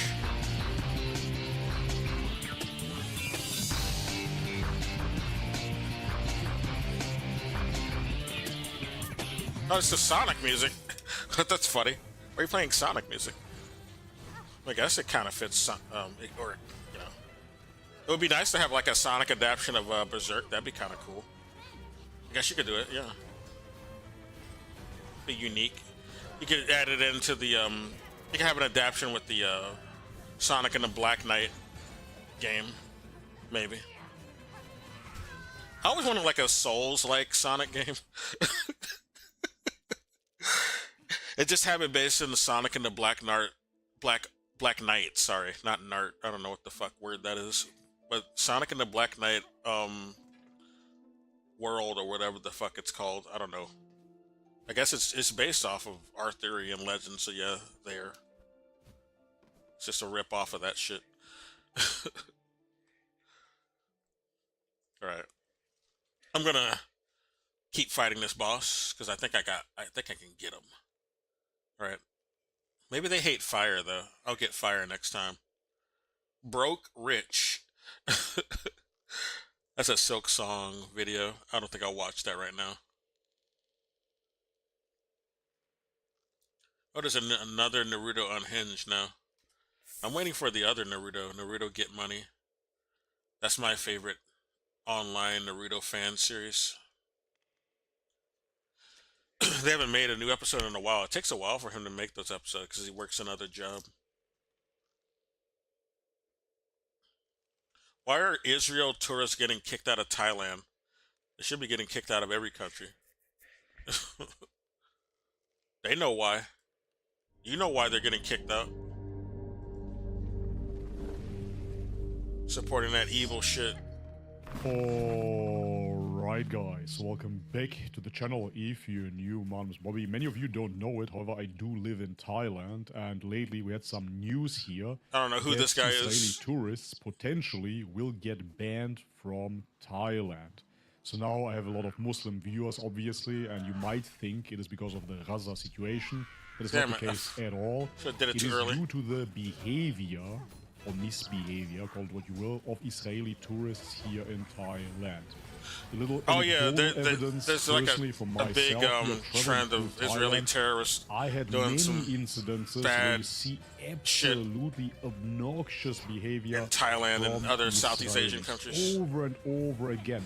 They think very arrogant, little of these very countries, pompous, very the people in the aggressive, countries. very entitled. Very you see racist. such behavior over and over again here in Thailand, and especially since October the 7th. I can understand. Many countries actually banned Israelis from traveling. But Thailand did not, and therefore even more Israelis. That was a mistake. You should have banned those genocidal fucks. Problems here. They said they're proud to kill Palestinians. It's sick, dude. I'm sorry, but your money, but my money, okay? Build your country. Damn it. Oh, what the fuck? So today I'm going to show you a few documented instances just from 2025 alone in which Israeli tourists clashed here with either locals or other tourists in Thailand. But guys, before we jump into the video, do me the favor, if you enjoy my content, leave me a thumbs up. Let me rewind. What the fuck just happened? What did you say? Oh, this is some spoiled Israeli lady who said that fucking shit. You are not welcome here. I'm sorry, but your money, but my money, okay? Build your country. This is how entitled these fucking settler colonials are. They think every fucking country they go to and invade owes them something and owes them respect. That's what happens when you're a Nazi, alright? That's how you think. So today I'm going to show you a few documented instances just from 2025 alone in which Israeli tourists clashed here with either locals or other tourists in Thailand. But guys, before we jump into the video, do me the favor, if you enjoy my content, leave me a thumbs up, subscribe to the channel if you haven't already, and check out the links in the description box below to further support my work. And now, with no further ado, let's have a look. Okay, let's start with this one. Believe it or not, Israeli tourist loses bowel control in Pattaya taxi. What the Police mediate cleaning fee dispute. Disgusting, he dude. literally shit himself in a taxi. Here he is. Did he do it on purpose, or- Pattaya police received a request for assistance following a dispute between a taxi driver and a foreign passenger, an Israeli passenger. The conflict arose after the passenger, unable to control his bowel movement, Oh, okay. It was an accident, I defecated guess. on the taxi seat. So he couldn't keep it in, pulled down his pants, and crapped on the taxi Ugh, seat. okay. The incident occurred in front He of should have a just kept his well-known pants shopping on at mall least. in That North looks like he Pattaya. did it on purpose. Officers found both I don't parties even believe his engaged in story a now. heated argument. I believe so. The taxi driver, identified as my God. Norapat Dermsutta, 32 years old, showed the police the stained seat on the front passenger side of his... Oh, no. no, the guy was even sitting in the front, man. What Damn the it. hell? Used tissue papers covered in feces were also scattered inside the car. The foreign Ugh. passenger, an Israeli tourist in his This is 60s, awful. attempted to walk This away is nightmare. while his companions stayed behind to negotiate.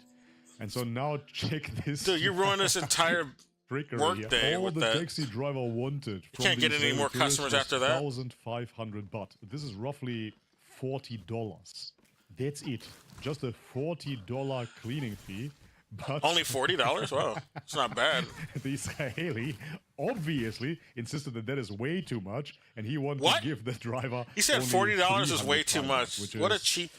$8 basically. $8. What a roughly. cheapskate, This is dude. what he wanted to give him. That's the After least you coulda literally do. sitting in his You coulda taxi, done was give he him wasn't $40 willing to simply give him $40 for it. That's all he No asked for. embarrassment whatsoever. Man, this is insane, but this just shows you the character of those tourists. And this incident evil. here in Pai, a beautiful mountain town in Inconsiderate. Thailand, triggered this whole discussion, this whole debate about actually not letting Israeli passport holders at all into Thailand anymore. This was really a He brutal ruined it for incident. everybody. The article writes, recent reports of ill-mannered conduct by some Yeah. Israeli nationalists, however... I wouldn't let appear to be any among nationalist the rare Israelis exceptions. in to begin No, with. not at all. It's not a rare exception at all. We have it on a daily basis. If you live in Thailand, you hear it on a daily basis. However, not all of it gets into the press, of course. Yeah, we cannot read that article. It is way too biased. So let's go over to the Bangkok Post, a local newspaper here that is reporting on the incident. Thailand deporting 4 Israelis after rampage at Pai Hospital. Doctor says incident was not the first of its kind in popular tourist town in Mae Hong Son. Yeah, it's definitely not. As I said already, fucker. we have issues with Israelis in Thailand pretty much on I a heard daily about this basis, boss. I've seen especially pictures of them. People said they're really Phuket, hard. Koh Samui, Koh Phangan, Pai, they're basically everywhere. Oh, I 4 can walk on the Israeli walls. I men forgot are about set that. to be deported after their aggressive behavior deteriorated into violence in an emergency room at Pai Hospital in Mae Hong Son province in northern Let me heal, Thailand bitch. on Sunday. They basically act as if they own the place. They have been charged with conspiring to threaten, harass, or annoy others.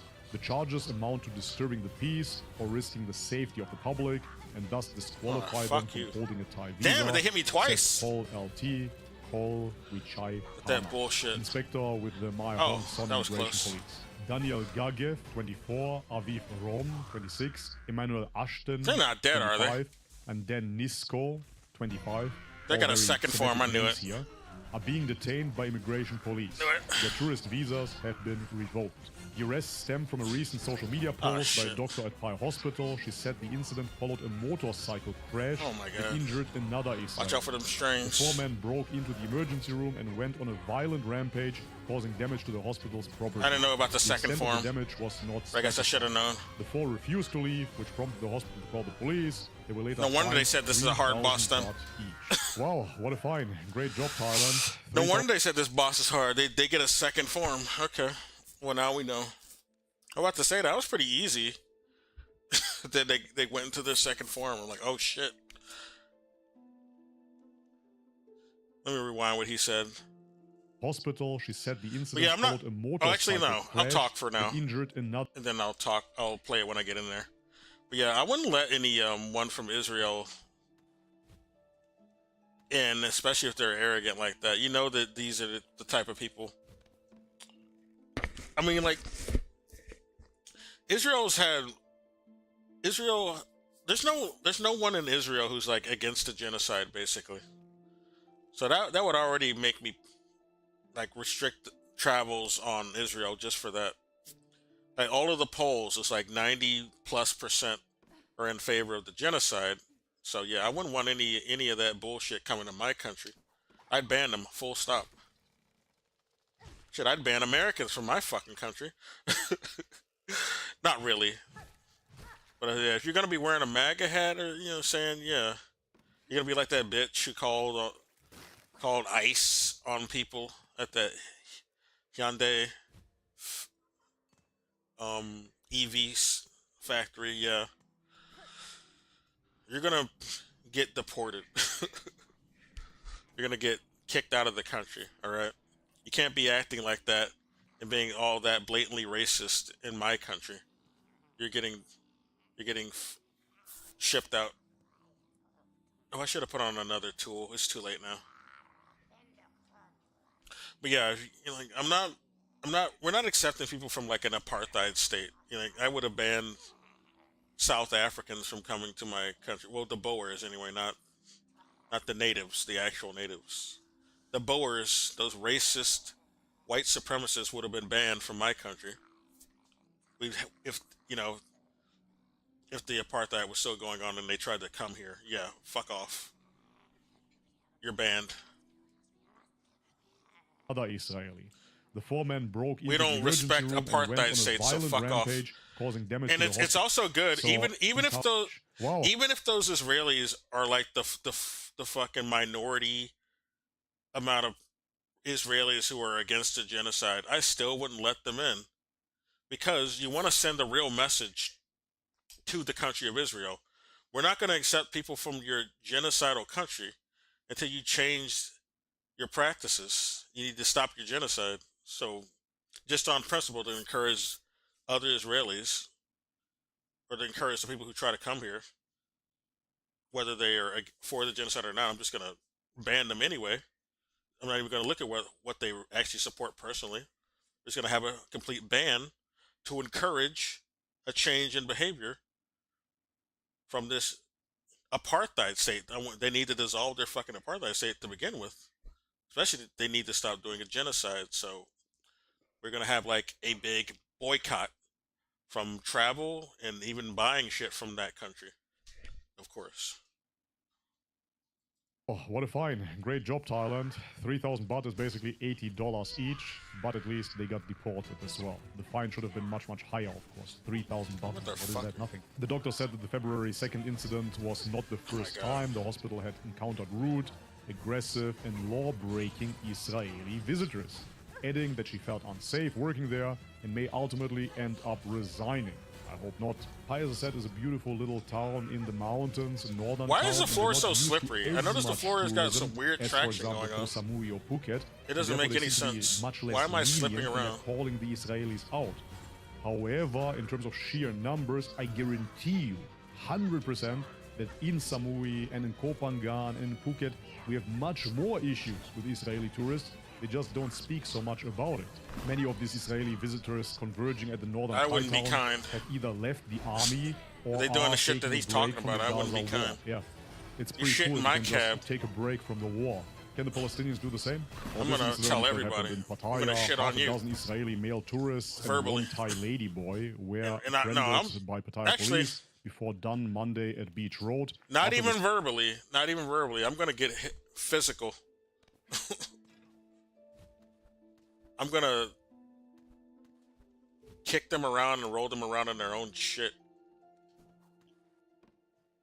You can't be doing that shit. You can't be disrespecting me like that. You gonna learn today.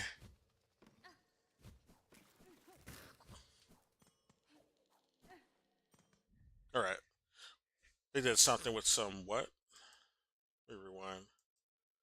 The same? Or this incident that happened in Pattaya, visitors converging at the northern Thai town. However, in terms of sheer numbers, I guarantee massive and law-breaking motorcycle crash that have been revoked. Oh yeah, I heard about the US motorcycle crash. That's fucked up. 25. Or no, maybe I'm thinking about the one in India. Never mind. Well, let's see what he says. Dan Nisko, 25, all very Semitic names here, are being detained by immigration police. Their tourist visas have been revoked. The arrests stem from a recent social media post by a doctor at Pai Hospital. She said the incident followed a motorcycle crash that injured another Good Israeli. Lord. The four men broke into the emergency room and went on a violent rampage, causing damage to the hospital's property. Spamming The now. extent of the damage was not specified. The four refused to leave, which prompted the hospital to call the police. They were later fined 3,000 baht each. Wow, what a fine. Great job, Thailand. 3,000 baht is basically $80 each, Only- but at least they oh got my God, that's deported as nothing. well. The fine should have been much, much higher. Yeah. 3,000 baht. What is that? Nothing. Somebody The got hit doctor with a said the motorcycle, February that's 2nd crazy. incident was not the first time the hospital had encountered rude, aggressive, and law-breaking Israeli visitors. I think they have Adding more that she felt affordable health unsafe care working there, there too, though. and may So ultimately not much end is up needed. resigning. I hope not. But they should have got more. Piracet is a beautiful little Just town in the mountains, in northern town, and they're not things. used to as much tourism as, for example, Koh Samui or Phuket, and therefore they seem to be much less lenient, and they're calling the Israelis out. However, in terms of sheer numbers, I guarantee you, 100%, that in Samui and in Koh Phangan and in Phuket, we have much more issues with Israeli tourists. They just don't speak so much about it. Many of these Israeli visitors There's something wrong with at this the northern room. Thai town have either left the army The traction or are is really taking odd. a break from the Gaza war. Yeah, it's pretty cool if you can just take a break from the war. Can the Palestinians do the same?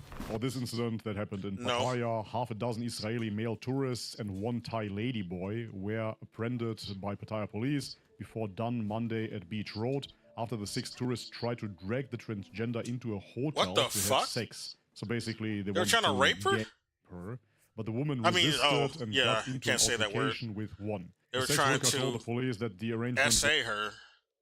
That's yeah. You definitely deserve to be banned. You need to be arrested too. You need to be fucking arrested. You need to be in jail.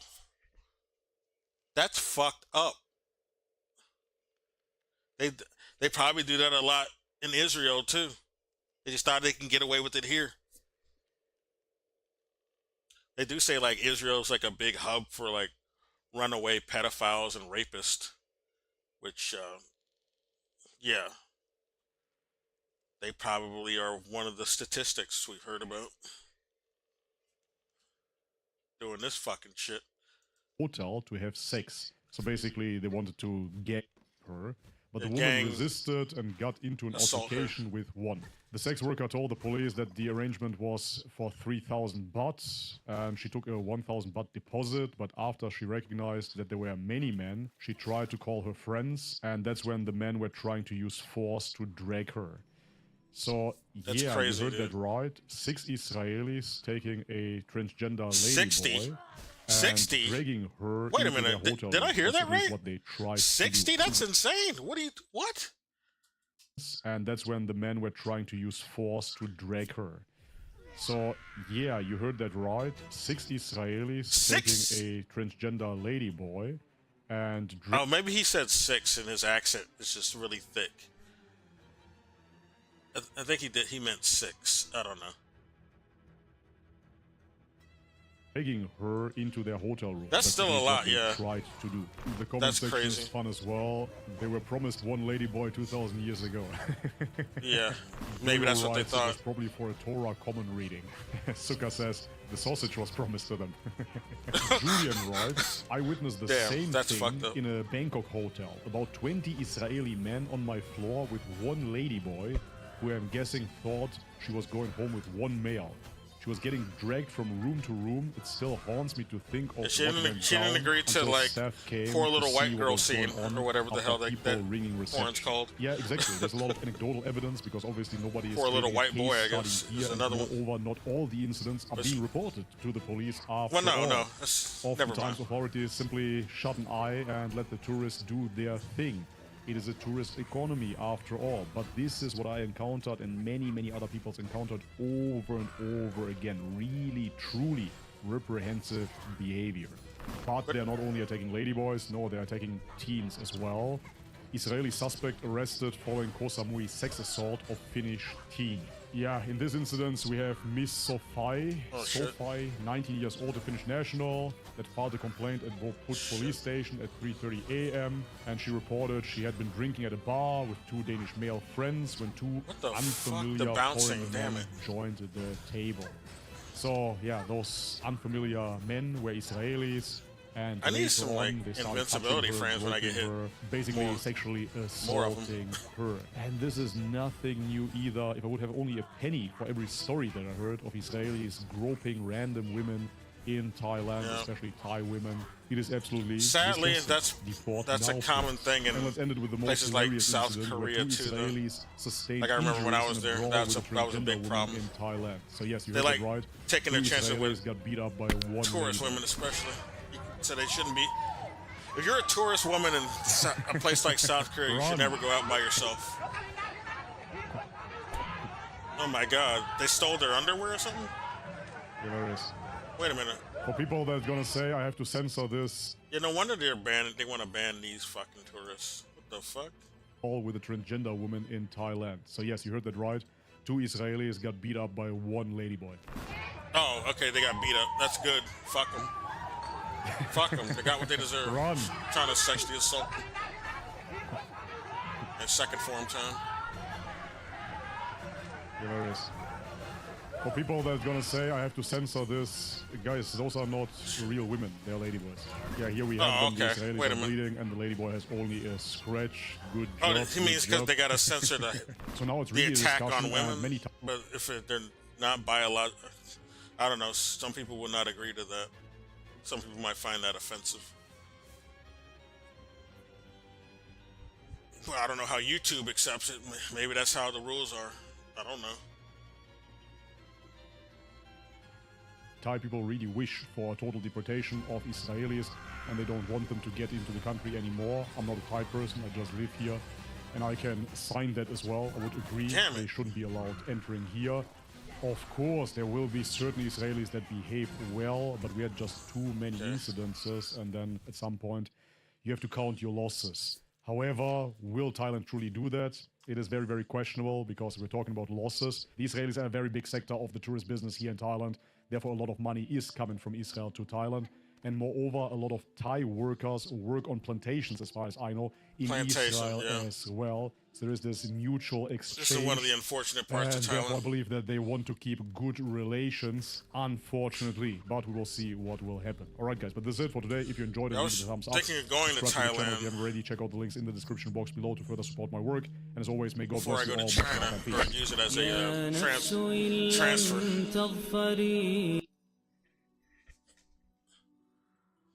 Yeah, that's fucked up. Ban those tourists.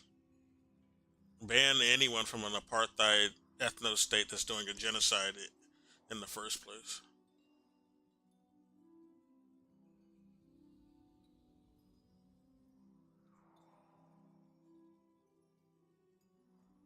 I still want to fight, so I'm going to listen to something else.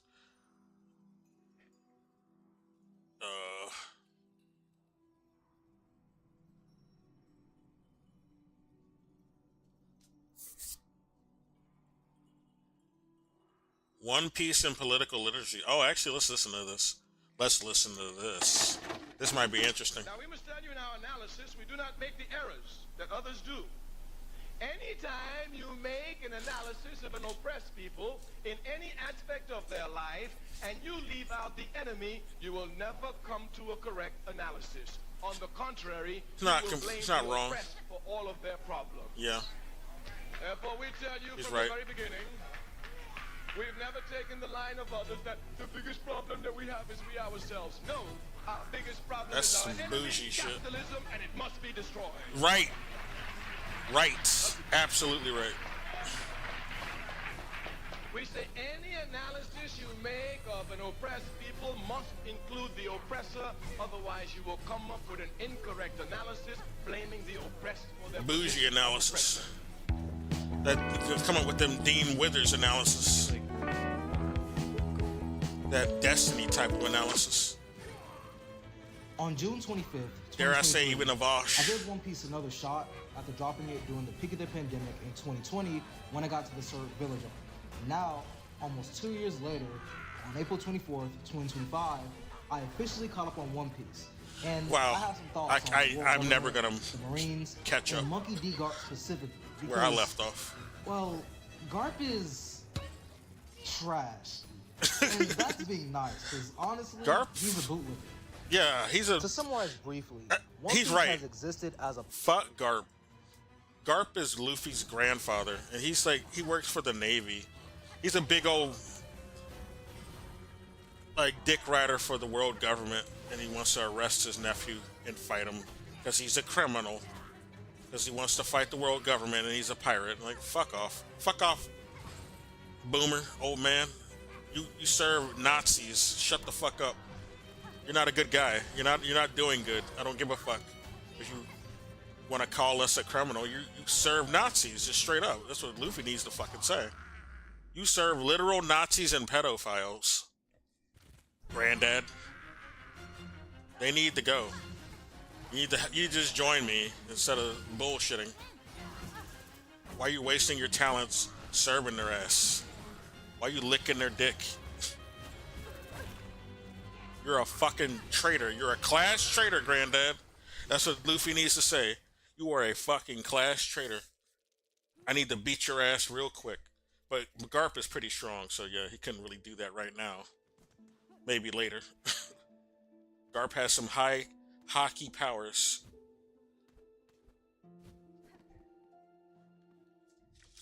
He's pretty busted, but still, he's morally incorrect. He's a fucking dog of Nazis. Manga in Shonen Jump since. That's why his own son even abandoned him. Not even just Luffy abandoned him. His own son. His son had Luffy's dad is on. He has the right idea, although he should have never abandoned his son and let Garp raise him. Should have took him with him. But he's a revolutionary, so it's kind of hard to raise kids as a revolutionary. So I can understand the logic, but still, he's grown now. They should reconnect. Well, they did kinda. But he got his own crew, so yeah, he just stayed with his own crew. 7, and is a story which starts out with Goldie Roger, who was infamously known as the Pirate King, and willingly let himself be executed by the world government. On his execution chamber, he revealed to the world that he found the greatest treasure in the world, the One Piece. See, get it? The One Piece. That's the This sent the whole world into a frenzy that brought about the Great Pirate Era. We don't know what it is. Pirates across the globe were inspired by Roger, so they went out to sea and traveled the Grand Line to find the One Piece. Years later, the One Piece has still not been found. So, yeah, Monkey D. it's not going to be found until the series is over. Adventure with his crew members that he finds along the way to find the One Piece and become the Pirate King. Not to rule I'm the thinking seas, it's some weird but to hockey become freer at than this point. anyone else. If they the do more ever reveal it. interesting thing about Luffy is that he might not claim to be a hero, but on his journey to become the Pirate King, he frees islands from oppressive dictators. Or maybe a devil fruit system, that's really special. And even starts a war. Maybe it's a devil with fruit the that world allows you to government swim. Just to save his friend that he cares for deeply. This sets him apart from other pirates in the One Piece world, because instead of not saving these islands for selfish reasons, he liberates them in the name of justice and food at the end, which honestly might be the greatest bartering system of all time. I talked over him. He's breaking down some good points about One Piece, the political commentary that he finds along the way to find Monkey D. the One Piece. Years later, the One Piece has still not been found. So, Monkey D. Luffy embarks on an adventure with his crew members that he finds along the way to find the One Piece and become the Pirate King. Not to rule the seas, but to become freer than anyone else. Yeah, that's the real reason. The interesting thing about Luffy is that he might not claim to be a hero, but on his journey to become the Pirate King, he frees islands from oppressive dictators. Yeah, settle a colonial system, and even starts a war with the world government just to save his friend that he cares for deeply. This sets him apart from other pirates in the One Piece world, because instead of not saving these islands for selfish reasons, he liberates them in the name of justice and food at the end. He ain't no fucking bootlicker. He fights the world government. Greatest bartering system of all Those time. Nazis. I'm so interested in One Piece, not only because its length and story is sort of an enigma within the shonen genre, but because I believe that anime can act as a powerful cultural medium for social and political ideas, organizing, and activism. I mean, there's a reason why the Straw Hat Pirate flag has been waved at multiple Palestinian protests, and why they're viewed as a symbol for liberation among fans of anime across the globe. Literally, the most dangerous thing morally you can correct. do during an empire in decay is to smile without permission. It's to laugh out loud. It's to love loudly. It's to imagine more. Because revolution isn't just burning shit down. I need y'all to get it. It's gardening while it burns. It's building joy in the rubble. It's dancing. Yeah, that's the anarchist position where you just destroy shit. This is why I don't fuck with anarchism. I fuck with communism. That's about building shit. Anarchists are good when you're trying to. When anarchism isn't good at all. Fuck it. I don't rock with anarchism. They're spoilers. I've pointed this out before. They typically are working with the fucking fascist. They install them into movements to fuck up the momentum and to cause chaos. Typically, like a lot of anarchists, like throughout communist history, it turned out to like betray the communists. Sadly, Popkin wouldn't even fuck with real anarchists. the ones who actually practice it. Like I've talked about CNT Faye on my streams before. They ended up just capitulating to the capitalists, and same with the Makinos Ukraine, which had an anarchist setup. They ended up doing the same shit, relinquishing power to the fucking white army, the fucking fascist. So, yeah, anarchists just help the fascists at the end of the day. Through actual real-world practice, we've seen this. They don't want to build anything. They think any sort of organization is actually authoritarian. They just want like united chaos and destruction, but no building, because that's authoritarian. You make me work. Work is authoritarian. Like, fuck off. And then they end up making people work and actually doing things they say the communists are bad for, like war, like conscription or something. They, like a lot of the fucking anarchist setups did that, and they were worse about it. Alright? They had slave labor. Like, how are you gonna shit on any communist when you want to do slave labor? How are you different from the fucking Nazis at that point? How are you different from Hitler? Or the Tsars? Like, no leg to stand on. They're not really reliable. They just end up helping the fascist and the, you know, the aristocracy, really. This is why the Vosh types, he professes more so anarchism than he does communism, because he's a bourgeois, wealthy white person. So, of course, being an anarchist is more about being selfish. And if you're this, like, some wealthy, privileged person, that's what you value more than organized movement that's for the United People organization, you know, and building something, working, which anarchists hate or see as authoritarian. Dancing on the cracked floor of a failing world and saying, you're not going to take my ability to feel alive. That's sacred. That's resistance. Joy was never a distraction. I even have the Straw Hat Pirate and some pirate logos tatted on my arm and chest because of what they represent in the series. So it's safe to say that I'm completely One Piece pilled from the whole One Piece pilled steroids and the pickup like I get from Red Tropic Pill? Club. And with One Piece, there were I'd say it's better myriad than of Red Pill, topics we really. can discuss, from Personally, Doflamingo's you don't have a guide third to form, do you, white bitch? liberalism, Luffy utilizing a collectivist framework to achieve. Yeah, very collectivist, like the communist. I would say that Luffy's not very intelligent. He wouldn't be good at organizing himself, but he's not against it. He's not going to say work is bad if he has to do it. But he's not going to be the one like delegating that because he knows his strengths. He'll let somebody else on the crew do that. Bound the ancestral art. Needle on. Play ancient melodies. Oh, we have an ocarina. Huh, what does this do? Silk will be expended. Track enemies to replenish silk. Oh. So it's like a melody that lets us replenish. Wait, we can already do that though, so I don't get it. Like hitting enemies already lets us replenish silk.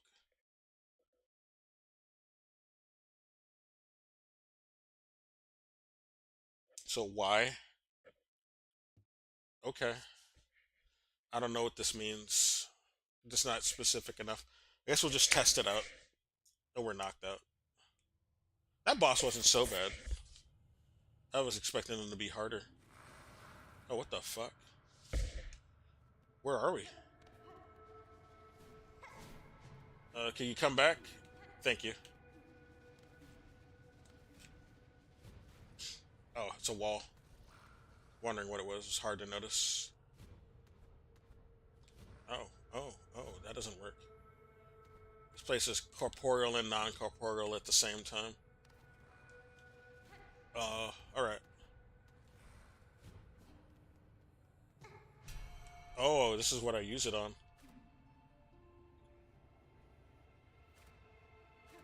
What? Oh, hold. I see. I found another one of these doors before. So can I use it on those then?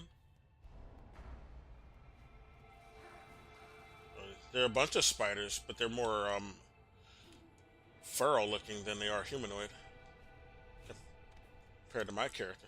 We're a spider too, but we don't look like that. Although we are half spider, not full spider. Or she is, I mean. You know, if I was a Hollow Knight character, I could be a spider. I wouldn't be opposed to it. Or a scorpion. Some of that is in my my sign, my birth chart. Got some Scorpio there.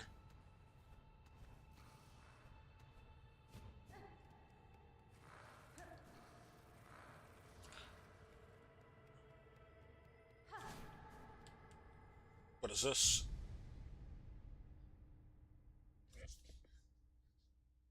What do we pick up?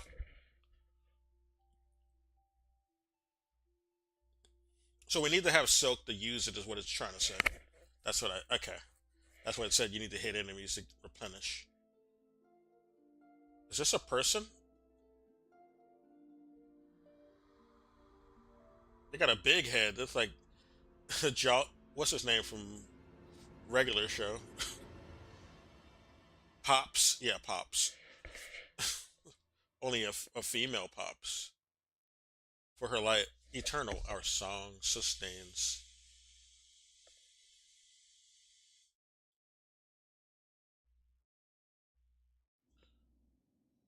How did I miss this? This was here the whole time.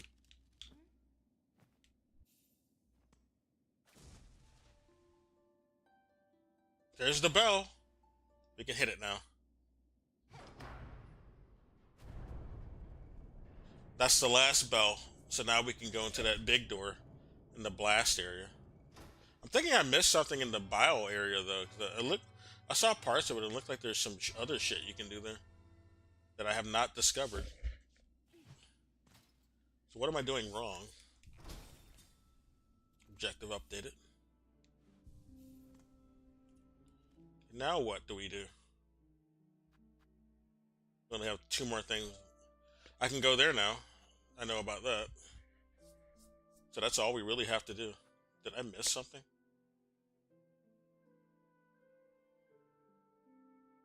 Oh, the Krull. Where's Krull? They're on Sin's Road. In Benjen. Who the hell is Benjen? I don't know who they are. Where the fuck are they? Can I get like a map to them? So we need to go to Center's Road. I don't have a map though. Oh, we do have a map. When did I get this? When did we get this map? I don't remember.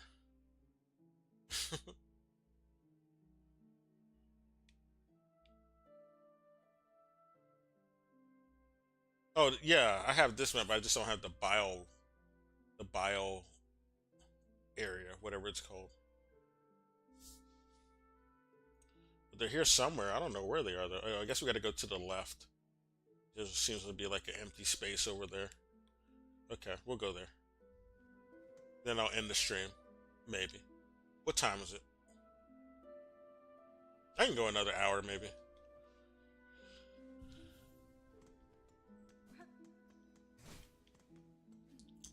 You want to hit this? This would have been more useful if, I don't know, before we beat the boss.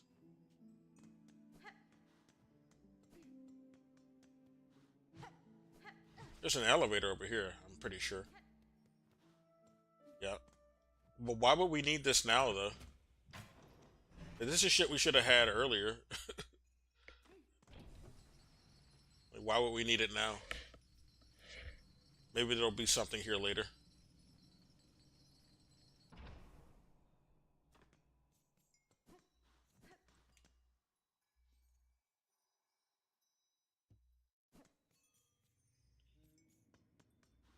Oh, you're new. The Bellheart. What's your name? You're silly. Welcome, welcome, weary pilgrim. Though glorious Belheart may be past its finest shine, it still remains the last friendly stop before the citadel. It is the task of I, fair Pavo, to extend the warmest of welcome to those passing devout, such as your good self. Your town seems returned to healthy form, good bug. I had some concern that upon cutting you free, I'd find... Oh, you're one of the people who were strung up, so you're just free now. Yeah, all those bodies are gone now. We freed them all. I had some concern that upon cutting you free, I'd find only husk, so they're alive. Yes, well, many, most of our residents did not fare so well. Oh. So it's no good to dwell on dark things. So some of them did die. We shall build and grow and welcome, as is any good belt. Did you kill them? I'm wondering, did you murk some of these bugs? Bitch, if you did, you better tell me right now. We're not putting up with that. What do you remember your time caught upon the thread, Pavo? Partner.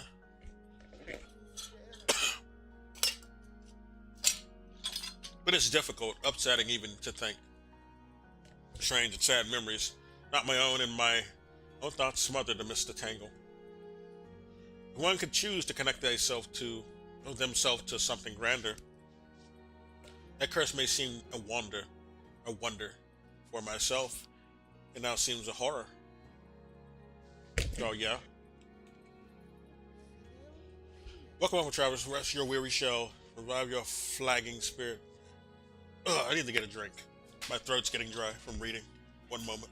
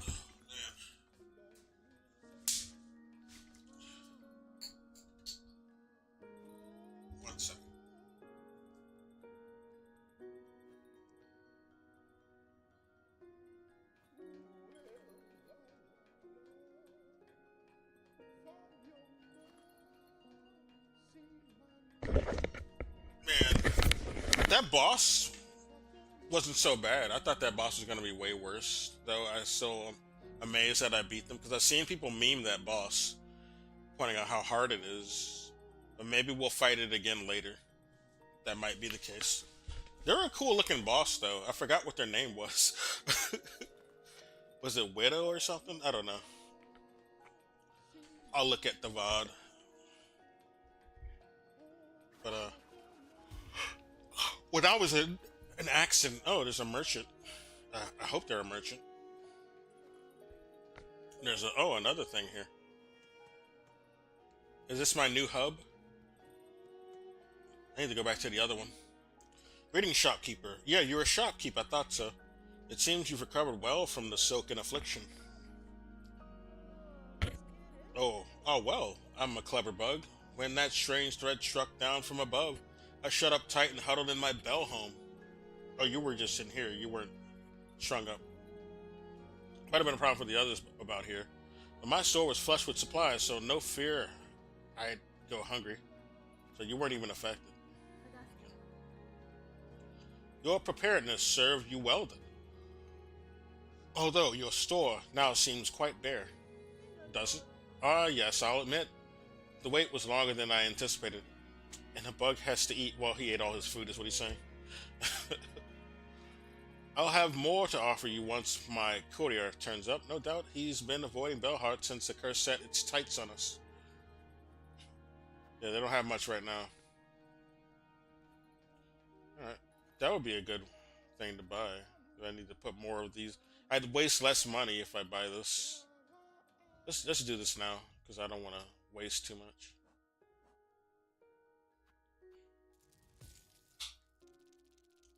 Yeah, we got enough. Okay.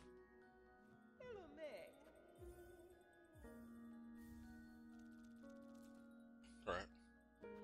This holds how much loose rosaries?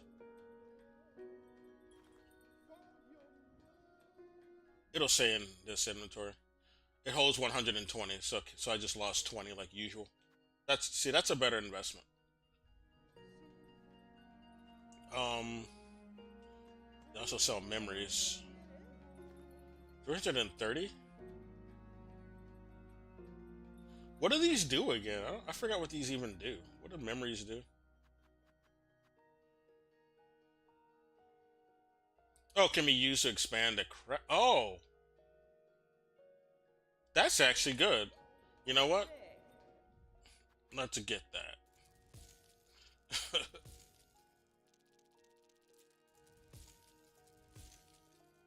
Yeah, that'll be enough, right? Pretty sure that'll be enough.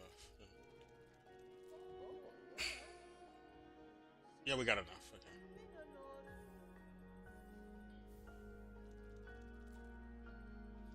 Okay. Okay, so I didn't know you could expand your crest with that. Let's do that then.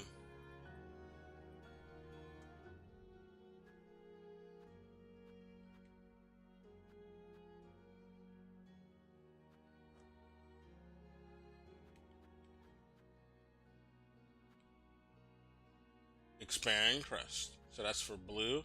It's for yellow. Oh. Okay. What's the blue one that I want? None of them are here, really. I want more. I need more red. Where's another red? Yeah. I do need another yellow, too, I think. So I can just hold some more of that shit. Oh, we need to sit on the bench.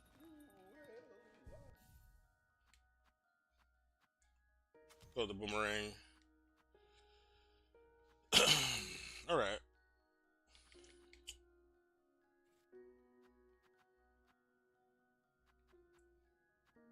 Yeah, I do need the magnet. So we're gonna put that magnet on there. No. I mean here.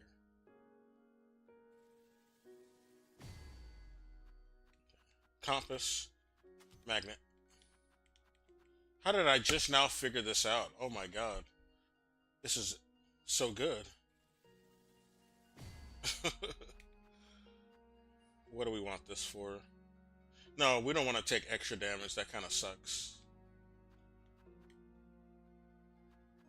But that's yellow. We don't need that. Yeah, I guess that's decent.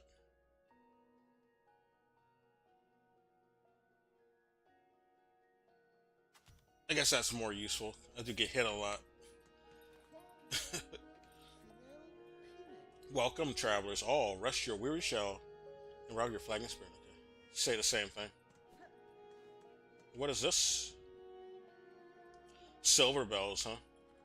Craw bug.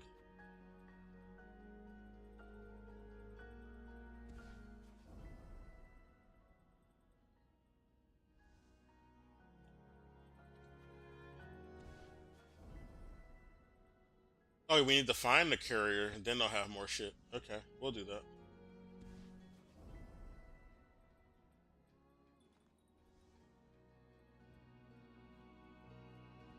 No more, of course. Right. So we got 8 of these we need to find. What are these? Collect silver bells in the Belvane tunnels above and below Bellheart. Oh, it's in here somewhere. They were in Shellwood, okay. Tip. I still don't know who the hell that is. Benjen or some other dude.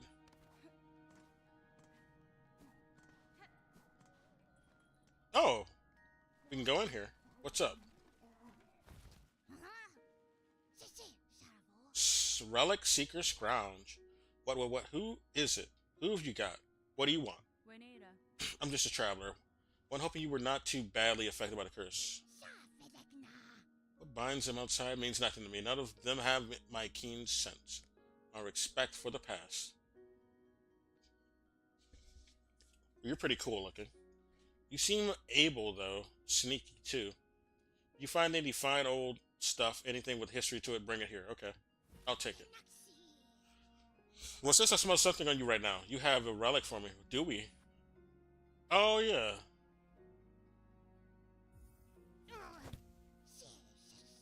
This fits my collection well. Look then. Look at what I have. What do I need this for? Faded oh, this is lore. Faded parchment containing the last words of a lost pilgrim. I die here in the damp dark, then join those poor sods trapped to stumble, aimless and empty until their limbs fall to dust. Huh. The creator citadel, dirty and worn, full chamber to the kingdom of the White Worm. Oh. The White Worm, that woman mentioned the worm too, the one we just fought, that boss. She mentioned the worm and the spider. So is our father the worm, and our mother is a spider. Obviously, I guess that's where we get the unless the White Worm is the mother. I don't know. Claim the weaver in a half part. Last of their line, sent strong with soak.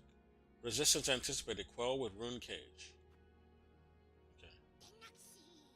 More then, bring me more relics of the past, records, seals, idols. Let's gather up the history of the world and hoard it all here, nice and safe. Okay. If I happen upon more curiosities of this kingdom's past, I may visit again. Until that time, keep yourself safe. Okay. We're very responsible. It's my calling. It is to gather the relics of the past. Look at my collection. If you fancy, look.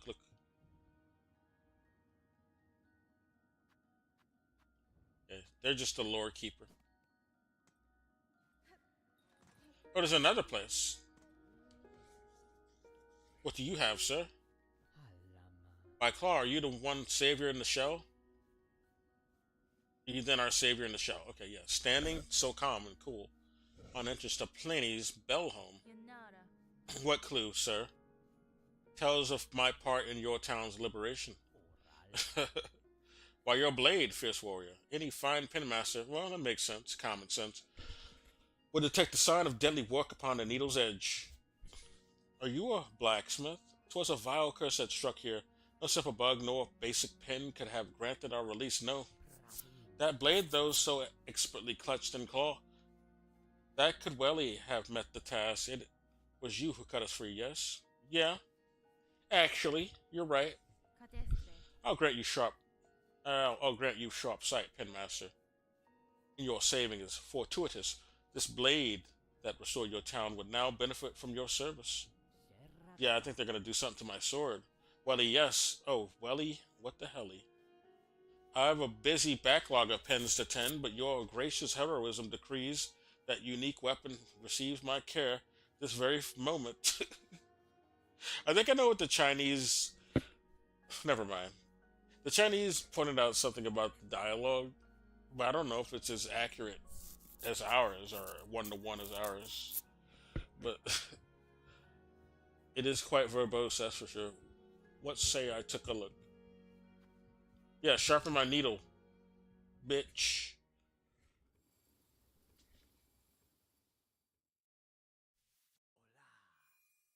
Ooh, pretty. It sparkles. What are you doing to it?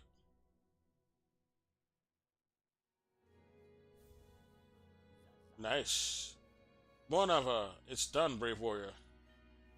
By my expert claw, your strange blade has received some fast, sharp shine. It shall cut cleaner than ever before. So will I do more damage? Your efforts provide great aid, Pinmaster. You have my thanks. So does this make me do more damage? I hope so. Oh, sorry. Didn't mean to. Can a blade be honed further? You seek further sharpening? Further than Pliny does provide impertinence, but maybe, but no. You hesitate? Then it is possible. Are you incapable? Should I seek others within the kingdom? Wait, yes, seek not others, but an oil fabled and fine.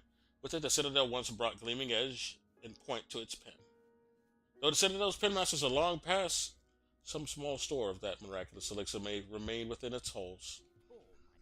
Where even Amiga dropped, pilfered, and gifted upon plenty, your blade could shine brighter still. Just know, dear friend, the veiled bugs would be oh so unkind to the thief who'd claim that fine prize for themselves. Yes, we want to get it. We want sharper shit.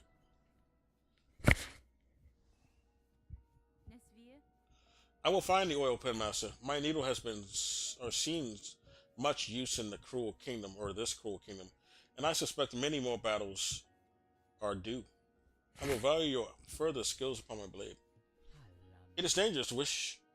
It is a dangerous wish you accept of this poor penmaster.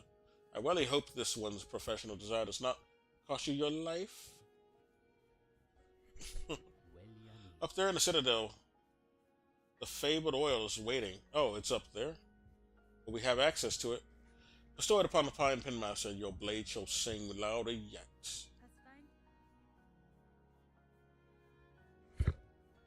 Skill shop. Let's see if they're repeating. I'll find the oil penmaster. Keep your skill shop. Okay, say the same thing. Interesting. Why is this mouse on the screen?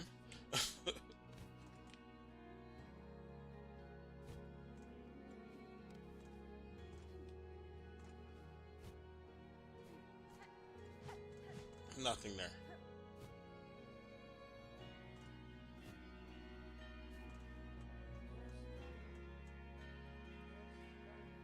Oh, you're here. Wait a minute. Whoa. I just not noticed you're here. Okay. Tell me, it's your blade. Is it your blade that brought it saving? My shock would be great if another here managed to defeat. I saw a tall creature above the town. A weaver, I suspect. The one twisted in purpose. By voice and claw, it aided, perhaps guided, the thread that strung the town. Weaver, those vicious old things. To our young, we tell the tales, but I thought them long dead. Only corpses bound in spires. This one still lived. This one still lived, though it was a weaver. It was broken in a savage way. So people who can mess with these, with the silk, are called weavers. Okay. Its own silk was bound, pinned deep within its shell. A cruel punishment I've not before witnessed. Oh, really? That's weird. Even broken, my envy remains. A weaver's fabled skills. To meet one in combat means great challenge and great pride in victory. Can I buy a map? This moment I have no more. I don't. What the fuck? Get a map, bitch. Perhaps if we meet again on the roads ahead, I shall have crafted new goods to sell. I need a map of the Bile area for real.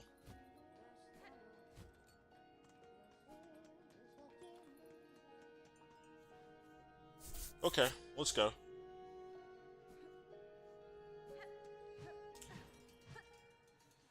My weapon's about to sing. So wait a minute, how do you choose which one of these to use?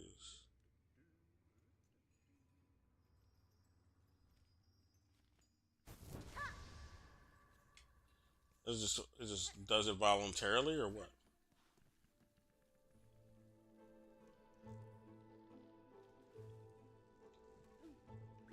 Is there a way to select these?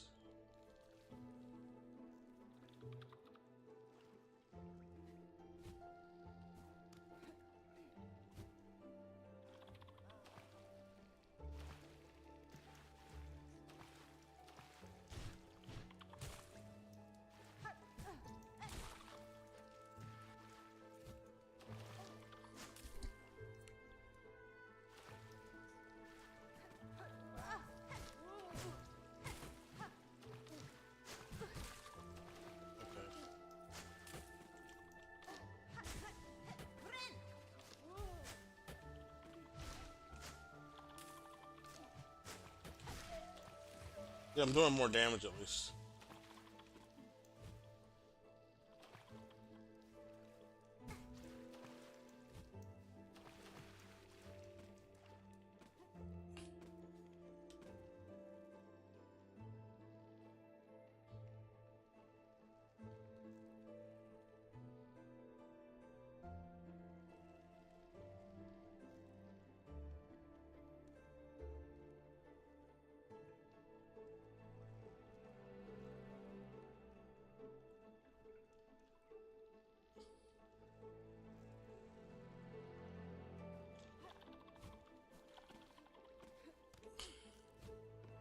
Supposed to be looking for silver bells too. I should have probably stayed in that other area.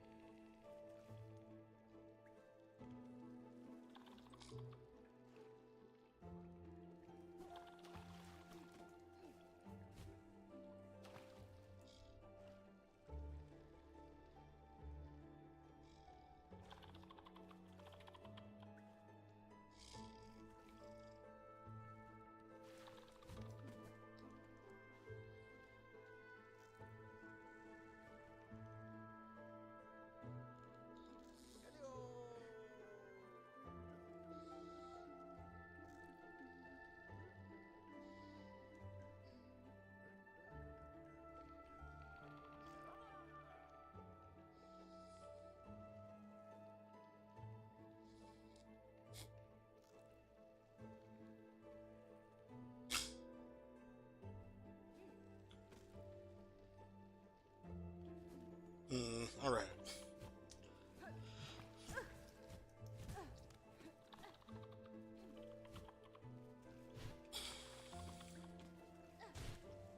I'm trying to look at the controls, but I don't know. Let me do it the right way. Options. Game. Controller.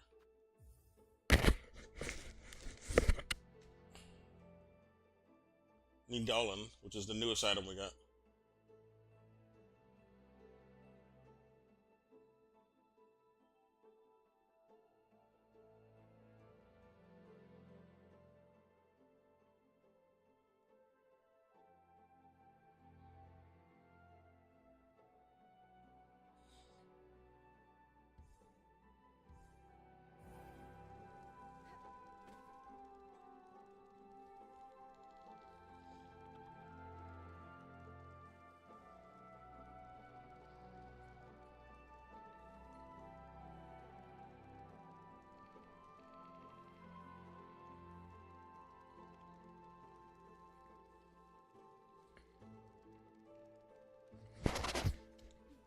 Okay, I'm trying to figure out where to go. I'm gonna go back to the bell area.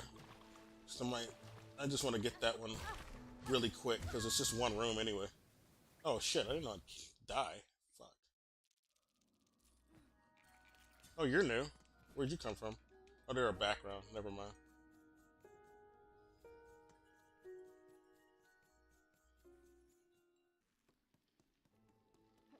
Oh, let's play the rest of that One Piece thing. I just wanted to get some lore before I bothered playing that again. Achieve his dream of becoming the Pirate King, to how Kaido and Orochi used poverty as a tool to enact violence on the people of Wano, which eerily mirrors the American base and superstructure. I've discussed these topics on my TikTok page as I've chronicled my journey through arcs such as Dressrosa, Wano, and Egghead. But one character that interests me the most is Monkey D. Garp, who is related to Luffy, the grandpa, and who I view as morally bankrupt for the actions that he takes in this story. He is. Garp is unable to make a critical conscious analysis of who his enemy truly is within One Piece, and becomes a powerless subject because of this. So my goal is to uncover how his mindset mirrors our real-life social world, how he exists in the context of a larger systemic problem, and reveal how critical consciousness pedagogy can be applied to One Piece to increase people's political literacy.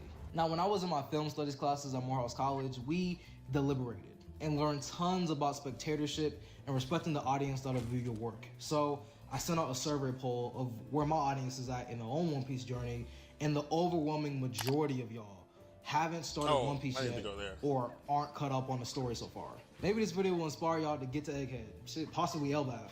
Maybe it won't. Hell, some folks have jokingly said that I should leave y'all behind as punishment for not being locked into the series by now. But instead of acting like y'all aren't integral to the filmmaking process, I'm gonna practice what I've learned and will make this a spoiler-free One Piece video. There will be no deep dives into certain arcs of One Piece, and I'll talk around any major spoilers so that your enjoyment of this series won't be ruined by anything I blurt out before you catch up. So, with that being said, let's hear it. What's your case? I mean, yeah, exactly. Here's the individual micro view. When I say that Garp is a bootlicker, I'm referring to the fact that he's a government lapdog. But I don't want to base this off of his optics alone. He is a because government Garp lapdog. wears a dog hat, and his marine ship is fashioned with a dog alongside a bone and collar as its figurehead. This can be used as an argument to state that Oda is using this imagery to show that Garp is a government lapdog. Now, while that might be true, especially since it's the very first image we see of Garp, I actually want to go deeper into Garp's ideological reasons for joining the Marines and why he continues to stay with them. But first, some context for the unaware and for my mom who thought that One Piece was Dragon Ball Z. Yeah.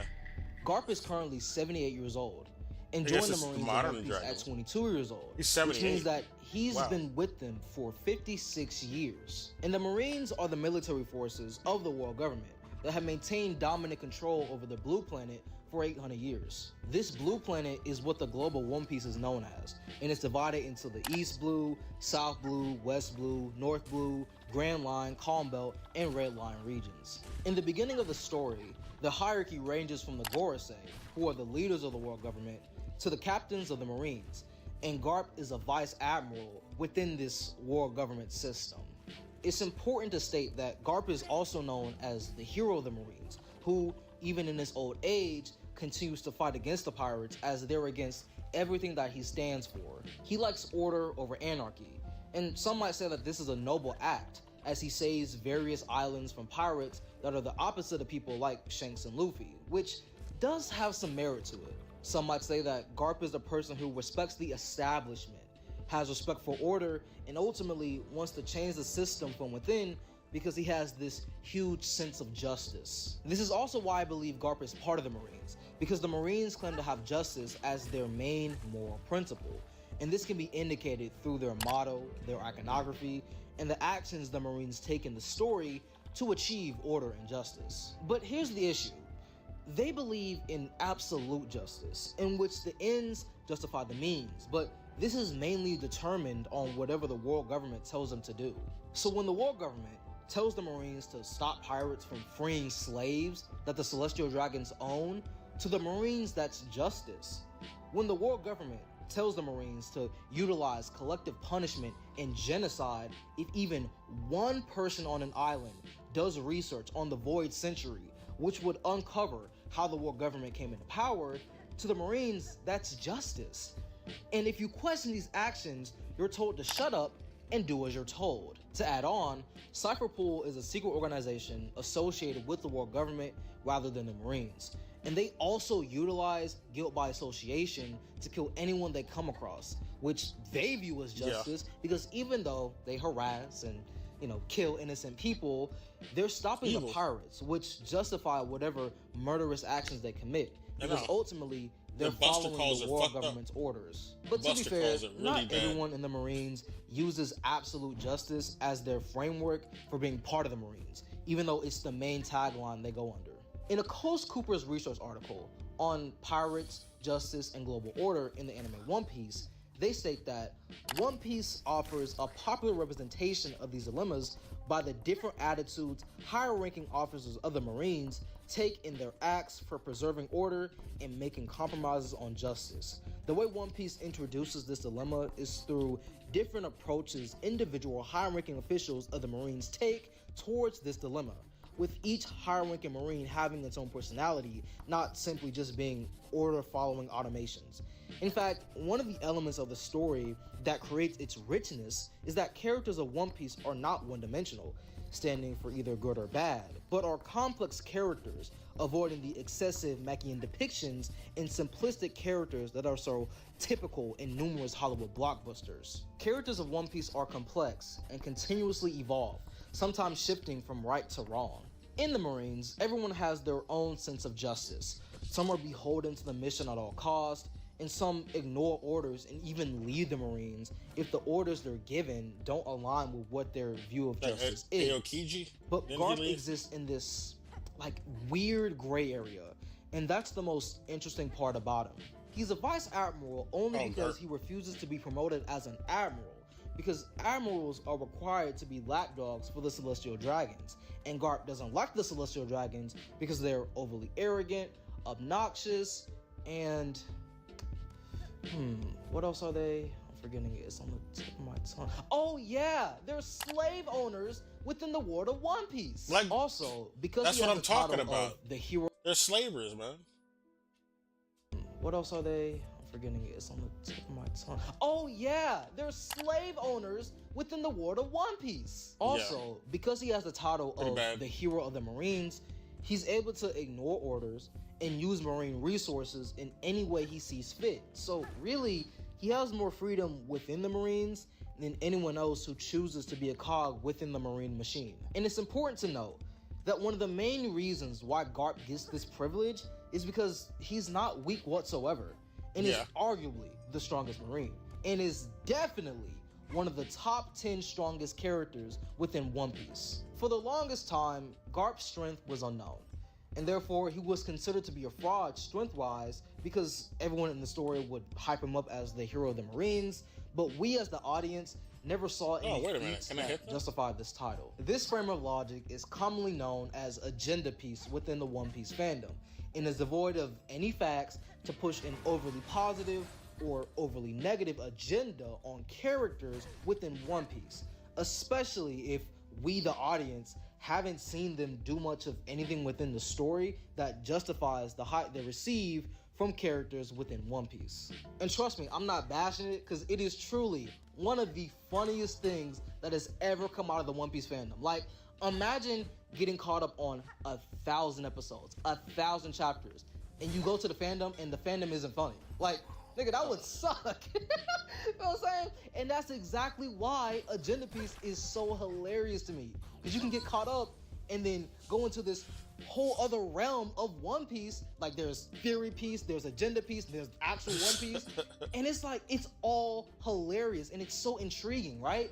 From Dragon looking east and not doing shit, to Mihawk painting his sword black, Shanks eating the rat fruit model Snitch, Blackbeard having the best off-screen hockey, Akanu going toe-to-toe with Dragon for having the best Des hockey, Zoro having asthma, and my current favorite, which is the God Usopp agenda.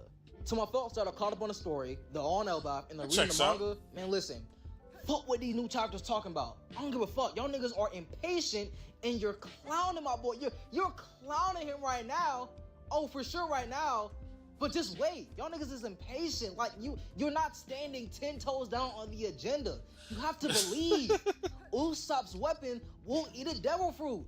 And he will master advanced observation hockey in Elbaf, bro. You have to believe in the agenda. You have to stand 10 toes down on it, because maintaining the agenda is our top priority. Have we learned nothing? I don't care what I read. It's about the agenda. It's not about what you think. It's not about reading comprehension. It's not about the story. It's about agenda. When will you guys understand that? Anyways, I say all this to say that it is well established that the hype Garp receives isn't fraudulent, and it's confirmed that he truly is like that. We've observed that his punches can destroy an entire island through his use of the hockey power system in One Piece. And it was previously stated from Goldie Roger himself that he went toe-to-toe with Garp multiple times. And the true gag is that Garp has done all this and more without a devil fruit, which essentially gives you superpowers in One Piece. Goldie Roger seem to be related. He doesn't have a single weapon. Not confirmed yet. He uses his bare fist alone if I'm not mistaken, to fight the strongest characters in One Piece.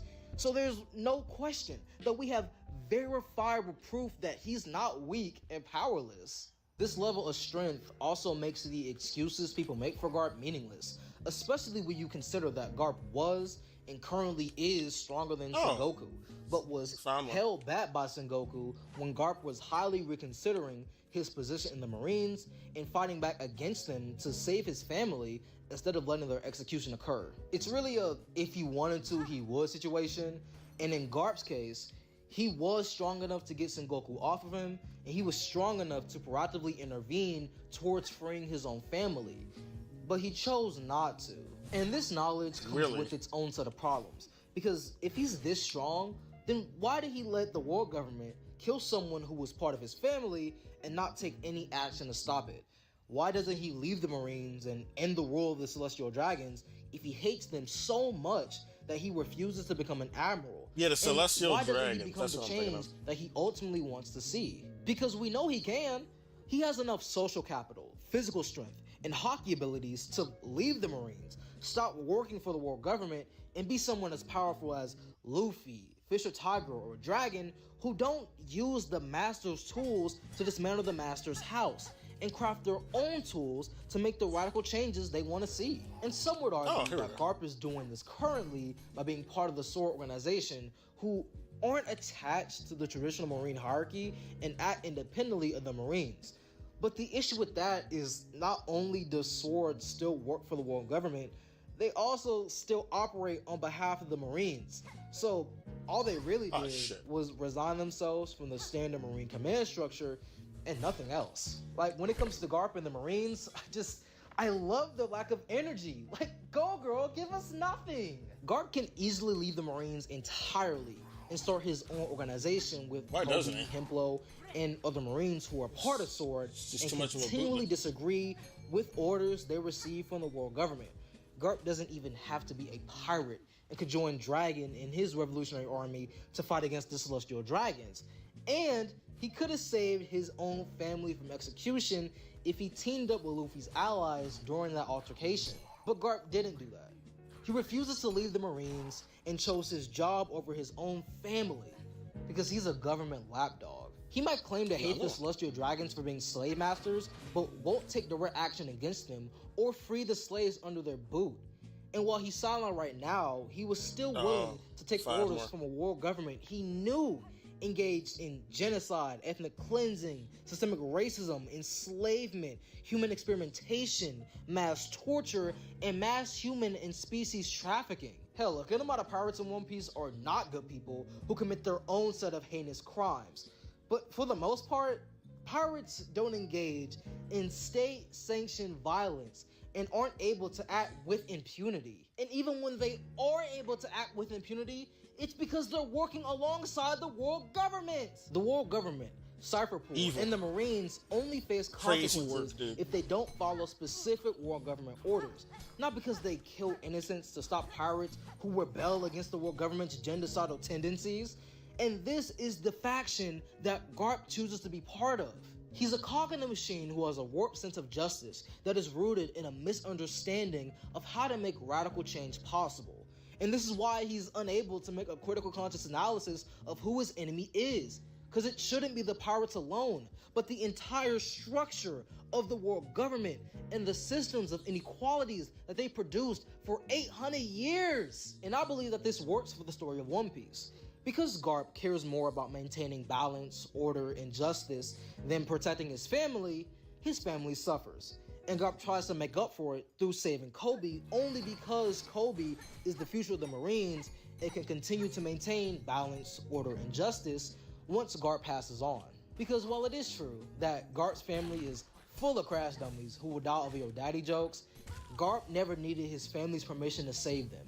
And this is especially true because Kobe didn't ask to be saved, but Garp proactively intervened regardless. Through his constant alignment with the oppressive world government, he found himself stuck between a rock and a hard place. The rock being his willingness to be a government lapdog since he's been with the Marines for 56 years, and the hard place being his warped philosophy of justice, which is why he joined and continues to be with the Marines. And his choice to not proactively intervene in that entire debacle really cements that Garp is an ideological fraud. Because instead of becoming an empowered subject who is able to recognize the systems of oppression around them and learn how to fight back against those systems, He let himself become a powerless subject through restraining himself to be physically and mentally weak in order to stay with the Marines as they carry out their false and state-sanctioned oppressive sense of justice. Now, some might say that this analysis of Garp is not warranted because Garp is only playing his role and is only doing his job. Oh, there we go. Just following orders like a Nazi. Now, where have I heard this before? Oh, yeah! Wait, why did he show that Bernie? He showed a Bernie Sanders tweet. What does it say? Dr. King defeated racist government officials and ended segregation through disciplined, nonviolent resistance. And he didn't do it single-handedly, actually, Bernie. We had violent resistance. That was the real needle that moved things with the civil rights and the civil rights movement. We had a bunch of fucking cops shooting us and lynching us, so we had to eventually fight back and do some riots to stop them, and then it culminated into a bunch of constituents begging the government to do something because they're getting just to stop the fighting, because that's what really makes that's what really moves the needle, using actual physical things, force. That's all these Nazis understand. That's all tyrants understand. If you're using force, that makes them scared. Okay, it makes their constituents scared. But Bernie's got to preach that whitewash version because the country's ran by Nazis, so you can't promote what really caused the needle to move on civil rights. It was what I just pointed out. They were lynching us when we did nonviolent resistance. They were sicking dogs on us, chewing our shit up. All right, that didn't work. Using force works. They never teach this though, because they don't want you to be successful in your future attempts to affect change against these Nazis when they start backsliding.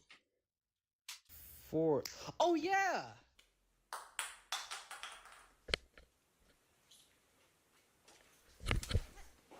So, here's the macro, or the systemic view.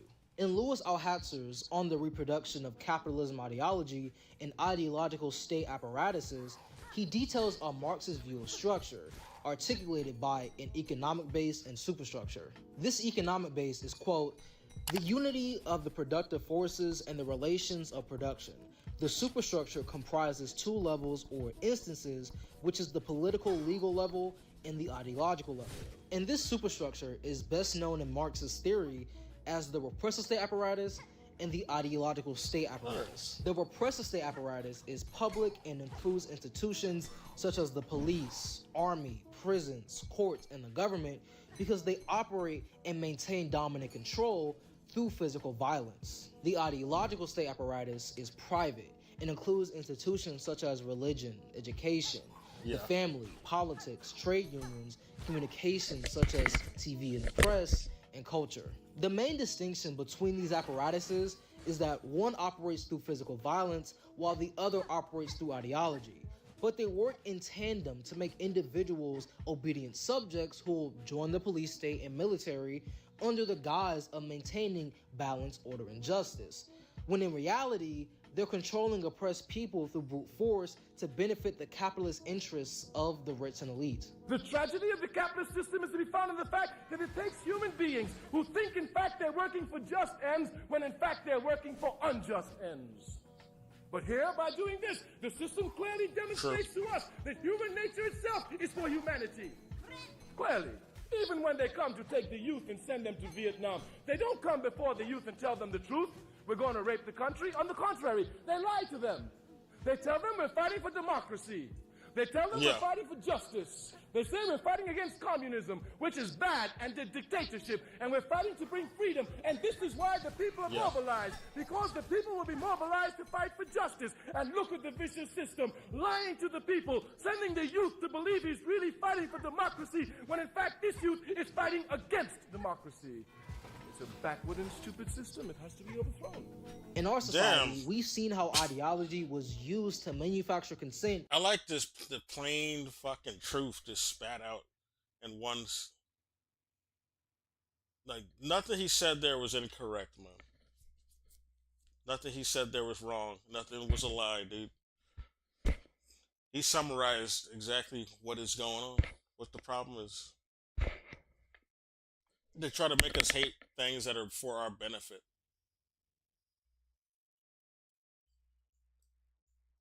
Oops.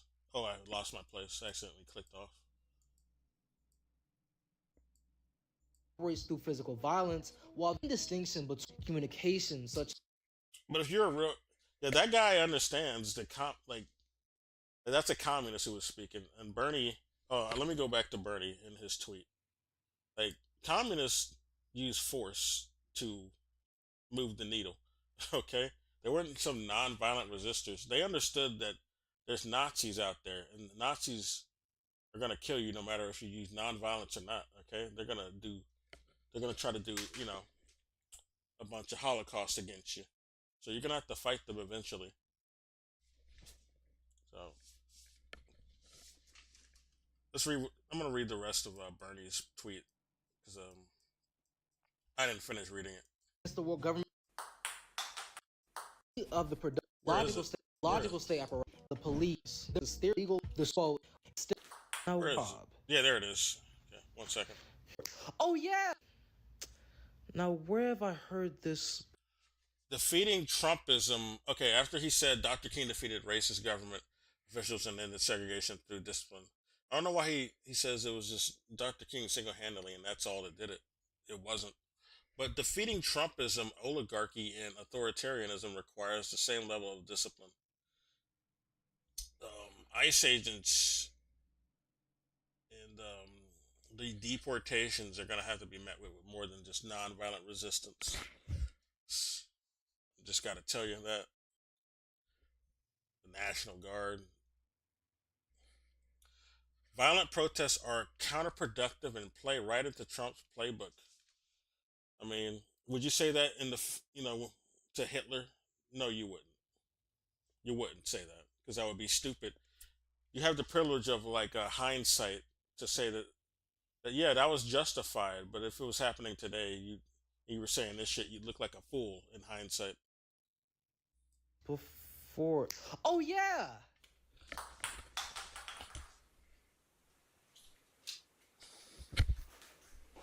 So, here's the macro, or the systemic view.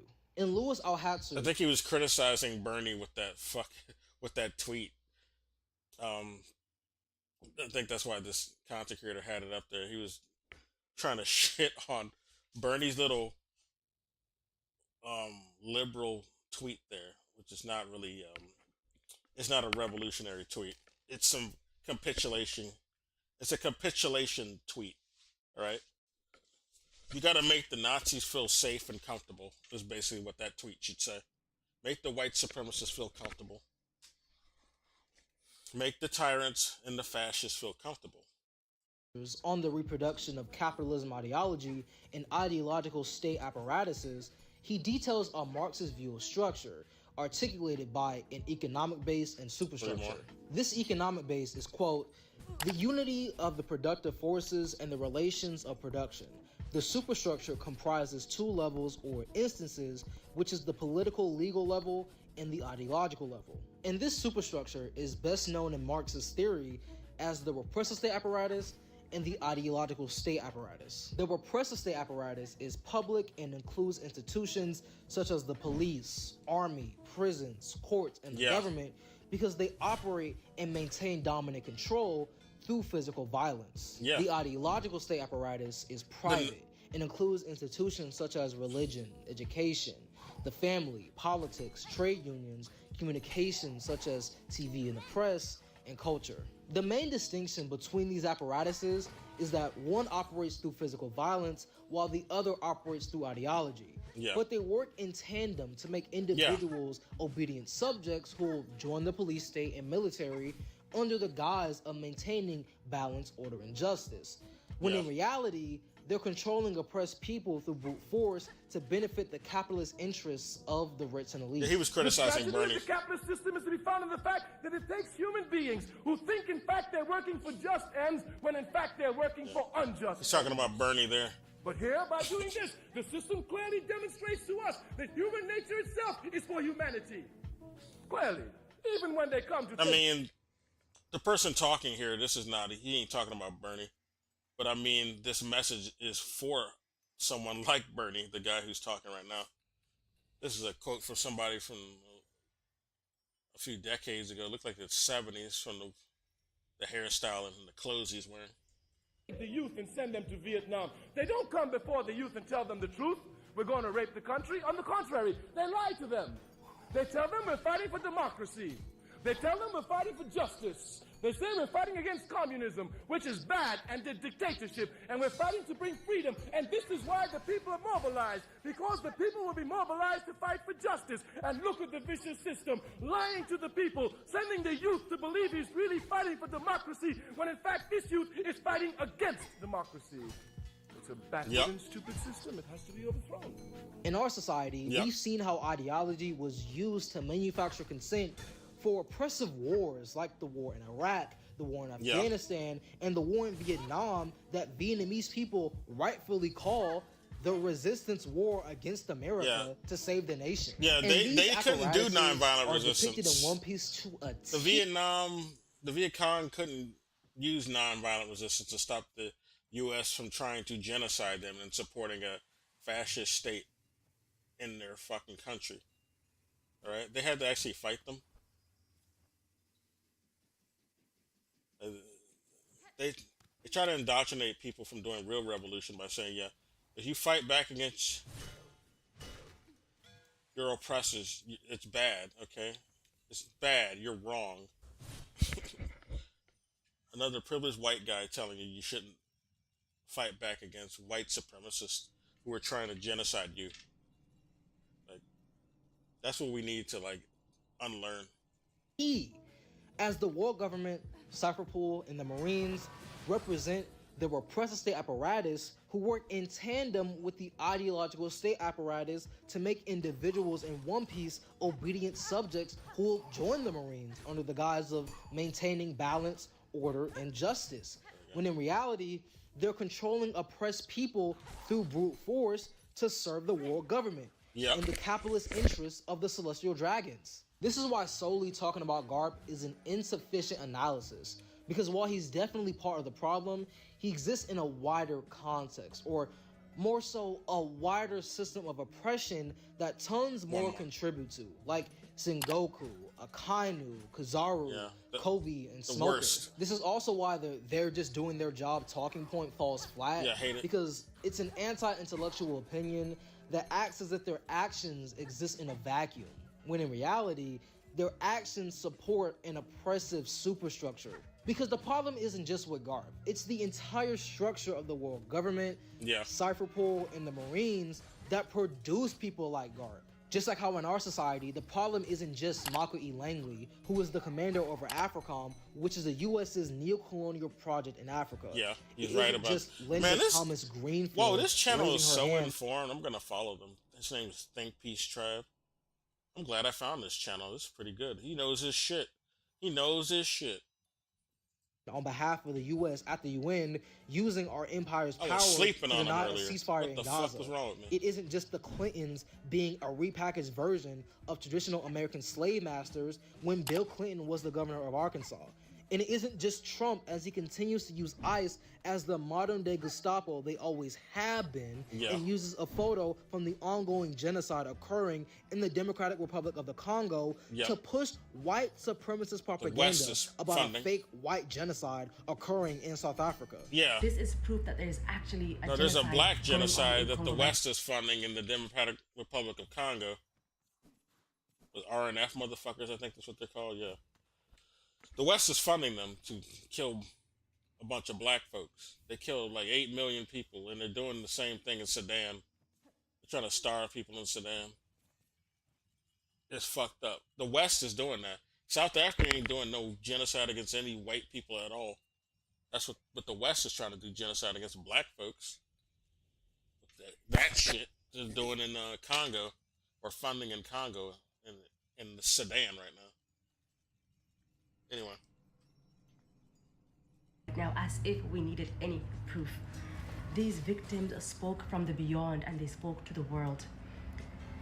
This is proof that we cannot escape Congo. The world cannot escape its culpability in what's been happening in Congo for the past 200 years. Congo should not be brought to the world's attention through this kind of gimmick and tomfoolery. Yeah, what Trump is doing. It is a great dishonor, disgrace, and it's He's disgusting. misrepresenting things. All good and moral to be people racist. of the world must stand on the Congolese people's side in a meaningful Trying to destabilize the country. Mobilize, organize, wherever you are, in whatever capacity. We must do it. The problem lies with these individuals for sure. There's no denying that. But the problem also lies with the superstructure that produces these individuals. It's not one or the other, it's both. And this is why currently people have such a half-baked analysis in regards to people like Trump, because they'll rightfully complain about his actions, but won't put it into a larger context, so they're unable to make an accurate analysis of who their enemy really is. Because Trump didn't come up with any of the actions on the laundry list of his fascist agenda by himself. It was his donors. It was every author listed on the Private 2025 document, the billionaire class that supports him. I mean, I could go on and on and on, but you get what I mean? If this system isn't dismantled, and if a different economic system that works to benefit the people isn't put in place, then this country will continue to produce people like Trump, and we'll be stuck in an everlasting cycle of hell. Yeah, he won't be the last of it, because people need to understand this. Who have stage 16 prostate cancer. There's going to be more Trumps. You don't understand this. Years.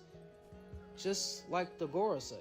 Ah, fuck me, I just made the whole connection. Yeah, the Gorosei are the world government heads. Stupid. This is also why when people argue that GARP is trying to dismantle the system from within, it's extremely flawed. There's no proof of this. They might allow you to temporarily beat you at your own game, but they'll never enable you to bring about genuine change. And you'll end up supporting... Yeah, trying to change things within their Nazi organization is... that's cope. That's never how it works. Yes, going along with their rigged elections is gonna cause a real. We're gonna try to reform our way to revolution. This is something that Lenin pointed out as bullshit. Right, actual communists who exercised real communism in the real world pointed out that this is folly.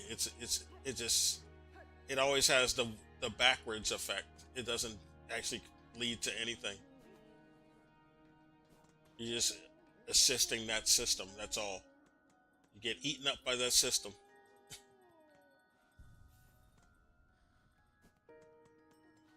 That's not how you do revolution. What you claim to be against. Just Cory Booker, for instance. He claims to be pro-democracy and will do a 24-hour speech in support of it, but takes hundreds of thousands in AIPAC money. Text messages AIPAC's president back and forth like teenagers, his words, not mine, and said he would cut off his right hand for Israel, even though they're in an apartheid state, and put Palestinians in a constant status of Jim Crow, which is the exact opposite of anything resembling a democracy. One of the very interesting things about being here, I will say, is on the one hand, I have, among the Palestinians, seen all sorts of analogs to our struggle, but I will tell you that I've also seen like an alternative timeline, if that makes any sense, for Black Americans in watching the behavior of this. Yeah, that could be us in an alternative timeline. By the simplicity. How could we ever support the brutality, the inhumanity? We ain't real ones if we are. We like oppression. We just some fucking Uncle Ruckus if we support that shit. Great temptation when you are oppressed and you have been victimized and you have been brutalized and you have been subject to pogroms, genocide, and taking the tools of those who have oppressed you and using them and thinking that is the only way to secure your liberation. And it has to be avoided. It's not freedom. It's not freedom.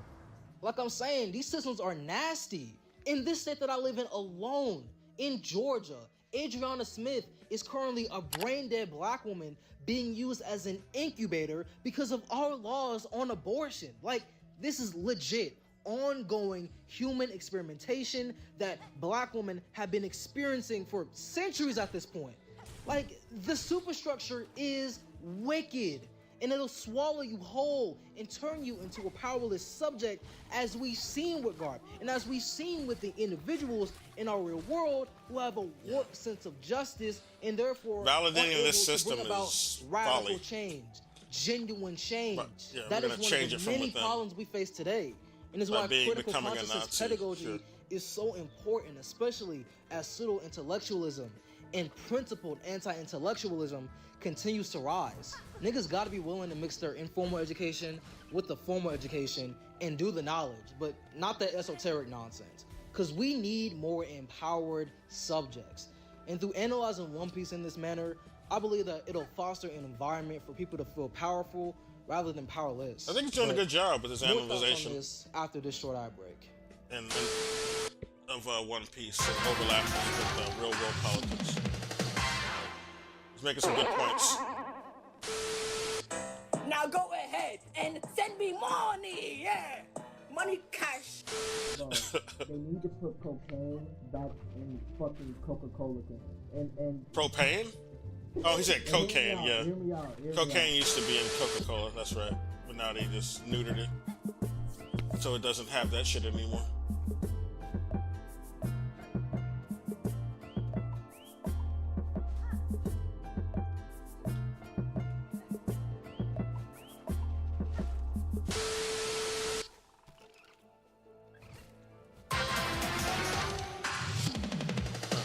Yu Yu Hakusho bumper.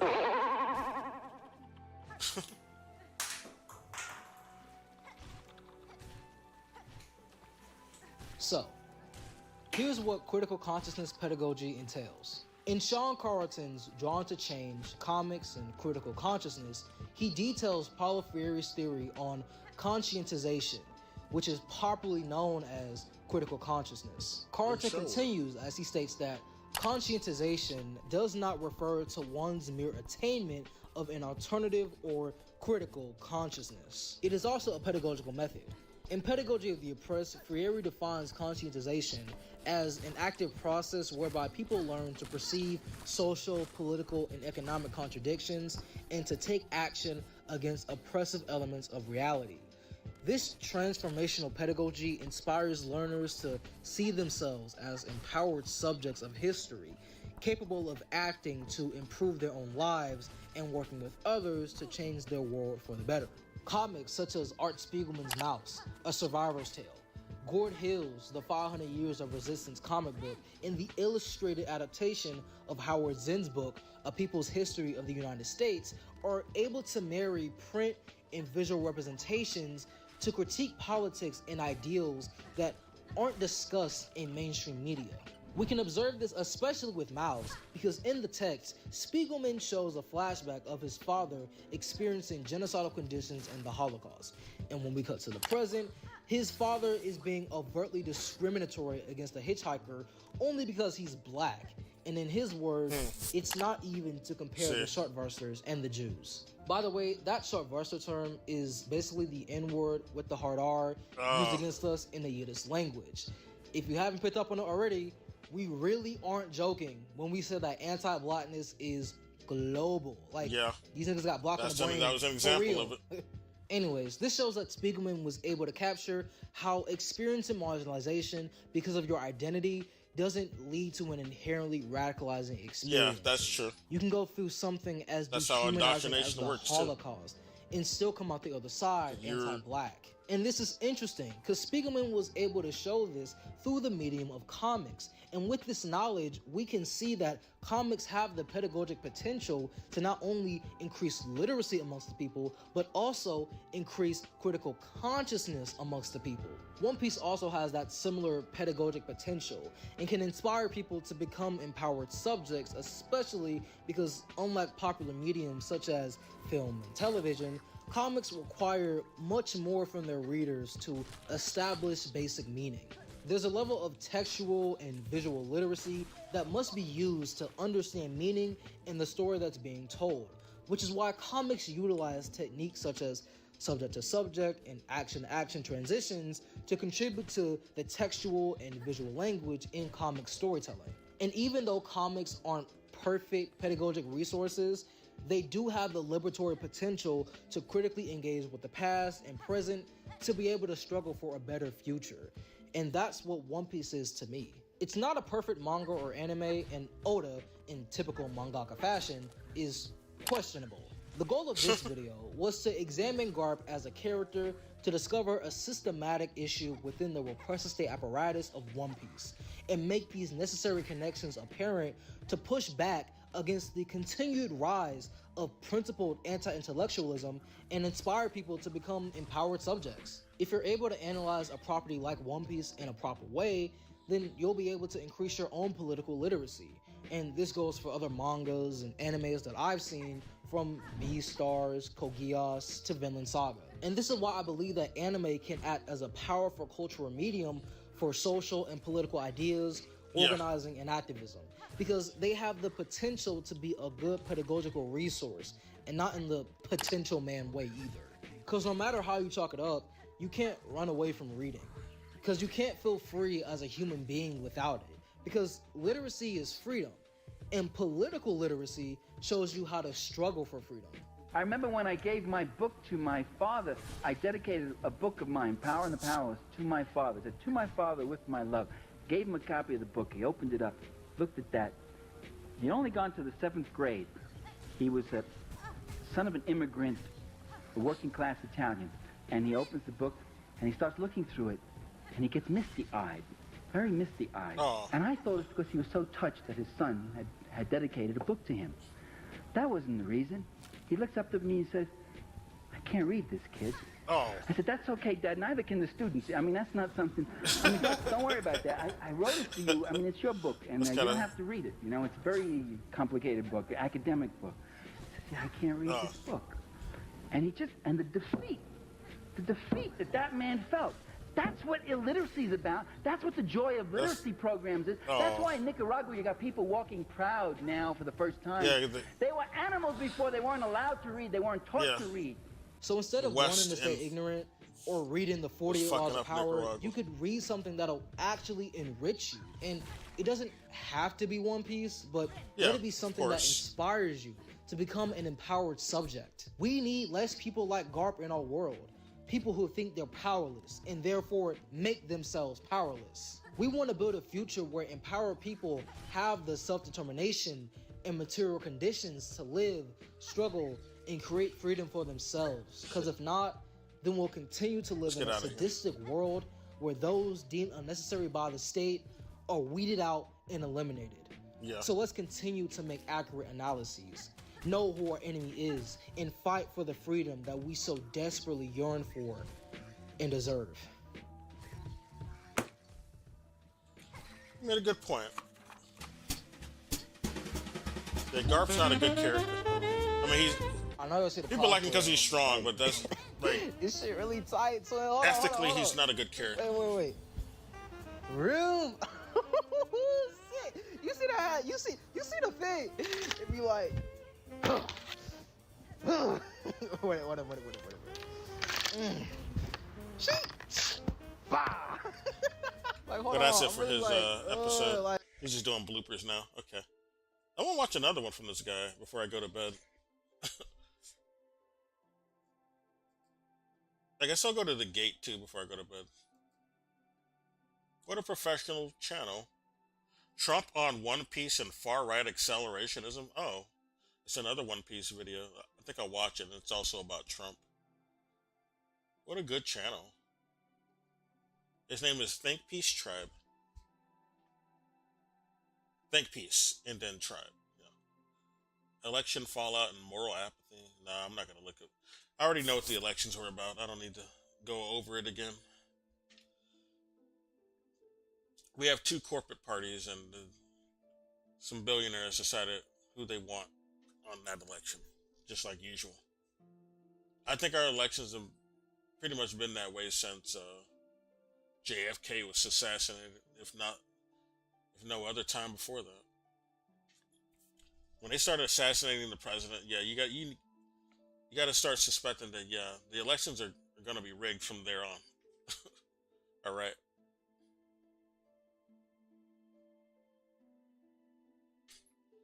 Okay, we're going to listen to this one. About this is culturally inappropriate. One Piece and Trump. Yeah. In my off time, I get high and ride linebacks around the city.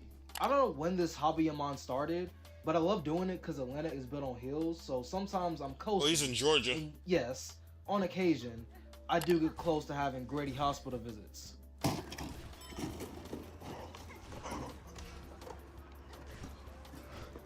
Damn, homie. But that's not the point. The point is, a few days ago, I smoked some hybrid shit, got on the line bike, and rode around Edgewood. But when I did, I got an idea.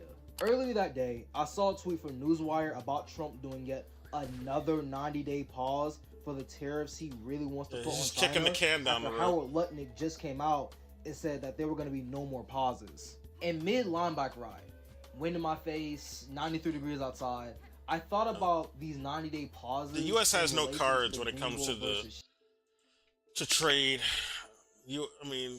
China's the biggest. Everybody around the world gets products from China. All right, they're not going to be the authority on that. The U.S. is just not going to be the authority on that. They've lost their dominance. So yeah, they just decided to kick the can down the road in hopes that China will give them, will be nice to them and give them what they want. They think China will get desperate if they stall long enough. But the only one moving on the tariffs is the U.S. as they just lower them or stall them whenever they've been trying to look tough and say, yeah, we're going to tariff the hell out of you, China.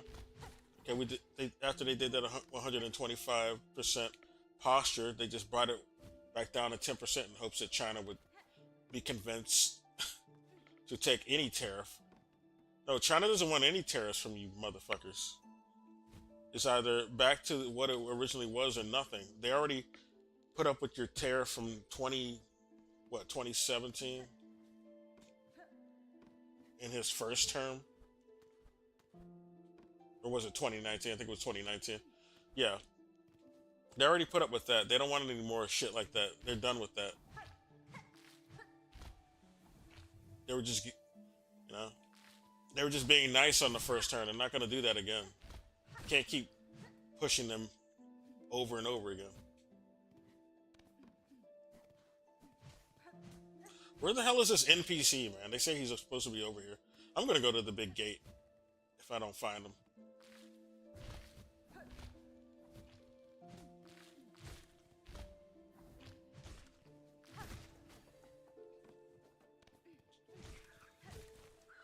Anyway, let's play it. Shanks scene. You remember, right? Green Bull tried to dunk on Luffy's victory in Wano, but then Shanks used his 5G Wi-Fi Conqueror's Hockey to stop him in his tracks. This moment became so infamous that Green Bull's nickname is now known as Tort Bull in Agenda Piece. Cause Shanks' hockey is so powerful that it forced Green Bull to throw it back, just like Groot in Marvel. For real. So when I was thinking about this in relation to Trump's tariff war, I don't remember I thought that to part. myself, Trump is Tort Bull. A joke. It's unserious. It doesn't make any sense. But as I was pedaling He my might as well bike, be. That's a my good mind analogy. started pedaling this thought over and over and over again until it slowly started to click. So I'm here to analyze the Green Bull versus Shanks scene through our current political situation to explain why Trump is Green Bull and how they're both afraid of the new era. By the way, if Oda says this isn't true, why would you take Oda as your canon source?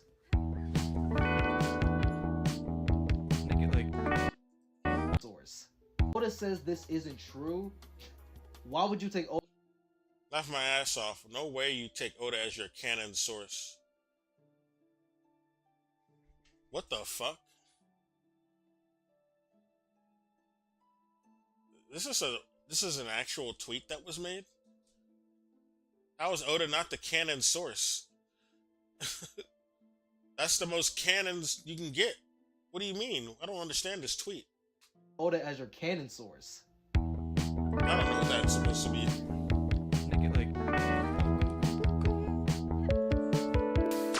Excuse me for tapping into my agenda piece bag, but I'm of the opinion that Trump and Greenbull are both fraudulent people. Shanks upscale victims, if you will.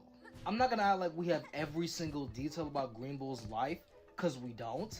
But I will say, personality-wise, Trump and Greenbull have more similarities than differences. The first time we see Greenbull is post-Wano, and he's very proud, pretentious, and patronizing. He thought he could waltz into Wano, defeat the Straw Hats, and handle everything by himself with impunity. From what we've seen, based on his words and actions, he acts like his power and abilities are above anything most people can conceive. He definitely seems like a power is power kind of guy. Prominent families often forget a simple truth. I found. And which truth is that? Knowledge is power. Seize him. Oh no. Cut his throat. Oh, this is Game of Thrones. Okay. Oh, wait. I've changed my mind. Let him go. Step back 3 paces. Turn around. Close your eyes. Power is power. And to be honest, he thinks this way because he has a strong devil fruit and is an admiral within the world government system. So it's no wonder why he comes across as such an arrogant person. And Trump is very similar in this regard. He's a man that's extremely arrogant, very verbose, but instead of having a strong devil fruit and being an admiral, he learned how to be a master comm man from Morricone. Became a billionaire, really the only way you can become one, became the US sitting president twice, and has his fan base very upset because he campaigned on releasing the Epstein list and is now refusing to release said list because he's on it. Because he's 1000% on it. Yeah. I'm not definitively saying that Trump pedo. is Greenbull to a T. Can't tell me anything in different. Particular, he fits the bill pretty well. If I was gonna make a look at all these beauty pageants he had Trump that is featured legitimately underage a celestial girls. dragon or Bakura. Now he's in pictures which is with good underage because girls. either character eventually gets fucked in the mouth. What I'm trying to get at is how similar their actions are. You can view Greenbull's actions and he says in Wano as one of many actions Trump said he stopped being friends with Epstein not because of, being a fucking pedo and running a fucking pedophile island and running escorts for underage girls. I mean, running underage escorts. No, it's because he stopped being friends with Epstein because he stole an underage employee of his from his country club golf course or whatever the fuck it was. That's why he stopped being friends with Epstein. So, like, oh, what is this? Is this how we're gonna find them?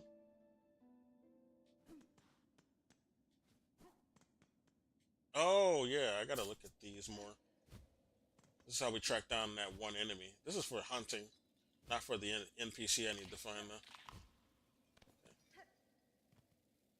I need to do it anyway. This reminds me of that Warframe hunting. You had to track like this as well. But this is a bit more straightforward than Warframe hunting. They tried to make it so complicated and time-consuming in Warframe when you try to hunt. Just to keep you playing the game. That's shit I wish they... I think they might have fixed it by now, though. That's shit they need to remove from One Piece. Don't encourage any more of that. Oh! It's for the NPC, okay. We found them. We found Tip. Oh, those horrible beastie beasts are gone. Much and many. Thanks for you, mighty warrior. It was simple thing, so now we can buy more shit. I assume you are Tip, the courier. They have like a leaf body. Or the body looks like it's... Or their clothes look like leaves. Freda Belhart Trader seemed concerned for your safety. And for the cargo you carry. She sent you.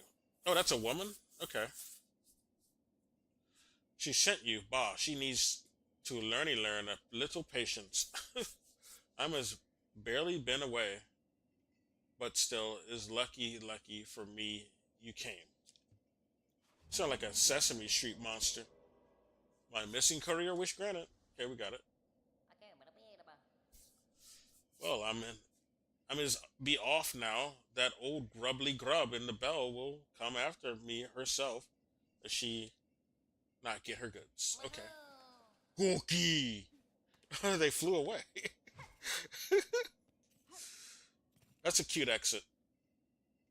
All right, let's go back to the bell area.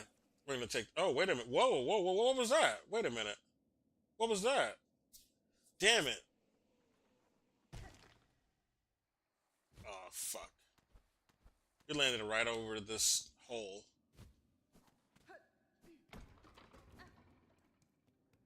Good thing we can wall jump at least. Hey, how you doing? Got anything new to say? Your travels have taken you far, haven't they? While I'm yet to even start my journey. Shameful behavior for a pilgrim, really. Yeah, you've not moved at all from there.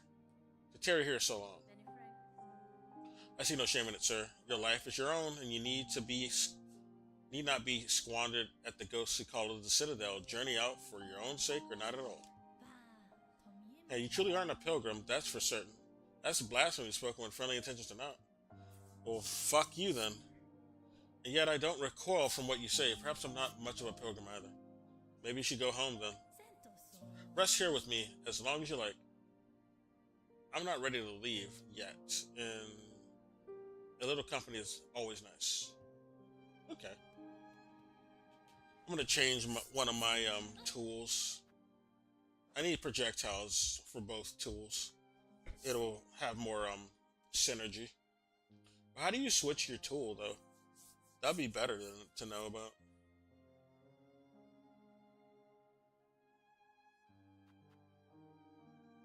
Oh, that's how it works. Never mind. What the fuck? Oh god. You killed him. You son of a bitch. I killed you though. Why is there another one? There's another one?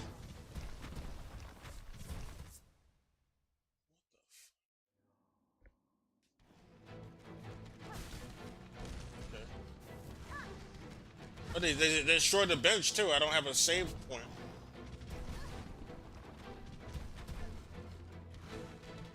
Well, we still spawn here though.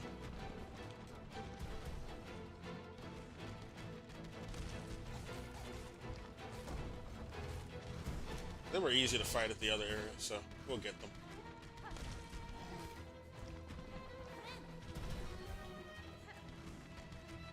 Bitch. Damn it! That's not what I was trying to do. We gotta start over now? We gotta start over. Fuck. That's not what I was trying to do.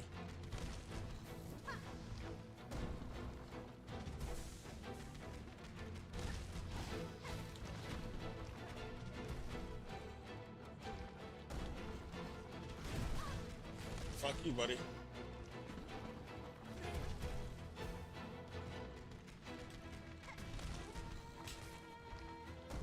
Okay, so when you have two of these on, you just press down. Good to know.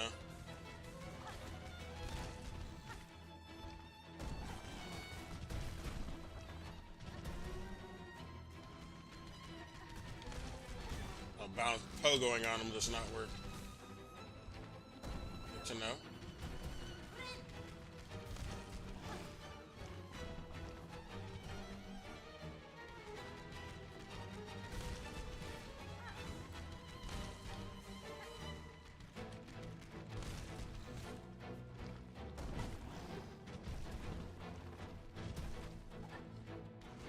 Shit.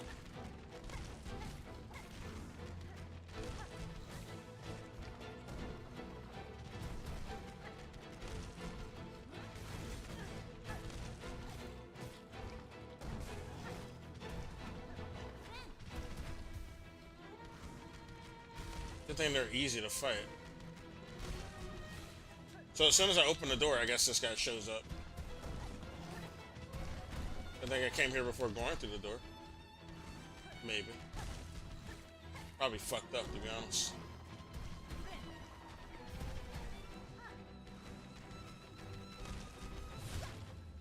Yeah. Charge attack. You got a second form? No. They're just dead. What a little bitch. You killed all of my NPC friends. No. Oh. You're so... Oh. They're scared now. One of them's dead. No. No. Can't even get up there anymore.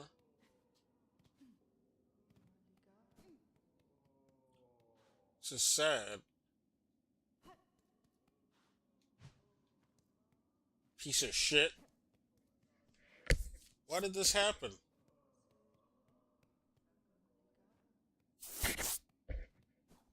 Oh man.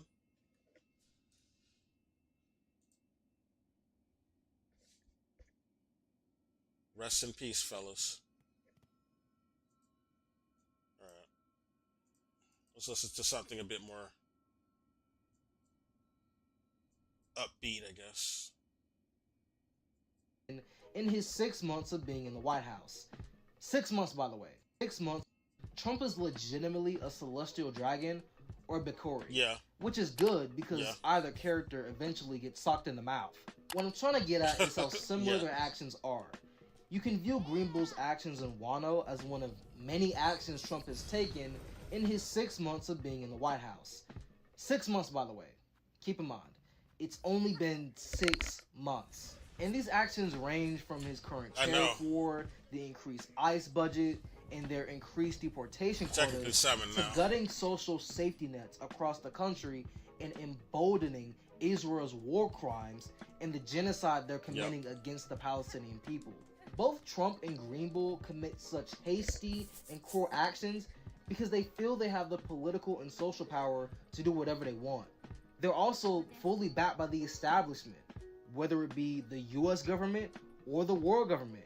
And similar to the SOAR organization, the Democratic Party isn't doing enough to stand against these tyrants. Keep in mind, I'm not the only person who feels this way. Because the Democratic Party is not opposed. They work for the same elite.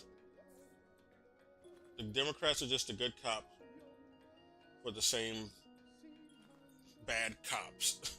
They're the good cop for the same fucking rulers. They serve the same elite, the same wealthy. They're not. It's not like they're too weak to oppose them. They don't want to.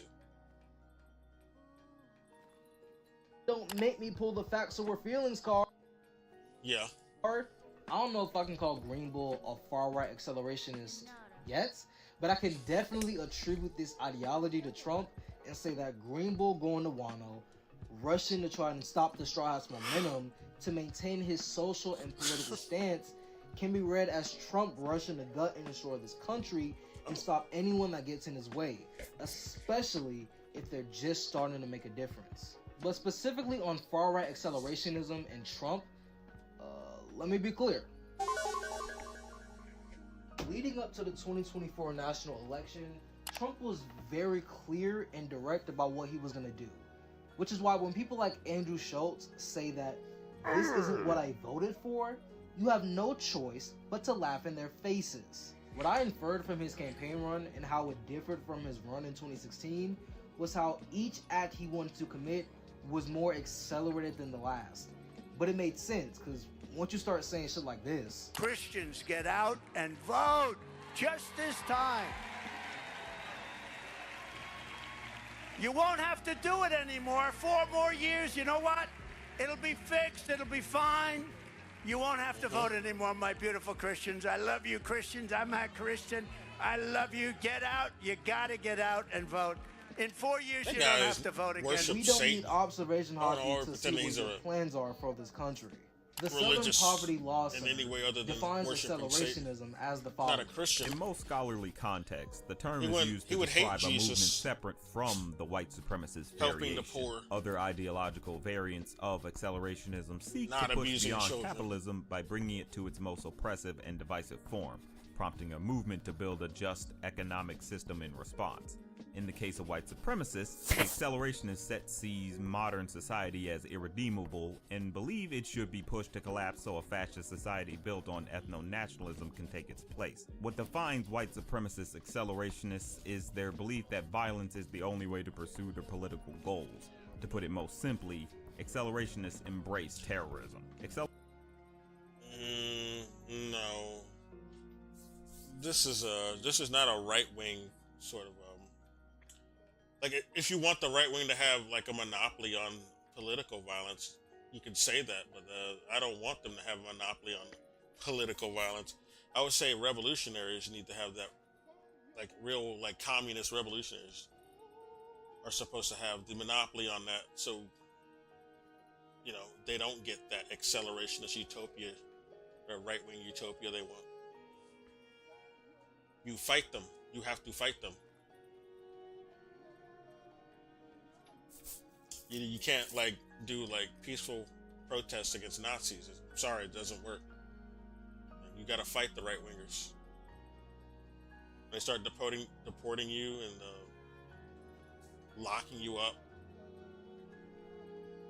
and then ripping up your family, taking your children to like an Epstein Island. Yeah, it's time to move. It's time to move on them. Right? Be smart about it, of course. Don't just do some weird fucking random anarchist terrorism. But yeah, you're gonna have to respond with force in some way. Eventually.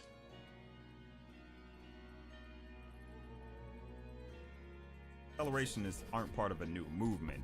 They're just an iteration more inclined towards terroristic violence than has existed in recent decades. That part about accelerationists not being part of a new movement is a key detail to hang on to, because the term itself is a spectrum of tactics and ideologies which work to change existing systems for better or for worse. Meaning, would you rather radically shake up the foundations of this country to fulfill the future liberatory goals of native land back, African American reparations, and the Republic of New Africa?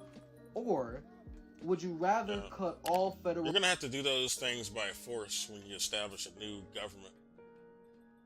They're not going to... You can't reform those back. You can't do reformism and expect it's going to happen through reform, incremental reforms in this system. That's not how that's going to happen. When you got Nazis running things, you're going to have to replace the Nazi government with a new government that'll facilitate that. It's not going to happen through some reform in a Nazi government. All right? Fascist government.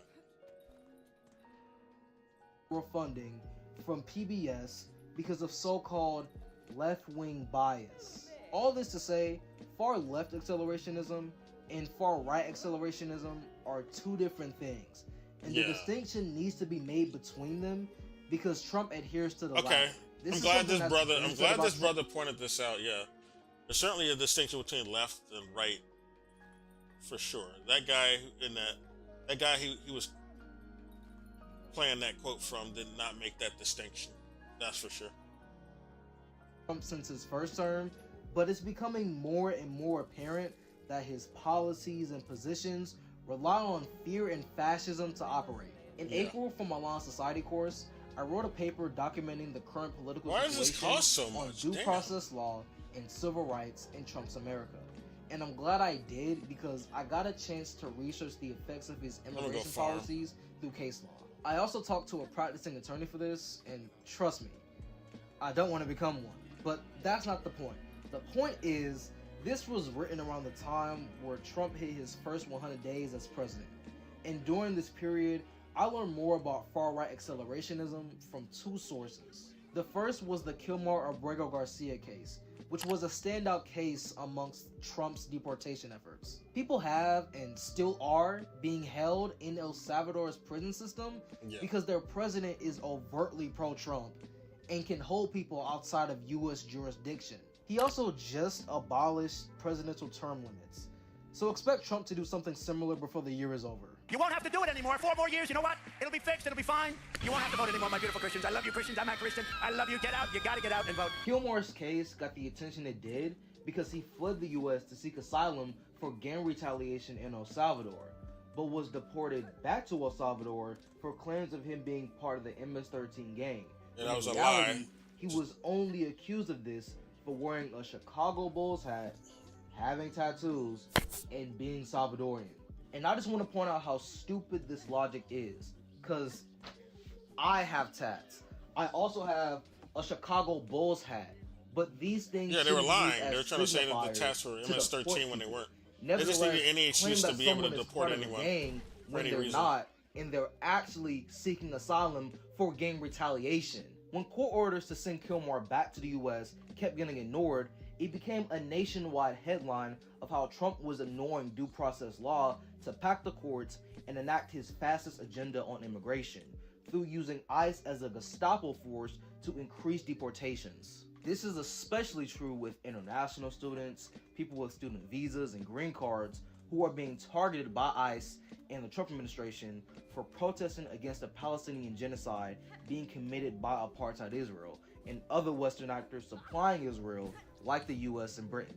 Mahmoud Khalil, another young Palestinian activist, was sitting in an ICE detention center in Louisiana at the time, and was a specific target by the Trump administration to fully conflate anti-Zionism with anti-Semitism. That's why they picked him up. Set an example and send other student activists into silence. And it's great that he was released and finally got to be with his family, but it genuinely irks my soul to see this man get on CNN and get asked the "Do you condemn Hamas?" question, as Israel is quite literally starving his people to death. Do you specifically condemn Hamas, a designated terrorist organization in the United States, not just for their actions on October 7th?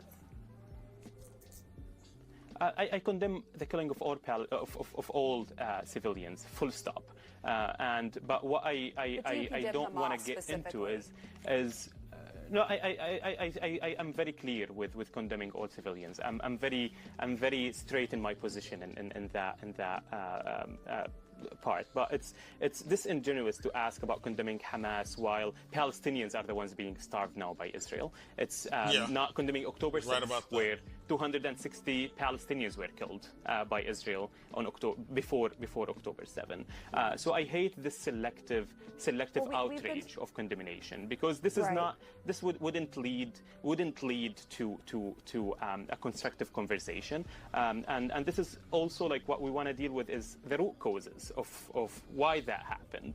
And it's in no way anyone can justify just to be clear, the killing of civilians. Mahmoud, we did ask about, we talked at length about your views, of course, on the Palestinians, but it is fair to ask you about whether you condemn Hamas, because the Trump administration has claimed that you are a Hamas sympathizer. So it's very important to actually ask that question in this broad conversation. Yeah, I simply asked and protested the war in Palestine. When television producers invite us to participate in their programs, they don't seek to interview us for our experiences or analysis or the context we can provide. They don't offer us their condolences the way they do with our Israeli counterparts. They invite us to interrogate us. The former Director General of the Israeli Ministry of Strategic Affairs called it waging a holistic campaign against the other side. Take him out of his comfort zone. Make him be on the defensive. Argumentum ad hominem. You discredit the messenger as a way of discrediting the message. It's long been an Israeli mantra, for our plight cannot be quote-unquote discredited, but our characters can be. They turn us into criminals of thoughts, guilty of our rage and grudges, of our natural responses to brutalization. They test our answers against the viewer's inherent bias. Trying to make it look like self-defense. The bombs is a raining bad down thing. on the besieged Gaza Strip becomes secondary, if not being entirely abused and irrelevant, to our televised genocide is a trials. bad thing. We die a lot as defendants. Is what they That want us to passage think. is from page 17 of Perfect Victims and the Politics of Appeal, written by Muhammad El-Kurd. And as I'm reading this text, an aspect of far-right accelerationism he notes is demonization, and the snipers who contribute to it, from the devil's advocates to the people who contest even the laws of physics in order to pathologize Palestinian resistance. Dehumanization isn't a byproduct or offshoot of far-right accelerationism. It's the entire point. It's the foundation. and it leads me back to why you clicked on this video in the first place. One Piece. Far-right accelerationism is depicted all throughout One Piece, and is a common ideology you can see being depicted in most arcs. I've described how I view Green Bull's accelerationist tactics, but the world government, Arlong, Kaido, Big Mom, and Doflamingo exhibit these tactics. Doflamingo in particular excels at this, and it's how he got and maintained political power in the Dressrosa Kingdom. All the antagonists I listed use far-right accelerationism as an ideological framework to achieve power in some way, shape, or form, whether it be staging a coup on a sovereign nation for its resources, or letting one of your agents kill 500 hostages for the greater good because they were weak in your eyes. But they use these tactics for a reason. In Kaido's case, he tried to hold on to his power by causing worldwide destruction to be eventually killed by someone in the New Era, someone like Odin. Green Bull is the opposite side of this coin. Instead of using far-right accelerationism to cause worldwide destruction, he used it because he was afraid. For a joke, I came to the conclusion that in the Green Bull versus Shanks scene, Trump is Green Bull and China is Shanks. It was a very unserious opinion. Like, the concept of Xi Jinping using his 5G Wi-Fi conquerors hockey to hold Trump back from accelerating his far-right plans that would be nice. Is literally some shit you can only think about when you're high. I promise you, no sober nigga is thinking like this. But when I seriously thought about it, I realized that I don't have to assign anything to Shanks for this analysis. I mean, y'all can and will in the comments, and then someone I like that he used Shanks to represent G. Health upscale. That's but what great. I'm trying to say is that I don't want to assign anything to Shanks, because the more interesting point is focusing on what Shanks said in the scene. Are you that afraid of the new era? This one question makes the scene so great because obviously it's hyped to see an admiral and an emperor face off, but we also see Shanks strike Green Bull's tactics to its core. He's afraid of losing social and political power, afraid of losing the grip on society that you've kept. The new era is now, years, old man. or in Trump's case, 50 years. And the fear that comes from the threat of losing this power, the future is now, old in a man. Continuation of colonial but violence. Whether it be the Piece level 5 famine disaster in Gaza or the level 5 famine disaster in Sudan. Speaking of, here are two. Yeah, he points out the Sudan famine too. Ahmed's Okay, family this dude is well in an informed. unsafe tent in Khan Yunis and is facing. This guy is very informed, man. Damn, this you don't find too many channels like this. Yeah, I vibe with this guy. He's very informed. He ain't bougie and tacky like Hassan. He ain't light with it either. Like Hassan be a bit too light and a bit too forgiving and apologetic. He does too much of that apologia to these fucking Nazis running the show. It pisses me off. He's always trying to, appease them and their feelings and try not to make them upset. And like, fuck that shit. Stop doing that. Extreme repression from apartheid Israel, especially because Israel is finally facing a small percentage of accountability. He also takes too much accounts by the government or some statement by some institute at too much face value. He needs to question things a bit more, be a bit more skeptical. And as the food situation in Sudan continues to get worse, one of my good friends kickstarted a campaign to raise $50,000 to feed displaced Sudanese and he's families more informative. Like, this guy is more informative about like other abuses going on in the world. Like Hassan only focuses on the things that the U.S. news is talking about, but like he hasn't said one thing about Sudan as far as I've seen. Like, that's another problem that he doesn't talk about Africa at all. To be honest, I don't think he's very Eurocentric in his political focus, very Western chauvinist in his political focus. Kind of annoying. The devastating shutdown of U.S. aid operations. Feed good friends kickstarted a campaign to raise $50,000 to feed displaced Sudanese families after the devastating shutdown of U.S. aid operations. Donate what you can and if you can to Ahmed's family and displaced Sudanese families. It's very much appreciated. Well, we don't. No, the U.S. aid was trying to help with regime change in Africa. They don't help Africa. There are good parts of U.S. aid, but that they weren't sending the good parts of U.S. aid to Africa. A lot of the U.S. aid was dedicated to buying from Big Ag, and then, you know, that food that they bought goes to some starving people. But what Africa actually needs is, you know, food autonomy, you know, farming autonomy. That's what Africa actually needs. It doesn't need U.S. aid. U.S. aid is not actually the solution for Africa. That was already something that should have gone away. And they've been like using U.S. aid as a cover for like ops in Africa. You know,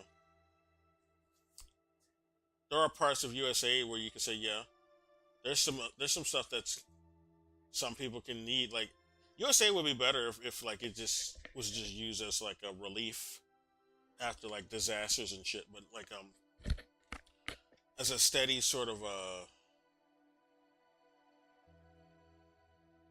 dependency of food for Africans, it's just a colonial sort of abuse and exploitation. Africa just needs their own food autonomy that the West is not controlling. They'd be fine.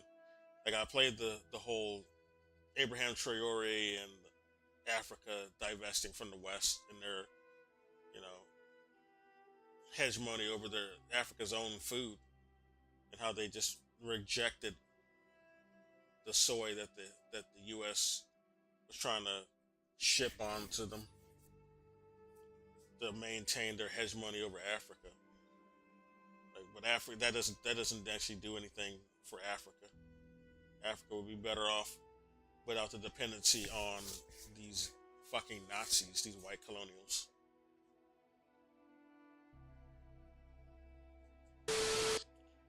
And also, yeah, there's parts of the USA that are just used as covers for like funding some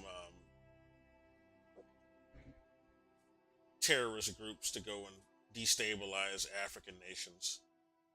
Right?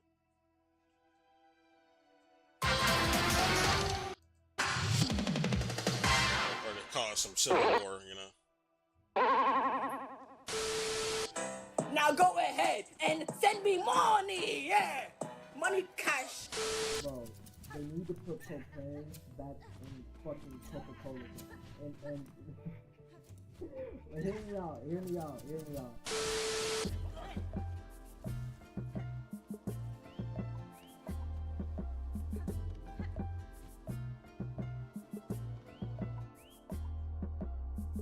These bumpers are kind of interesting.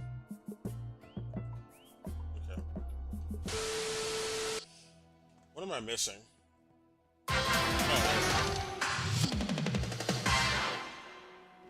Since I've been here, I forgot. When Trump tried to deport student activists like Muhammad Khalil and threatened to deport Zoran Mamdani, I think one of the reasons why this occurred is because Trump is afraid of the new era. And I want to talk about just kind of how you view this heading into the general election. Now, it's a very unique general election with many players. Who do you see as your real primary challenger going to November? Donald Trump. You know, in it is like another AOC Trojan, so I'm not gonna stand him at this point. They gotta prove themselves first. I don't think people understand that, like, the AIPAC lobby has a bunch of focus group people. They know how to adjust, you know, talking points to make it sound appealing to the public. They know about what people want. They look at the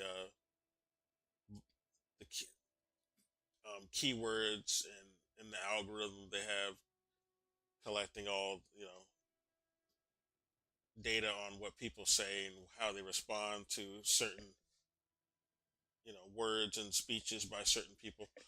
So they know what people like to hear. So they'll curate a fucking script for these bot politicians to say. So you fall for them and think, oh yeah, we actually got a guy on the inside who's looking out for us, when this guy is just going to be like another Palantir plant. Looking at this guy, he looks like he has like a bunch of Palantir people around him. So gotta watch out for that. And he was already capitulating about globalizing Intifada, even though he never even said that. He says maybe we need to be nice about it, okay? Not say that to because it might upset some of the Jewish constituents in the city. Like, who gives a fuck? Who gives a fuck? To be honest, genocide should not be tolerated, and that needs to be called out.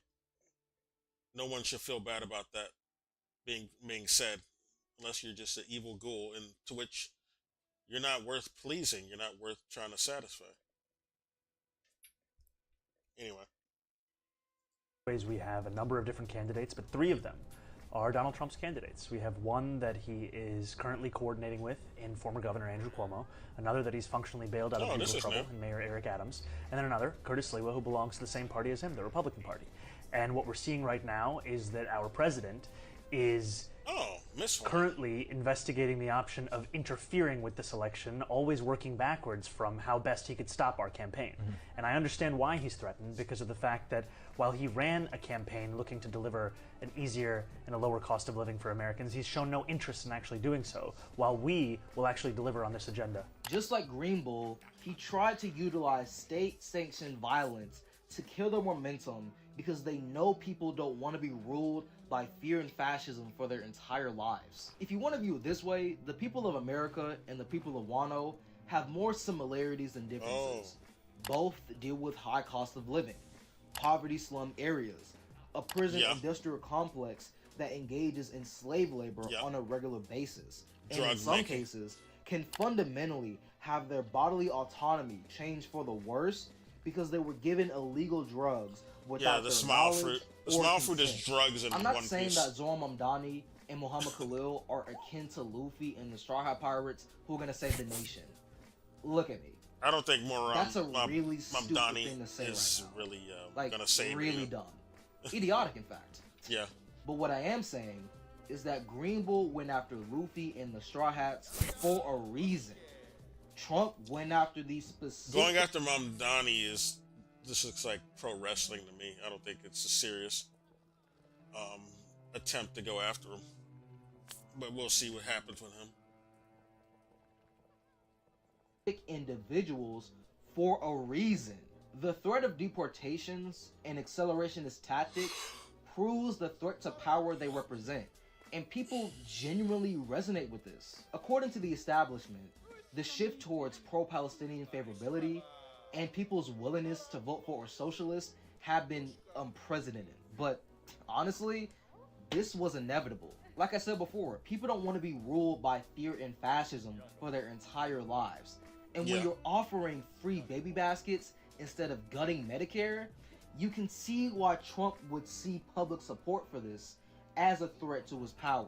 And trust me, these things I'm discussing aren't the most radical things in the world. Like, Zoran's policies are not going to bring about another Bolshevik revolution that'll see an end to Dubai chocolate matcha, 24-karat golden Labubu consumerism. Actually, let me clarify. I wish it would, but it won't. So when this eventually happens again with another politician, student activist, or community organizer, now you have something to connect it to. These far-right idiots and fascists don't ramp up far-right accelerationist policies and the constant threat of deportations for no reason. Because just like Green Bull, Trump is afraid of the new era. Now, let's clarify some things. Listen, the goal of these videos aren't to claim that Luffy is a Marxist-Leninist and Oda is somehow a Trotskyite anarchist. Let's get real. I watched 1,000+ episodes. Well, you don't want to be a trot. Okay, maybe he's not that informed. Because Trotsky was a counter-revolutionary who was committing executions against party members and other communists. He was working for the fascists, basically. and the West tries to promote him to people over here because they don't want people to like the actual communist from the Soviet Union. They want them to like the counter-revolutionary. This is why the DSA is as bad as it is. They have them, because they worship Trotsky. They have them liking Trotsky, and this is why the mainstream is okay with the DSA being around. They're Trots instead of real Marxist-Leninists. They think Trotsky was actually the successor to Lenin when he wasn't. That guy was going around collaborating with fascists and killing people. And then you got his protege, Khrushchev, who took over. And look what happened when he took over. He fucked a lot of shit up.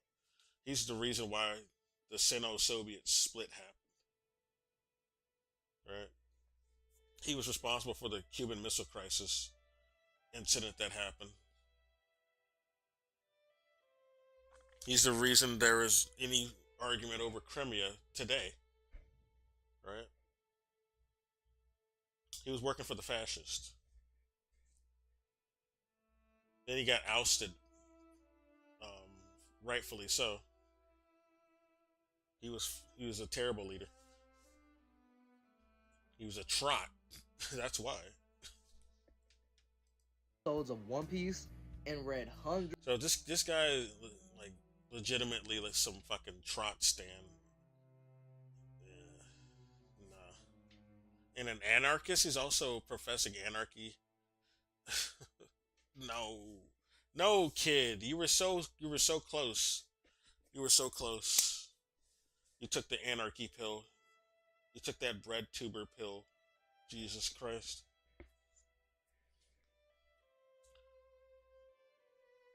Well. Oh well. I mean, the other stuff he's saying is okay. But it seems that this is where he's coming from. These are his foundations, anarchy and Trotsky. Listen, the goal of these videos aren't to claim that Luffy is a Marxist-Leninist and Oda is somehow a Trotskyite anarchist. Let's get real. I watched 1,000+ episodes of One Piece and read hundreds of chapters for the manga. I love One Piece and think it's ripe for political analysis, but I don't think the series or its author is above critique. In fact, there are many things you can critique Oda for, and I plan to talk about the wild age gap between Luffy and Boa Hancock, how Oda draws. What about it? Like, Luffy has been above 8. He's been elite. I don't know what he means. There's like what 10-something years of age difference. It's not like she was trying to hit on him when he was like a kid. Like Luffy's been of age since the beginning of the series, so I don't know what he means by that. By the time they meet, he's like what, over 18 years old? Who cares? That's not a serious issue. You need to be more serious with if you're gonna have like these conversations about politics, that's like the least issue of One Piece. Boa Hancock and Luffy, they're not even actually dating. And she's attracted to a grown-ass man. It's not like a little boy. There's just like a 10-year age gap. But who cares? So fucking what? That's not a big deal. She's like 30. Well, by the time of the time skip, she's in her 30s. I forgot. She might be in her late 20s. Let me look her up, actually. Boa Hancock. What's her age? But they met when he was like an adult. They never like had some romance before that. She didn't even know him. So I don't know why he's even bringing that up like it's an issue. I noticed like this Gen Zers have some weird sort of thing about age gaps. Like even for people who like, it's not like Luffy was groomed. They're grown adults. It's not like a big issue. I could understand if they met before they were of age or something, but otherwise, who cares? This is only an issue that like Gen Z people bring up, I've noticed. Like they've been indoctrinated to think that's like a bad thing. I don't know.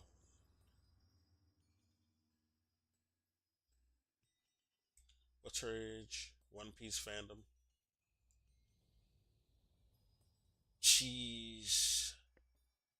Yeah, when they meet, she's 29. By the time skip, she's 31, of course.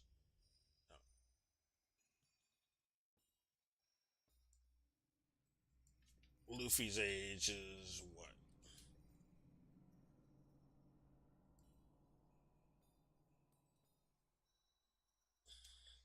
I just want to get it accurate. Okay. Well, so he's not necessarily legal before the time skip, which is when they meet and she falls in love with him. But yeah, after the time skip, he is legal, so it's not a big deal after the time skip. So okay.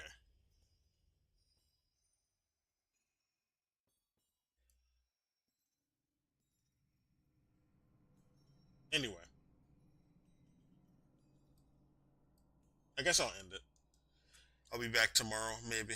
Well, on Saturday I'll play this. I'm not gonna play this tomorrow, but I'll play something else. It's late.